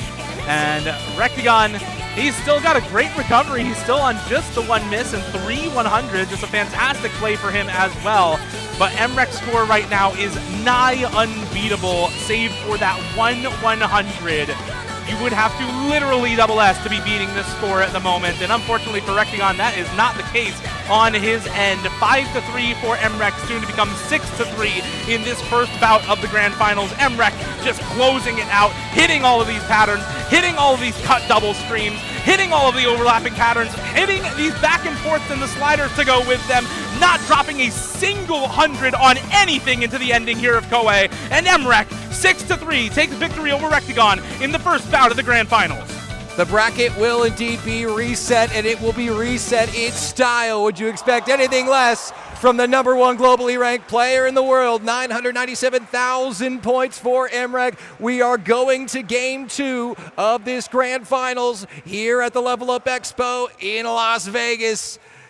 Oh man, Dio, the hype is building, and now it's the bright lights, it's the pressure, it's that situation everybody dreams about, right? Bracket reset, Grand Finals, and we saw some incredible battles in that first set. I mean, act battles on maps that had no business involving an accuracy battle. On Deathstream maps, it came down to accuracy practically.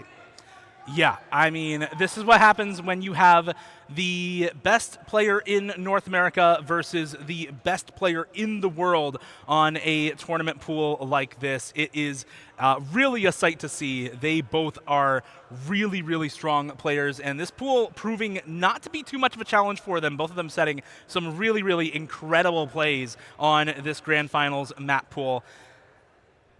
Did get word that we're taking a very, very short break in between these two matches, so let's go over some things. I think we learned, #1, maybe we're banning Nomad 5 for Rectagon. Maybe. #2, maybe we're banning Double Time 2 for Emrek, as that DT2 looked very, very good for Rectagon, nearly FCing Ice Angel at 225.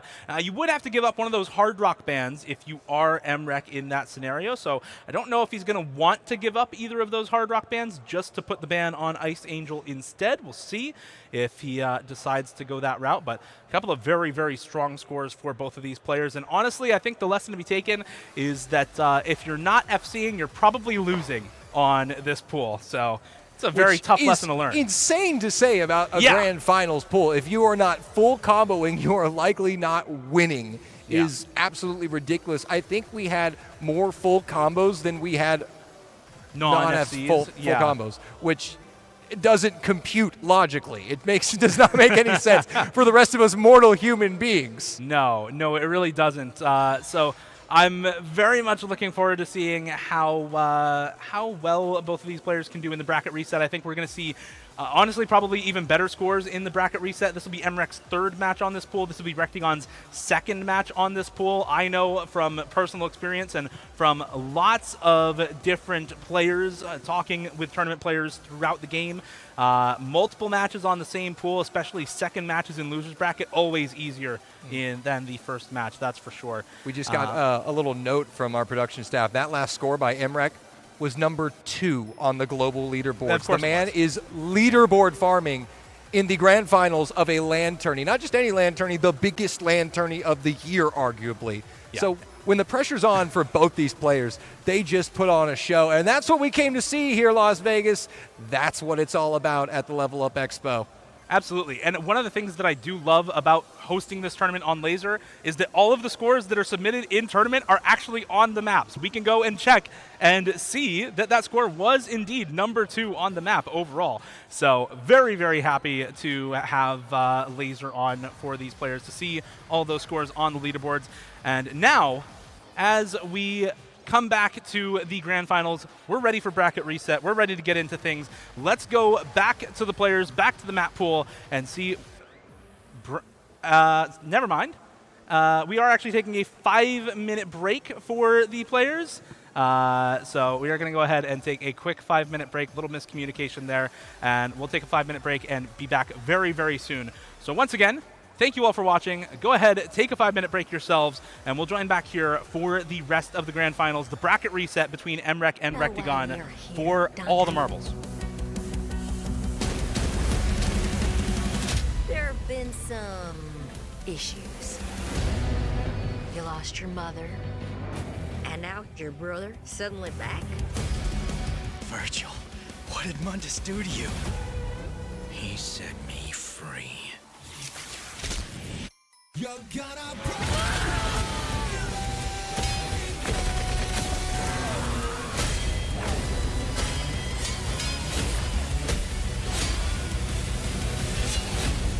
You and your brother both have roles to play in the coming Reformation.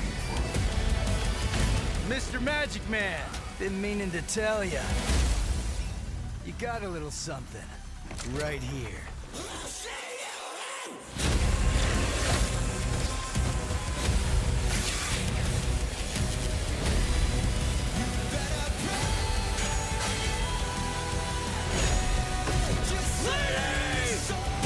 The Sons of Sparta, at last. I hate to sound harsh, but this is the worst ventriloquist act I've ever seen. I can't even tell which of you is the hand and which is the asshole.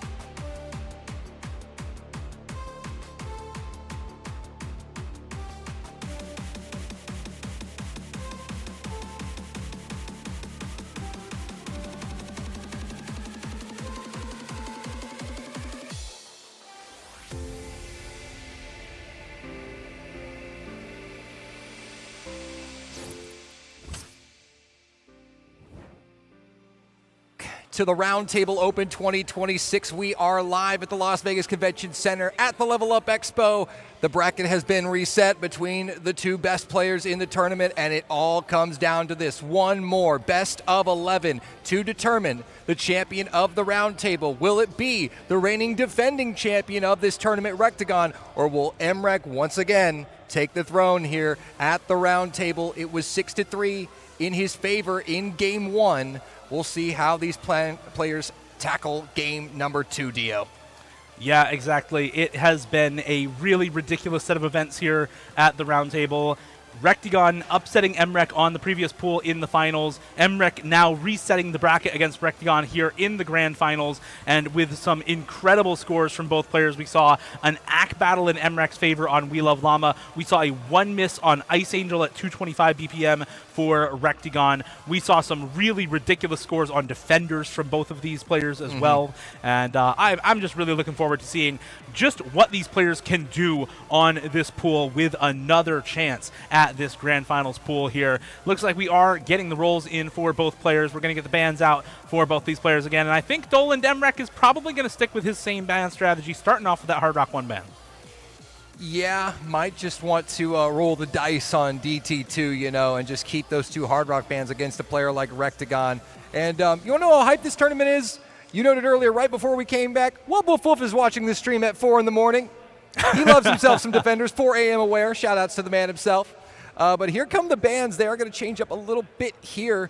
It's actually going to be Hidden 2 and Double Time 3 banned out by Rectagon. Now waiting the second ban. Yep, they're going to stay the same for Emrek. Hard Rock 1, Hard Rock 3. I actually think those are, wait a minute, the exact same bans from both players. I believe so, yeah. It was the same exact bans in the first set of grand finals. So these two players saying, you know what? Yeah, you had some great scores on a lot of other maps too, but I think it'd be even worse if I left these up. So we got the Nomad 5 still up for Emrek. We've got that DT2 still up for Rectagon. We've got a lot of other really solid maps for both of these players as well. I'm looking again at those hiddens for Rectagon. Both of those, I believe, turning out in his favor in the last match as well. And we're getting the first pick. We Love Llama. Nomad 2 first pick from Rectagon. He picked this last match, and both players FC'd it. It turned out as an ACK battle in favor of Emrek last time around. Let's see if Rectagon can turn it around, boost the accuracy up a little bit, and make sure that he comes out on top this second time around. Absolutely no fear here from Rectagon, diving right back into the Deathstream map that unfortunately he just came up short on. But I mean, really, if you look back at how last match unfolded, even though it was 6-3 Emrek, we very well could have been on a timeline where it was 5-4 Rectagon. With how some of those maps went and how close it was, mild tech issues here, it seems, at the start. We're going to get that sorted out here. But it's Osu. What would it be without tech issues, right? You can't have a flawless stream. So he's a little bit. I mean, I know the Poon probably wishes otherwise, but he's been working his tail off this weekend along with James back here to remedy any minor tech issues that we might have. And here we go, folks. Grand Finals, bracket reset. It's all on the line. This best of 11 to determine your 2026 Roundtable Open champion. Make some noise, Las Vegas. Here we go. And into the first map. Once again, if you're just joining us, this was played last time around. Both these players FC'd. Emrek came out on top. Rectagon with the salty run back. Pick it again. Let's go again, bro. I know you don't got it in you twice. And let's see if both these players got it in them twice, if they can both pull out the FC one more time. A little bit more burst control, finger control here at the start. Once we get about a third of the way in, we start a 1,025 note death stream at 210 BPM, and then we go back afterwards to more of this finger control, burst control heavy section.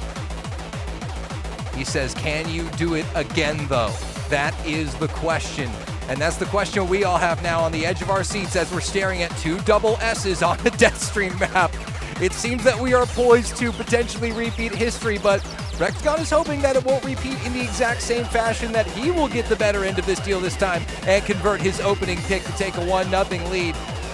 But don't blink, folks. Anything could happen here, and the Deathstream looms.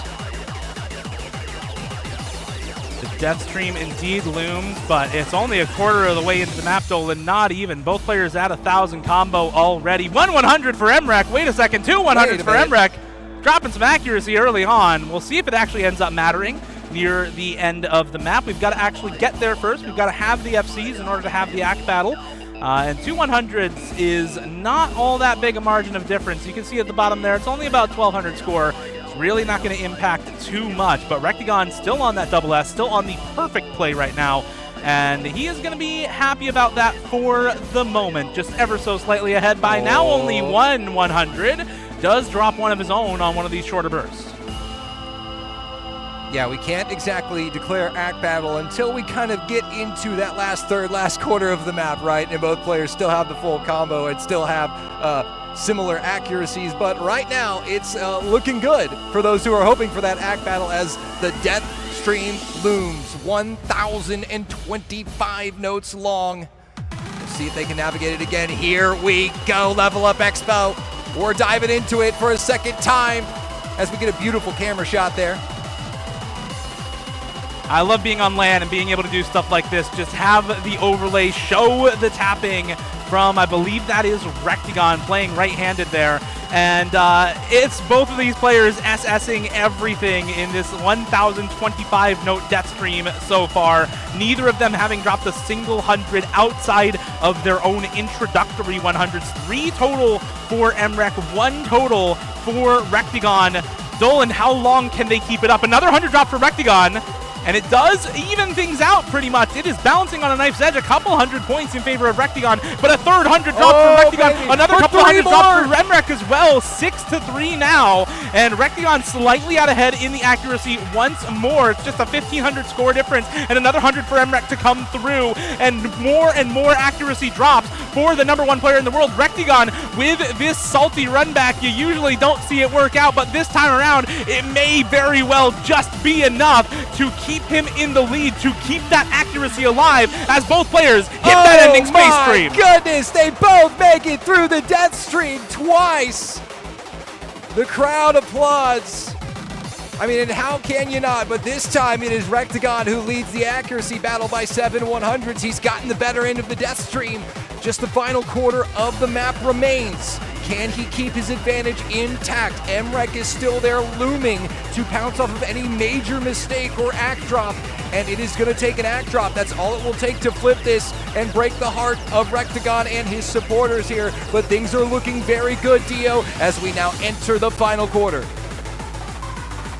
And this is just I mean, it's just ridiculous, man. What do you even say to it? Both players still holding the full combo. 3 100s total on this map for Rectagon. He's gotten through the 1,000-note death stream and still has the stamina to hit all of these finger control sections afterwards, no problem. The same goes for MREC. It is 99.73 accuracy. It is single-digit 100 count difference for both of these players, as MREC only 7 100s behind Rectagon on a 3,000 combo map. We're going to be coming up to 3,700 combo at the end of this map into another 500-note death stream here before the end of the map. How well can the players handle it? Do we see more act drops for MREC? Does Rectagon clutch up and win the salty run back here?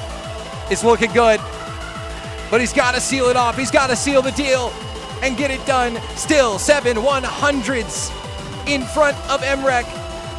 They have not dropped a single 100 since the death stream, Dio. This is unreal. However, we cannot declare victory until it's over. There's another 100 for both players. They have to hold strong to the end.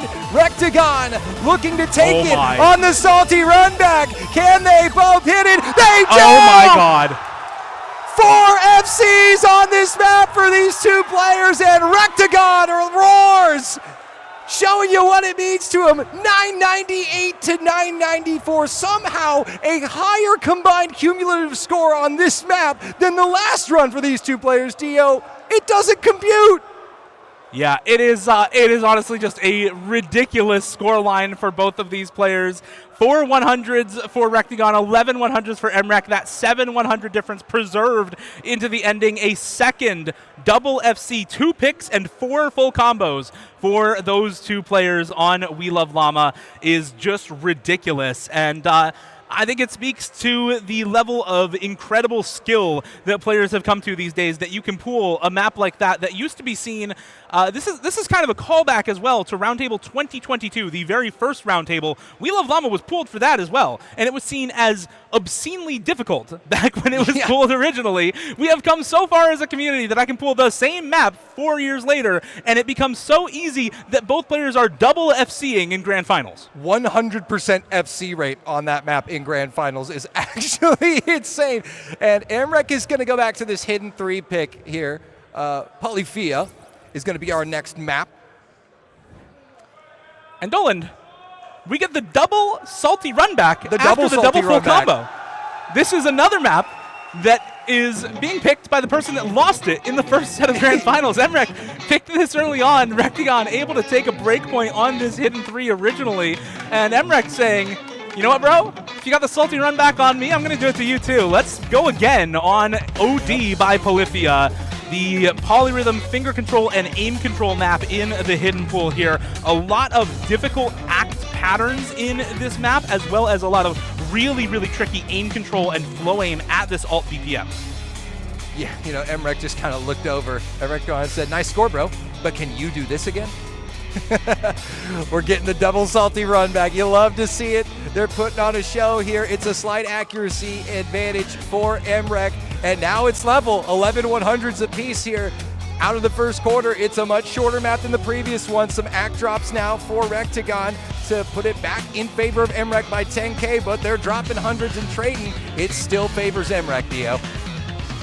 Yeah, out ahead by nearly a % inaccuracy, but the double full combo is still intact. And last time around, it was Emrek to find the miss first, and it's Emrek to find the first miss again. It's Rectagon to hit the full combo on this first KI time. He makes it out intact halfway into the map, and Rectagon with the full combo once again. This is the exact same playbook from last time around. And what do we say this Grand Finals was going to be defined by capitalizing on mistakes, but Rectagon does trade the miss back. It opens the door here for Emrek, who has about a 2% AC advantage, finds another miss, and here comes Emrek. You can't leave that door open for the #1 globally ranked player in the world. He's going to storm right back in. You give him an inch, he takes a mile, and another heartbreaking miss here for Rectagon right before the break. Yeah, and a little bit of a disappointed face there for Rectagon, knowing at the break that, oh, Lord, I've missed again, and Emrek's got the combo right now. And this score lead is going to continue to grow. It's about 20K, growing up to 25K pretty quickly here for Emrek. Laser score differences don't grow that quickly, Dolan, but that also means they don't shrink too quickly. And so this 30K lead is a little bit bigger than it would normally seem on Score V2. Both of these players aware of that. Emrek aware that he is building up this score lead after that break. Emrek aware that he can also complete his own salty run back if he can clutch up and hold on to the combo into the ending, and he does. Hits that big snap pattern, hits these finger control patterns afterwards, and continues holding on to his accuracy advantage up over 2% over Rectagon into the ending of this map. Emrek looking poised to tie this matchup at 1 point apiece. It's now insurmountable for Rectagon on this one. Gonna have to go back to the drawing board on his second pick here. It's gonna be all level 1-1 here in the bracket reset of the Grand Finals. And the tension and pressure now just gets cranked up another notch with every map that's played. Solid scores, but that might be the first time this Grand Finals, Dio, that the person who won the map also missed. Yeah, it really might be. That was, I do think maybe we had an earlier miss for Rectagon last time around when we saw this hidden 3. I think it just played out a little bit the other way around. This time around, Emrek missing once, or rather 2 misses on the same pattern early on into the map before that first KI time, or right at the start of that first KI time. Rectagon missing a couple of times, and because of him missing multiple times, the accuracy advantage for Emrek helping out quite a lot. Emrek able to take a very big score lead there and bring home yet another point for himself. 1-1 in the bracket reset, already having taken 6 against Rectagon in the first set of Grand Finals. And now we go into the next pick for Rectagon. Last time around, he followed up the precision picks with the stream picks. This time around, he started with We Love Llama. Are we going to go back into Ice Angel next? No. It is going to be Defenders once again for Rectagon. This was his first pick last time around. No surprises whatsoever to him for him to go back into this. Yep. And he knows that these stream maps are absolutely a must-win for him in this Grand Final. Starting off with this right foot forward on We Love Llama. But now we will go to Defenders. We saw how that played out last time. It was nearly an act battle then. Yep. Could we get it once again? And at this point in the Grand Final, we have to start talking about the fatigue level of these players. They're amazing players, but they have been playing high-level Osu for quite some time now. And they have been clicking a lot of circles, Dio. This is the second time they're running back this map. They've played We Love Llama twice. They're now playing Defenders here for a second time. Act drops might be more frequent, and we'll have to keep our eyes peeled as we get started with 5 minutes and 43 seconds of Dragon Force. Yeah, and I'll say again here what I said at the start of Defenders last time around. This is a map that really gets started about 2/3 of the way in. There are some difficult patterns in the first 2/3 of this map, but this is largely a precision aim and stream mechanics consistency test before we get about 2/3 of the way in, and then the flow aim and somewhat stamina difficulty really picks up, but mostly that flow aim with the precision element, CS 6.5 after Hard Rock. And so far, it is an accuracy lead for Rectagon out of the gate, but it's a minuscule difference. 100 separating the two players now. 4 for Rectagon, 3 for Emrek, as Emrek now takes control here. But as you said, the first 2/3 of the map are rudimentary compared to the back third of this map. By no means is the opening 2/3 easy, but just in comparison, that is what matters here. And both these players looking to settle in for the long haul on Defenders. Yeah, and I think, you know, you can call them rudimentary, you can call them simple, you can call them consistency, but what it means is that these players have to stay locked in for the first 2/3 and then kind of mentally reset and lock in again for that last 1/3. So you really do have to have the mental fortitude to play a map this long with Hard Rock, with that CS 6.5. Both of them handling it so far with a Blom. In fact, identically right now, identical 100 count, identical accuracy, identical score for these two players a third of the way in. Welcome to the Osu Cinema, ladies and gentlemen. It's a packed house tonight, and tonight's showing is Emrek and Rectagon lighting it up here in Las Vegas. 100 of difference here on Defenders yet again as we approach the halfway mark. We're a third of the way through, Dio. The pressure and the tension cranking up ever so slightly. You can feel it in the air. Yeah, as you get farther and farther into this map, you know that tension builds for these players. You know missing before that difficult section essentially spells doom for your run on this map. And so both players actually dropping a lot of accuracy there, but Emrek dropping a ton more 100s on that stream does recover. Both of them above 99 accuracy still, both holding on strong on Defenders, halfway in with the double FC still going, and needing to just reset here very soon. A couple of more stream patterns before we get some slow section for a mental and maybe physical reset for these players. Halfway through. It is a 6-100 advantage for Rectagon at this point in time. That's the only thing separating these two players, and it results in a score gap of roughly 7,000 points at the bottom of your screen. Now starting the second half of Defenders here, and as you said, this is where they're going to have to really lock in, mentally focus here, because the map only gets tougher in that final third.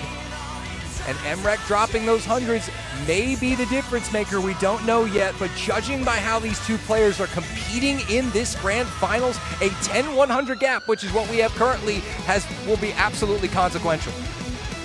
Right now, it's the Act battle, it's the double FC. Let's see how long that stands the test of time, Dolan, as we get now into the most difficult section in this map. Big, long stream here with a huge flow aim spike at the end of it, and both players hit it. Both players holding their accuracy as well. No 100s dropped so far in this bigger space stream section. Back into some awkward linear style jump aim and pattern aim for these two players before we lock in once again on the streams during this section. More of the flow aim requirement, more of the space stream requirement for both of these players. Consecutive slider jumps and linear jumps afterwards as well baked into this section, and both players still holding strong. Both players still holding their nerve and their accuracy. Not a single 100 dropped for either of them, Dolan. Ever since this section started, they have both been playing immaculately, and they continue to show off on this pool. Finally, though, some 100 drop for Rectagon right at the end of it, but it is not enough to put Emrek back in the lead.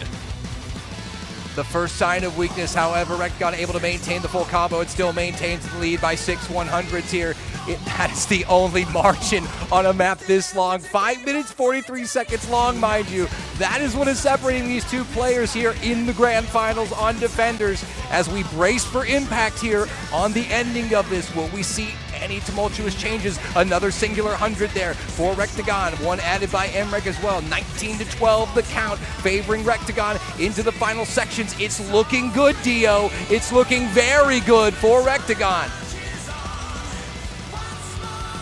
It is looking real good for Rectagon right now, Dolan, and the act battle on defenders is still going for both of these players as well. It is 1200s to 20 right now. Once again, a single-digit 100 count difference for both of these players. It was a 700 difference on Nomad 2. It's an 800 difference so far on this Hard Rock 2. Are we going to see it again? The double FC act battle come to fruition once more in the grand finals as both players hit the ending stream, hit the ending jump. So Rectagon out on top again on the act battle in the stream maps. Defenders and We Love Llama both going his way off the double FC act battles versus Emrek. The standing O for sure. A beautiful performance by both players, but it will indeed be an accuracy battle. This time it is won by Rectagon by a mere 8 100s on defenders. 1.050 million to 1.042 from Emrek. That is what Rectagon needed right there. That's going to be a confidence booster. He's won those 2 stream maps that he kind of struggled on. I mean, you can call it a struggle. They were full combos. But when you're playing against the literally #1 ranked player in the world, apparently a singular miss is defined as struggling. Exactly. And by the way, just casually, that was double 700 PPE plays for both of them on that map as well. We're a few years behind for 700 PP to be huge, but it is still impressive nonetheless as we come into the next pick for Emrek. Double hiddens to start us off. These were both pretty solid for him the last time around. Unfortunate loss on OD the first set of grand finals, not in this bracket reset. And I think he's going to have pretty good luck once again on this hidden one. Won it in the first round of grand finals. This song by Dance Gavin Dance, Son of Robot. Originally mapped, I believe, for Resurrection Cup by Lighten, and this one is pretty much all hidden awkward aim, 218 BPM. It is AR 9.5, so slightly on the density side of things as well, but really all focused on, as you can see, the wide angle, awkward pattern aims, as well as some of a flow aim requirement as well with this hidden mod. And another rough launch here for Emrek on this map, but he was able to recover and get the better of Rectagon the last time around. But Rectagon was able to contest this one quite well, just had an unfortunate miss that resulted in Emrek getting the point. One of the very rare misses of the last game. But so far, Rectagon starting with his best foot forward, a singular 100 found from him, as opposed to 3 100s and a miss found from Emrek at the start of this one. It's 9,000 points in favor of Rectagon a quarter of the way through. Once again, I mean, it's all act battle. It's a very, very early miss for Emrek as well. Probably will not end up mattering whatsoever. But honestly, between these two players, it may end up mattering. Last time around, this was a map decided by combo, not accuracy. However, Rectagon finding more misses, finding a worse miss spread on this hidden one last time around as well. And you can see these extremely long jump and burst chains, not a single slider in sight, and so many jumps in a row for both of these players, just consecutive pattern after pattern after pattern, and they take their toll once again on Rectagon. Missed in the first KI time last time around, missed in the first KI time this time around, and Emrek with the consistency when it matters on those more difficult sections in the map, out on top once again halfway in. And now finds himself in quite the unsavory position. Praying for a miss out of Emrek is not the place you want to be. He'll find another one just before the break. History seems to be repeating itself on this map, but the good news for Rectagon is he won his 2 picks. This won't be the end of the world for him. But the question is, what is his game plan moving forward here? Well, luckily for him, after this, all of the hiddens are gone anyway, so he won't need to worry about any more of those hidden maps in the pool. And I think he's going to be very happy about that, considering he's now missed 4 times to Emrek's 1 miss at the very start of the map. The accuracy in Emrek's favor as well. Not quite the 100 count, but the overall accuracy in his favor as well now. and just holding on through once again these ridiculously long chains of jumps and bursts back to back to back all throughout this PI time. You see tons of these long jump chains of awkward aim patterns, linears, wide angle jump, anti-aim patterns, all back to back with 0 breaks for either player, and they become just so difficult, forcing another miss out of Rectagon, forcing the slider break miss out of Emrek as well. And that is not going to be the reverse choke. It's an end-to-end choke for Emrek, one at the start, one at the very end of the map, but it is still well over 900k, 993k for Emrek on that hidden one. And our first really, truly big score lead, Doland, 200k in Emrek's favor. Yeah. But fortunately in this game, you know, it doesn't matter if you lose by 100 points or 100,000. A point is still a point, fortunately, for Rectagon. And now he goes back to the drawing board here as we are all level at 2 apiece in this second game here, in this bracket reset. The question now remains, where will Rectagon go to try and find point number 3 here? The stream map's essentially gone here. Defender's gone. Nomad 2 gone as well, the Death Stream map. Where will he attempt to go, and where can you even challenge a player like Emrek? Will it be DT2? That went well for him the last time, or does he want to save that in his back pocket, or does he want to keep momentum going? I think from last time around, you know, for Rectagon, one of those maps that you had last time is now gone in the Hidden 3.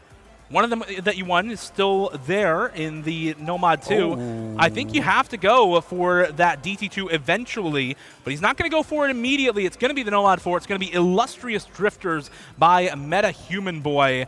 This one from OWC 2025. It's Aurora time again, Doland. Indeed it is. And this might be a scouted pick. You know, one of the luxuries that Rectagon did have by winning that winner's bracket final, he was able to sit down and watch Emrek play against Zudinator. This was the one map that Zudinator did take against Emrek. Emrek did find a miss. And in this matchup between these two players, a singular miss can indeed be a difference maker. As we get into Nomad 4 here, we'll see if it's a well-scouted pick here. Nomad 4, Rectagon's third pick. He's trying to regain the lead, trying to keep pace here in this grand final. A better start here for Emrek, who maintains the double S, as Rectagon found about 3 100s at the start. Yeah, and to Rectagon's credit, I mean, Emrek only got 820k on this versus Zudinator. You say only a little bit facetiously there. It's still a very good score, but unfortunately Rectagon going to be the first to find a miss there. Does find a little bit of an under aim on one of those curved streams in the top left of the map, and now is going to be down about 300 combo to Emrek on the FC with better accuracy going into our first PI time. Some of these sliders can be pretty tricky. We get a lot more of these wiggle streams, cut streams as well, as this map really does combine a lot of different aspects of tech. You get a lot more of this flow and high velocity slider tech in this first section. We go back into a little bit more finger control focused tech, some more slider tech a little bit later as well. But for now, Emrek handling it with a Blom, not having any issues with this map. 99.6 accuracy on the FC. Rectagon as well, 99.4 act, with that one miss staining the record. Yeah, solid recovery here from Rectagon, in position to strike if the miss comes out from Emrek, but this grand final, that has proven to be quite a large if the miss does come out. We're only halfway through, so there's still plenty of time for Rectagon, as the gap is only 45,000, but because of that slight combo advantage, it is growing ever so slightly in favor of Emrek. And like you said, the leads take a while to build up on laser scoring, but they also take a while to shrink on laser scoring. At the way these two players are playing, at the rate, I should say, rather, it's going to be really difficult to overturn it, so that miss will need to come out sooner rather than later. But Emrek looking poised, looking confident here. Only 3 100s found for both of these players. Like you said, the one miss is all that's separating them. And now into this 1/3 section. It's all on Emrek to hold the advantage, to hold the lead and hold the combo during the rest of this map. Even if you drop some accuracy, it's not going to matter so long as that full combo remains intact. So Emrek, don't find those uncharacteristic misses that Rectagon found in the start. Don't find the same ones as versus Zudinator last time around. Keep your combo, and you can hold onto this map and hold onto the breakpoint as well. Rectagon, meanwhile, needs to just pray for those misses to come through, pray for MREC to falter on this map once more. But so far, so good for the #1 player in the world, and so far not so good for the reigning defending Roundtable champion as he finds yet another miss here for himself, another one for Rectagon to come through. And unfortunately, MREC now on the full combo, 99.6 accuracy, nothing to stop him from taking this break point. Indeed, he is going to power forward, pedal to the metal to the finish line on this one. For the break point, MREC into the finish. Can he close it out in style? He does. 988,000 big ones from globally ranked #1 to take the break point here and the lead 3-2. We'll see where he wants to go for his next pick in this map pool to try and consolidate a 2-point lead here in the bracket reset of the grand finals. And could this be the moment, Dio, that we look back on this match and say this was the turning point? Well, it's certainly a turning point for the leaderboard, as that is the #2 play on the leaderboard for that map and the best accuracy Nomad FC as well. Just casual leaderboard farming here by MREC. You know, I mean, he came all the way from Australia. He's got to make a trip out of it, right? Exactly. Got to do something grand. I mean, good Lord. Good Lord, us mortals just sitting here watching it. Like, oh, it's just another Tuesday for MREC. Okay. Yeah. Well, certainly making the grand finals grand with scores like that. Both of these players putting on some really impressive performances as we get into our next pick for both of them. We're going to start off now for MREC. That break point going to be very, very nice to have as we go into his own next pick. And this, Doland, is the pocket pick that we have already seen twice from MREC. It's the Nomad 5, Yotoga Banashi by Minstrel. This set by Lucent is a little bit more straightforward of a pick than a lot of the other maps that we have seen so far in this grand finals. It's 240 BPM speed, AR10, OD 9.3, and MREC so far has cumulatively, across 2 plays, dropped 100. Yeah, a singular 100 on 2 runs of this map. This is #3 for MREC. We'll see if he can repeat either one of his 2 scores from the previous runs. That would be incredible. Rectagon hoping that that will not be the case, hoping he will find a miss at some point that he can take advantage of. So far, no mistakes for either player, 2 double S's out of the first quarter. It's a short map, Dio, 148. We gotta really pay attention and lock in here. Both players still holding on to that double S at the moment. Neither of them dropping any accuracy, and identical scores for both players, a third of the way in, and both of them still holding the perfect plays.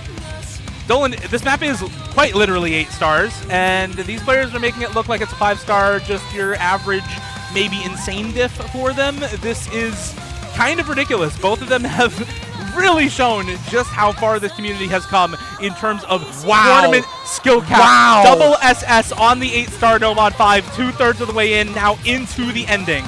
We are looking for any 100s at all. That is how good these players are. On an 8-star map, it's going to come down to accuracy potentially here into the final quarter. Rectagon, if he can pull this off, would be a monumental breakback in this grand final. He needs it desperately. Will he get any mistake out of MREC? Who will be able to capitalize? Will it be a tie? Will we actually have that into the final sections, Dio? No mistakes. Double S is still intact. Here we go. This is the round table. Oh my goodness! It's spin to win! Spin to win! It's a tie! It's a tie! Oh my They God. tied! They tied! Oh my Lord! Cinema! Dio! What on earth? I believe that means we are going to have to run that back again. And for MREC, on 3 runs of this map this week, 1 singular 100. And yeah, the result is a tie. Let me say this now. Replay I the think map. it fits better. Mom, get the camera! Yeah, 3 plays of the map for MREC, 1 total 100 dropped so far. He's going to be playing it a 4th time here as well, as the result is a tie, and so we must play the map again. This did happen last iteration of Roundtable as well. I'm going to throw a shout out to Div 2 last year, where our 2 grand finalists, double SS no mod 1, which was no title. Rail's later, or Jusu's lemur diff of Rail's no title. Double S that and had to replay the map. We're getting a second version of that here as we get our second replayed map of Grand Finals in 2 years. Oh my goodness. I'm looking in the Twitch chat to see if I see a 5 a.m. aware from Wub Woof Woof now. Just checking in. Are you still with us, bud? Here we go again. Here we go again into No Mod 5. Make some noise, Las Vegas. It's time for our third SS from MREC if all remains the same. Rectigon looking to put his second on the board here as well, and just see if they can cause either of the other to miss or drop a 100 anywhere on this map. What an absolute cinematic these two are putting up. The 1 and 2 seed delivering on a level that I don't think anybody thought was possible. Still no 100s found. After we're a quarter of the way through the replay of No Mod 5, they are still pitching perfect games simultaneously at the break. Double S. Here we go. Final half of the map coming up. Is it going to happen again? Will a 100 be dropped ever? Or will we be stuck in this continuous loop here in Las Vegas? Well, a continuous loop in Las Vegas is something that happens to a lot of people, Dolan, but I wasn't expecting it to happen in an OS tournament, especially on a map. This map actually does have a spinner at the end. Usually you don't see ties on maps with spinners. If we do get to the end with the double SS once again, we may just have to pray for a spin to win for either of these players. Neither of them dropping 100 still going into the last quarter of this map. It is still the double SS. It is still both players playing perfectly on this No Mod 5. Can either of them find any mistake on this map, or do we go back to a spin to win once again? It's more of these streams. It's more of the SS. It's more perfect gameplay from both of our grand finalists here. MREC and Rectigon. Make some noise for the end of this map. Spin to win! Spin to win! Who's going to take it? Another tie! They did it again! They did it again! Dio! Back-to-back ties on No Mod 5! We are stuck in a loop in Las Vegas on No Mod 5! This might be worse for your health than gambling at this point, folks. I just about knocked over the light. People are falling over here at the Level Up Expo. This is unreal. We are going to be playing No Mod 5 for the third time this match, for the fourth time in this grand finals, and only a singular... I just see the crowd chanting one more time for the No Mod 5, and yeah, it is going to be a third play just in this bracket reset, a fourth play in grand finals, a fifth play in 3 matches for MREC. We're gonna be here a long time. I mean, we may be here for a while. What's the score even? What? I think we're 4-2. I don't remember. No, it's 3-2. This is MREC's pick, looking to consolidate a breakpoint off the back of Rectigon's last pick. That's right. I wasn't joking, guys. I actually genuinely needed to be reminded of the score. I'm still mind blown, as I'm sure everyone here is. This is unreal, and I don't even know if it's the people who seem least surprised are the players. Yeah. You look at the faces of MREC and Rectigon, and they're like, yeah, I'm going to SS this on demand. Again. Every single time. Yeah. Because that's what they do. Because they are the best players here. MREC is literally the best in the world. Rectigon is the best in North America as well. This is what these players do. They show up and they perform far and above everyone else. That is the caliber that these players have gotten to, and that is what they are doing here right now with a double S. I mean, twice. And this needs to be stated. They're not only they're tying on a map with a spinner. They are tying on the spinner twice. It has been spin to win twice, double S's, and they have both spun the exact same amount twice. And the fun part about that, Dolan, is that Laser actually removed the spin cap. So you can spin above 477 now on Laser, and they're still tying. They're still tying. You need XCON level spinning skills here to break this tie. But here we go. Third time's the charm in the bracket reset. No Mod 5. Oh, miss! Oh, miss! Rectigon early on, and that might just be it. That genuinely might just be it. Already a 50 combo into the map. Rectagon finds a slight misaim, and that might genuinely be the point for MREC. We have seen him SS this map 3 times. He has dropped a cumulative 1-100 across 4 consecutive plays on this map. He won 100 FC the first time he played it, and then double S'd it 3 times in a row, looking to make it a 4th one. Can MREC do it again? Rectagon immediately recovering after the miss. Will it be a 3rd full combo out of MREC? Will he finally free us from the Nomad 5 loop? Or will there be a miss? Will there be a surprise, a shock, a twist in store for us? We're halfway through, and MREC looks so composed on the double S. It's just hard to count on a miss out of him. Rectagon doing everything he can, but he's at the mercy of MREC now. And MREC may just be freeing us. I think regardless of the outcome now, we are going to be freed from our very own South Hall Convention Center Hotel California loop, Dolan. As regardless of whether MREC completes the SS or not, I believe it is not going to be a tie this time around. So we're just looking to see if MREC can clutch out the FC, clutch out the point, and consolidate that break point, go up 4-2, and potentially put up a 4th SS in a row on this Nomad 5. No, not going to be the 4th SS in a row. He will drop 1-100, but it's still better than the miss that Rectagon dropped earlier on in this map. It's still better than the 2 100s for Rectagon on this map. And MREC will drop a cumulative 2 100s on 5 plays on this map. 5 full combos in a row. Wow, we are finally free at last from Nomad 5. Unreal scenes here at the Level Up Expo. That is going to bring the score to 4-2 in favor of MREC. And now the pick will go back over to Rectagon. You know, it took about 10 minutes, but MREC was finally able to consolidate that break point. Finally. Finally. The We longest did have to play the map 3 consolidation. times.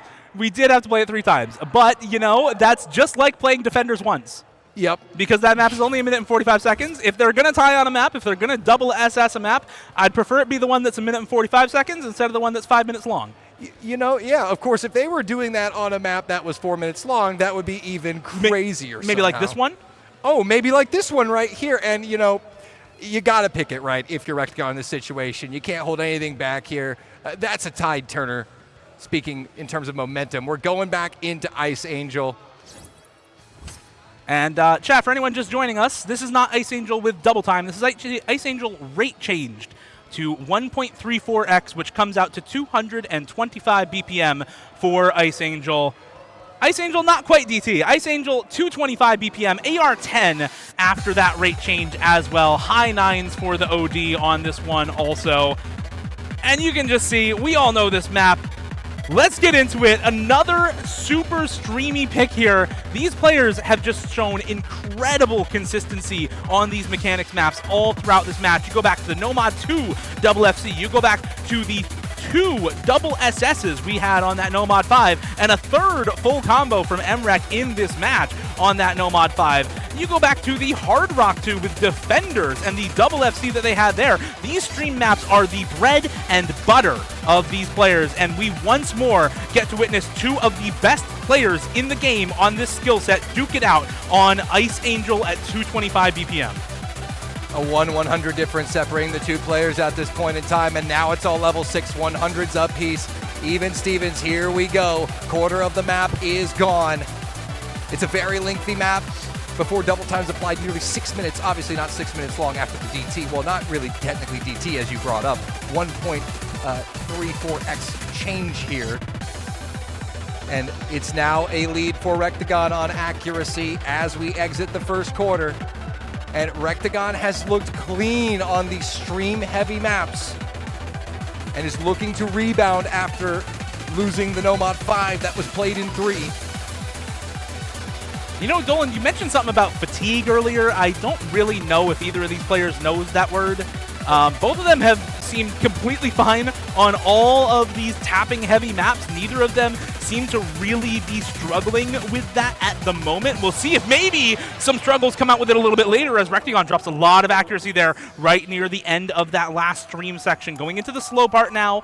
This part, a little bit notorious to act, but on Nomad, on DT, on rate change, should be okay for both of these players. should be okay. Still relatively level. 11 100s and a 50 for Rectagon as opposed to 15 100s for MREC. Still a very, very small advantage for Rectagon in terms of accuracy, resulting in a 2,500 point gap on the scoreline halfway through.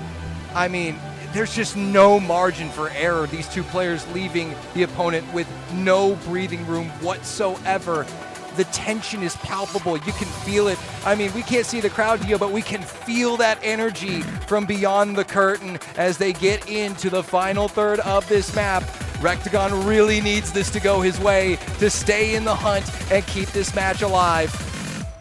One more finger control section here for the road. Lots of these sliders needing to be held down a little bit longer than you might expect. A lot of 1/6 bursts in this section, a lot of doubles and quads in this section as well that can really strain the finger control. And Dolan, this map, tricky as it is, leads right into the death stream ending right after this finger control section. Both of these players holding no problems during this part of the map. Again, slight accuracy lead for Rectagon. A couple more hundreds dropped for him, however. Another few hundreds dropped for MREC as well, but both of them holding on to the full combos into the ending death stream section.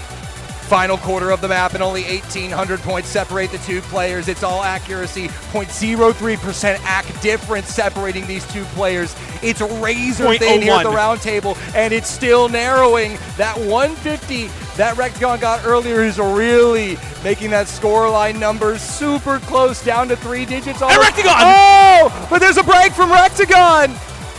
And that could be all she wrote on this one, unless a break comes out right now for MREC. This is going to be all but over as that combo advantage is doing damage, and MREC is looking to go up 5-2 to match point here at the round table. He is going to be 1 point away from becoming your 2026 Roundtable Open champion. And the fatigue might indeed finally be setting in, but still a wonderful attempt here from Rectagon. What can you do against this score out of MREC, Dio? I mean, this is just ridiculous from MREC. This is a 99% FC on Ice Angel at 225 BPM. There is nothing you can do besides beat the AC and FC yourself. MREC, take a bow. Another ridiculous score to add onto a pile of incredible performances that we have seen tonight in Vegas from both of these players. I'm saying the scores we have seen tonight from these two players are mythical, borderline, not even of this world. It's hard to believe that these are two human beings up here playing the game. They just wow us with their scores, wow us with their talent. But now, as we let reality set in, it's a very dire situation for Rectagon to be in here. The defending champion now will need 4 consecutive points to go back-to-back and defend his title here. And let's look at the map pool. Not a lot of options left. We'll see where he elects to go. Laser Mod still untouched. Dolan, that was Rectagon's pick. It's MREC's pick here. He's got match point. He's up with the next pick, and he's going to go double time 1. This is how the #1 player in the world got to #1 through DT aim, and that is exactly what he is going to go for here. Monster DT for the attempted win from MREC. Yeah, first championship point here for MREC. Real monster, double time 1. Does Rectagon have anything left in the tank here? He's got to pull out all the stops now. MREC has played an absolutely immaculate grand final against a very worthy challenger here. We'll see if this will indeed be his crowning moment or if Rectagon can play spoiler and attempt a comeback here. It's all on the line, Las Vegas. Here we go. DT1. Can MREC seal the deal? Will Rectagon avoid elimination and stay alive in this grand final? We're about to find out here shortly. It's underway. Slight accuracy drops for both of these players at the start of the map, but only 1/100 separating them, so effectively null here as we go into the first KI time. First big set of chain jumps come through, and both players hit it no problems. Neither of them showing any weakness so far in this double time. Rectagon last time around missing basically the same place as MREC, but finding a couple misses later, and it's a miss-aim on the stream for Rectagon. That turnaround in the bottom left of the map is so tricky for a lot of players, and Rectagon falls victim this time around as MREC able to hold on to the full combo. Will that be the dagger that sinks the hopes of Rectagon and Rectagon supporters? We're once again in an unsavory position of praying for a miss out of MREC, something that has not happened too often in this grand finals.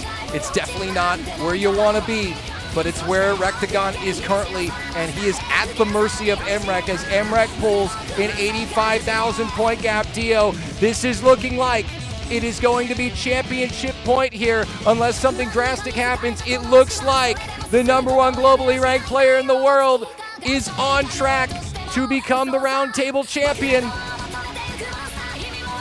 He is on track to dethrone last year's champion in Rectagon, to claim his place atop yet another tournament, atop yet another LAN event. MREC, the #1 player in the world, last seen at the Roundtable in 2023 when this was still an invitational, comes back to the Roundtable in 2026. 3 years later, goes 0 maps lost until the winners finals, where Rectagon takes him down before finally bracket resetting and winning against him in that bracket reset. MREC, give it up for the Roundtable 2026 champion! The man from the land down under has gone big, straight to the top, flies all the way across the Pacific Ocean, takes it down. However, credit to where credit is due. Rectagon, the defending champion, made him work for it and played the role of defending champion worthily. It was just a wonderful match, and man, the amount that he had to work to win this tournament is insane. What a cinematic these two players put up tonight, Dio, and I think we're all going to be remembering this match, this grand final, for years to come. I mean, this grand final was really something else. A tie twice with 2 double SSs for these players on that Nomad 5. An FC for MREC on that Ice Angel rate change at 225 BPM. Rectagon actually winning against MREC and forcing him down into loser's bracket in that winners finals as well, putting up some really ridiculous scores. There's the hug. A hug from both of the players, from your champion and your runner-up. The show of sportsmanship here. Again, all these players here, it's a tight-knit community. They know each other so well. They compete against each other on a regular basis, but to get to do it live and in person is just something that is so, so special. But let's hear it, ladies and gentlemen, one more time for our grand finalists, our champion MREC and our second place finisher, Rectagon. Let them hear it. I think we're going to be preparing to kick things down onto the stage for the man. Oh, there is going to be, ladies and gentlemen, a tiebreaker showcase. All right. And it looks like we will actually get into a TB showcase here very soon. This one is kind of near and dear. This was a original song for, I believe it was the Catch World Cup 2024 Frostwalker by Co. It has 0 ranked sets in standard, and so we took it into our own hands and we got Mir to do a custom tiebreaker for the Roundtable Open. If this had gone to tiebreaker, we're going to see exactly how it would have ended up between these two players on by far the hardest map in this pool. 8 stars, 220 BPM tech mechanics hybrid tiebreaker between these two. If you know anything about modern tournament tiebreakers, you know that that star rating at 7.99 is a lie, and it should be much, much higher. Right, absolutely. What's up with y'all stealing the catch maps, man? I'm going to have to consult my counsel. What's up with y'all stealing the good songs from standard, listen, Dolan? We just have taste, all right? We catch fruit. We have the better taste, all right? Anyway, we'll let y'all have it this time because it was a beautiful match put up. I mean, you can't really complain about what we just witnessed. It was wonderful. No. And we're going to get to see this TB played out here. Oh, my goodness. I'm very much looking forward to it. And in the meantime, I do want to give a little bit of a shout out as well to a lot of our online staff throughout the tournament and throughout the Roundtable this year. So many of the matches have been staffed by people working online from home, making sure that we have everything that we need to be able to play this well. And there's an optional hard rock from Rectagon on this tiebreaker. So I don't know if we're going to see exactly who would have won this map, but we are going to see some interesting plays on this one. Good luck, have fun to both of our grand finalists, to MREC and Rectagon on the tiebreaker. Well, they've certainly earned the right to enjoy themselves, and Rectagon just messing around here with the hard rock, soaking in the moment. This will be the last map of the Roundtable this year on the stage, taking it in under the bright lights, now with no pressure, right? It's all over, so can have a little fun here. And what a year it has been. What a tournament it's been. Not only do we have to thank our online staff, we have so many great volunteers and people behind the scenes that have put in so much time and effort to make this work. Also, the production value this year. You saw those player cams overlaid in with the gameplay. Well, hats off to the Poon and James working back here, even now, to bring you this tiebreaker showcase. They have put in a lot of time and effort as we get into the TV Frostwalker, Dio. Yeah, absolutely. I mean, this is an event with a lot of people working behind the scenes that you don't see on stream, that you might not have even heard of working here if you aren't very tuned into the tournament itself or one of the players. Rob and Rentai helping out with player coordination, online ref coordination all throughout the event. All of our online refs, Kubi, Bcraft, Dekeist, Ellen, Hindeko, Isita, Rob, Suicune, Towns, and Wilted Rose. All of our online streamers, Blue Crystal, Slapcheck, and Robot Skin, bringing you the B-Stream, where we had a ton of matches broadcast all throughout the weekend as well. And our online casters for that B-Stream as well, Bernie, Philoxen, Hubba Ikania, Lilia, Torva Zero, and Wilwem. And of course, wouldn't be a tournament without the map pools. Myself and Chili Repair mostly working on those, but also thanks to Nick and Mir for the custom maps. Mir in particular for this custom tiebreaker. So many people putting time and effort into this, and it's just beautiful to see it come together. And it was an even greater spectacle this time around. The turnout was wonderful. We didn't have enough PCs, Dio. Who would have thought that would have been an issue after last year, right? But it was an issue this year, and a welcome problem to have. So if you're watching at home and you're thinking, man, should I go to the Roundtable? You know, is it worth it? It absolutely is, and you should be here with all of us next time. Yeah, this was, I think, a fantastic success for this year. We've had a ton of, and it looks like we have maybe an outage out on the stage. I do believe we're still broadcasting online, so I'm going to keep going for all of our online audience, but hopefully we'll get these stage issues fixed very shortly here as we continue to wrap things up. Yeah, despite a lot of production-related issues, James and Poon have done a fantastic job making sure that a lot of this tournament keeps running as smoothly as possible. We've had, as you said, not enough PCs at times for all of the players coming out to the Roundtable this year. It has been truly a pleasure to be here. So many people this year, so many ridiculously good players this year as well at the Roundtable. And just to highlight some of the lesser talked about portions of it, I think a really good success for new players as well. I personally, just when I was out and about, because I have the staff badge on, had people coming up to me for new players talking about the stamp rally and trying to get help with making an OS account and making,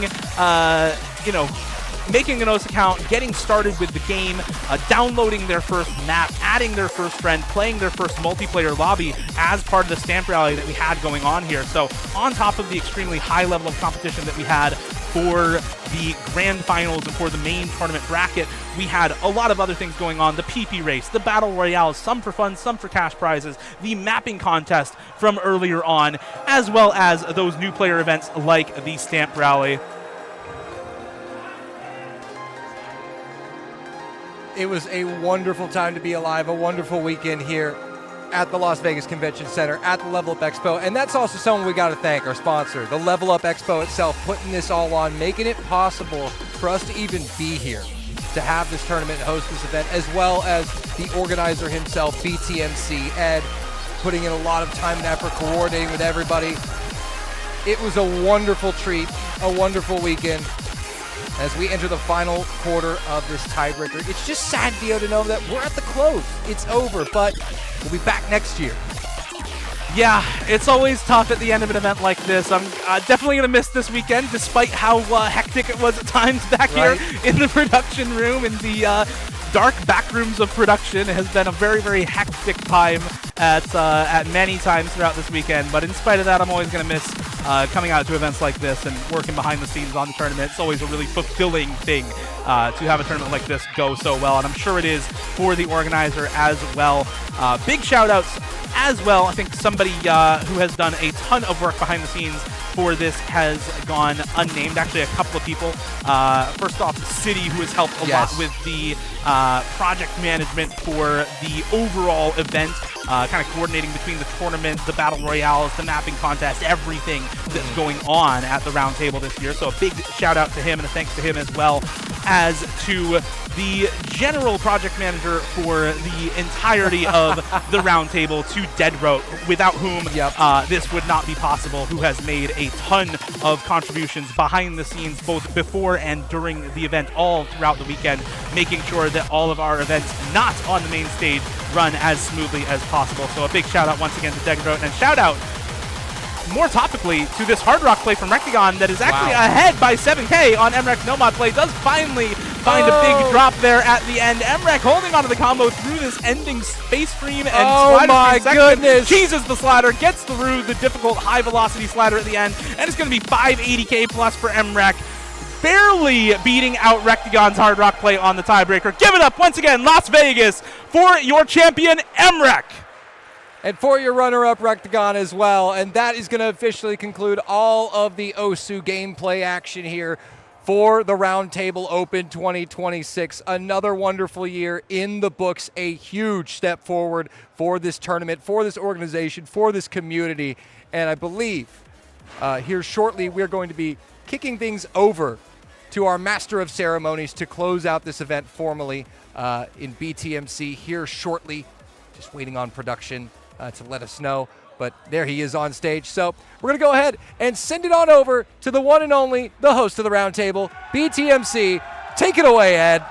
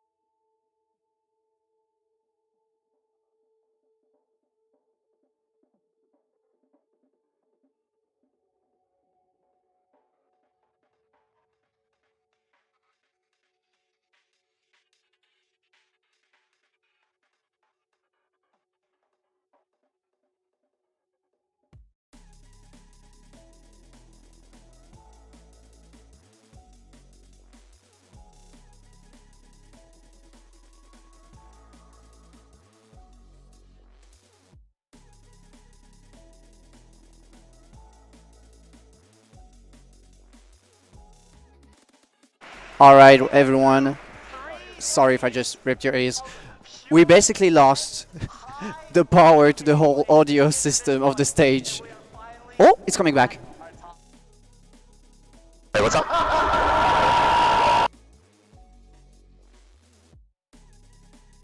Should Ed turn off his headset mic? Oh shit!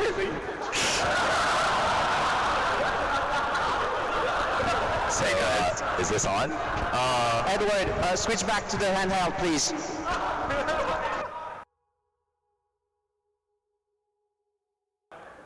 Never mind, it doesn't work, I guess. Alright, we'll just use the headset mic and then let's see what happens. Use both mics, I guess. Sure. Oh my god. These guys went through some of the most intense gameplay to get to this point, playing for hours and hours and hours on end, and we finally have our top 3. In 3rd place, we have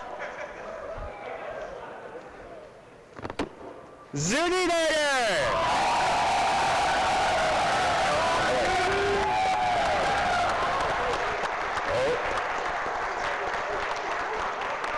Zoodynator has won herself a Wooting 80 HE, a beautiful trophy badge, well, I guess it's a lanyard or medal, that's what it's called, my bad, I forgot, as well as $750 in prizing.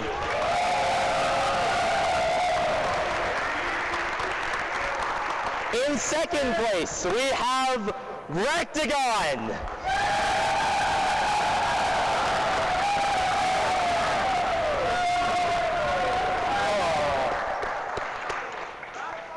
With 2nd place, he won himself the brand new Wooting HE60 V2 that only just came out a couple of months ago.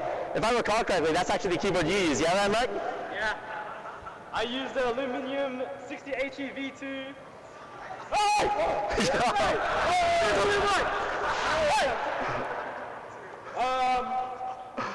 should buy it. From the #1 OC player, buy the 60 HE V2 aluminum. Use your code. Use my code, Emrek! Yo! Use my code! Use my code! Give it that damn money! Emrek, you can get. Oh my god. No free pro. Oh wait, they're our sponsor too. Yeah, you can use this code. It's cool. And finally, in 1st place, we have our Roundtable Open 2026 champion, Emrek!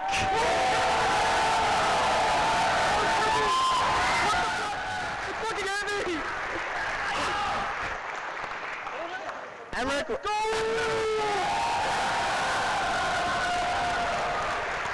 It's a pleasure to have you as a host once again for the Roundtable Open 2026. There could literally never be any other better content creator or any other creator that can beat you in this field. Honestly, I'm very grateful to have you in the community, man. You're my childhood, and to win this tournament and for you to be in front of me, it's a privilege for sure. It's one hell of a privilege. W Glaze. Emrek not only won the trophy as the Roundtable Open 2026 champion, but as well as, well, another HE60 V2, as well as $1,500.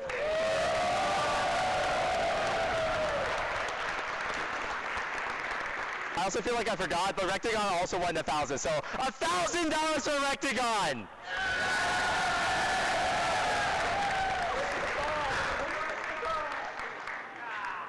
Before we send everyone home and begin teardown, I do want to end this off with a personal message from myself. The team here at Level Up Expo really took a chance on me. 3 years ago, we started with just 10 computers with a month of preparation, and the turnout was breathtaking. We saw the local community come out and support this event, and that gave Level Up the confidence to run it back. In round 2, we tested the waters for an open event, and the turnout was incredible once again. But what happened today, this year, broke every single expectation that I had in mind. It's something that makes me genuinely hopeful that we can run this back every single year.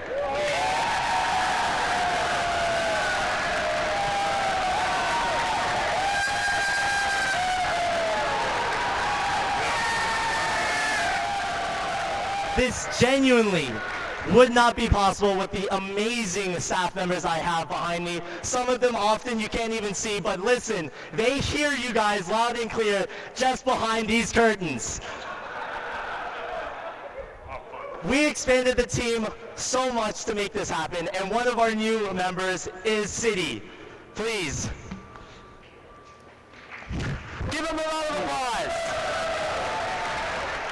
It's such an honor that you took me on to be working on the Roundtable this year. You saw the events that I was running, and then you saw the potential I had and gave me a chance with your own brand, what you've put everything into, and it really means the world to me. And it's so emotional for me just seeing a game I love so much, just being so big, full crowds, hearing it across the venue. I remember like yesterday, I'm just walking around, I hear Blue Zenith blasting. It's just such an awesome thing to be a part of. Thank you, Ed. Thank you. Give him a round of applause, please. With that being said, the Roundtable Open 2026 has come to a close. I want to thank our amazing sponsors, not only Level Up Expo, but also Wooting for supplying 200 Wooting Uwu keypads so that we can foster the next generation of players, as well as our amazing partners with Correlax and Slider Pals for coming in and making this event what it was today. And finally, last but not least, thank you guys for being here. Thank you for supporting the Roundtable Open. Just kidding, one last thing. Stay here for now. There is actually one last thing, and hopefully they're still watching. Dean Herbert himself. Peppy, thank you so much for allocating hundreds of dev hours, creating features that we needed to make this event possible. Laser exclusivity is what I believe is a necessary step to bridge the community and really bring OSU back to where it was. So thank you, the entire development team, for making this possible. Thank you, guys.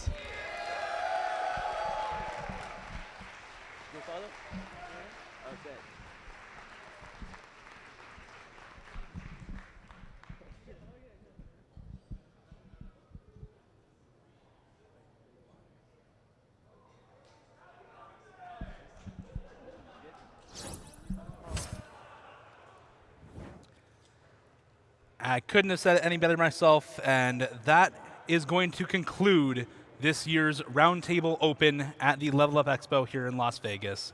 It's been an incredible ride, Dolan. It's been an incredible last few matches. It's been an incredible tournament, and it's been an incredible event with all of the other things going on here as well.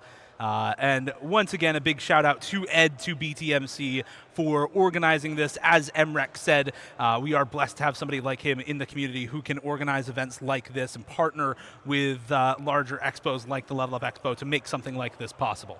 Absolutely. You can't express your thanks to him enough. And also, got to thank the rest of our casting team. You know, it's not just you and me back here. We have Chillier, T1G, Fiery Age put in a ton of work, Ferret IRL as well. So many people went into making this great, and it was just a wonderful experience to come to Vegas and be a part of, and glad it just went well. And what a grand finals we had, Dio.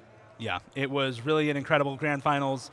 And Dolan, it was an incredible tournament. That is the conclusion to the Roundtable Open 2026. Thank you very much to the Level Up Expo. Thank you very much, Las Vegas. Thank you very much, everyone watching at home. We'll see you next year. Indeed. Bye-bye, everyone.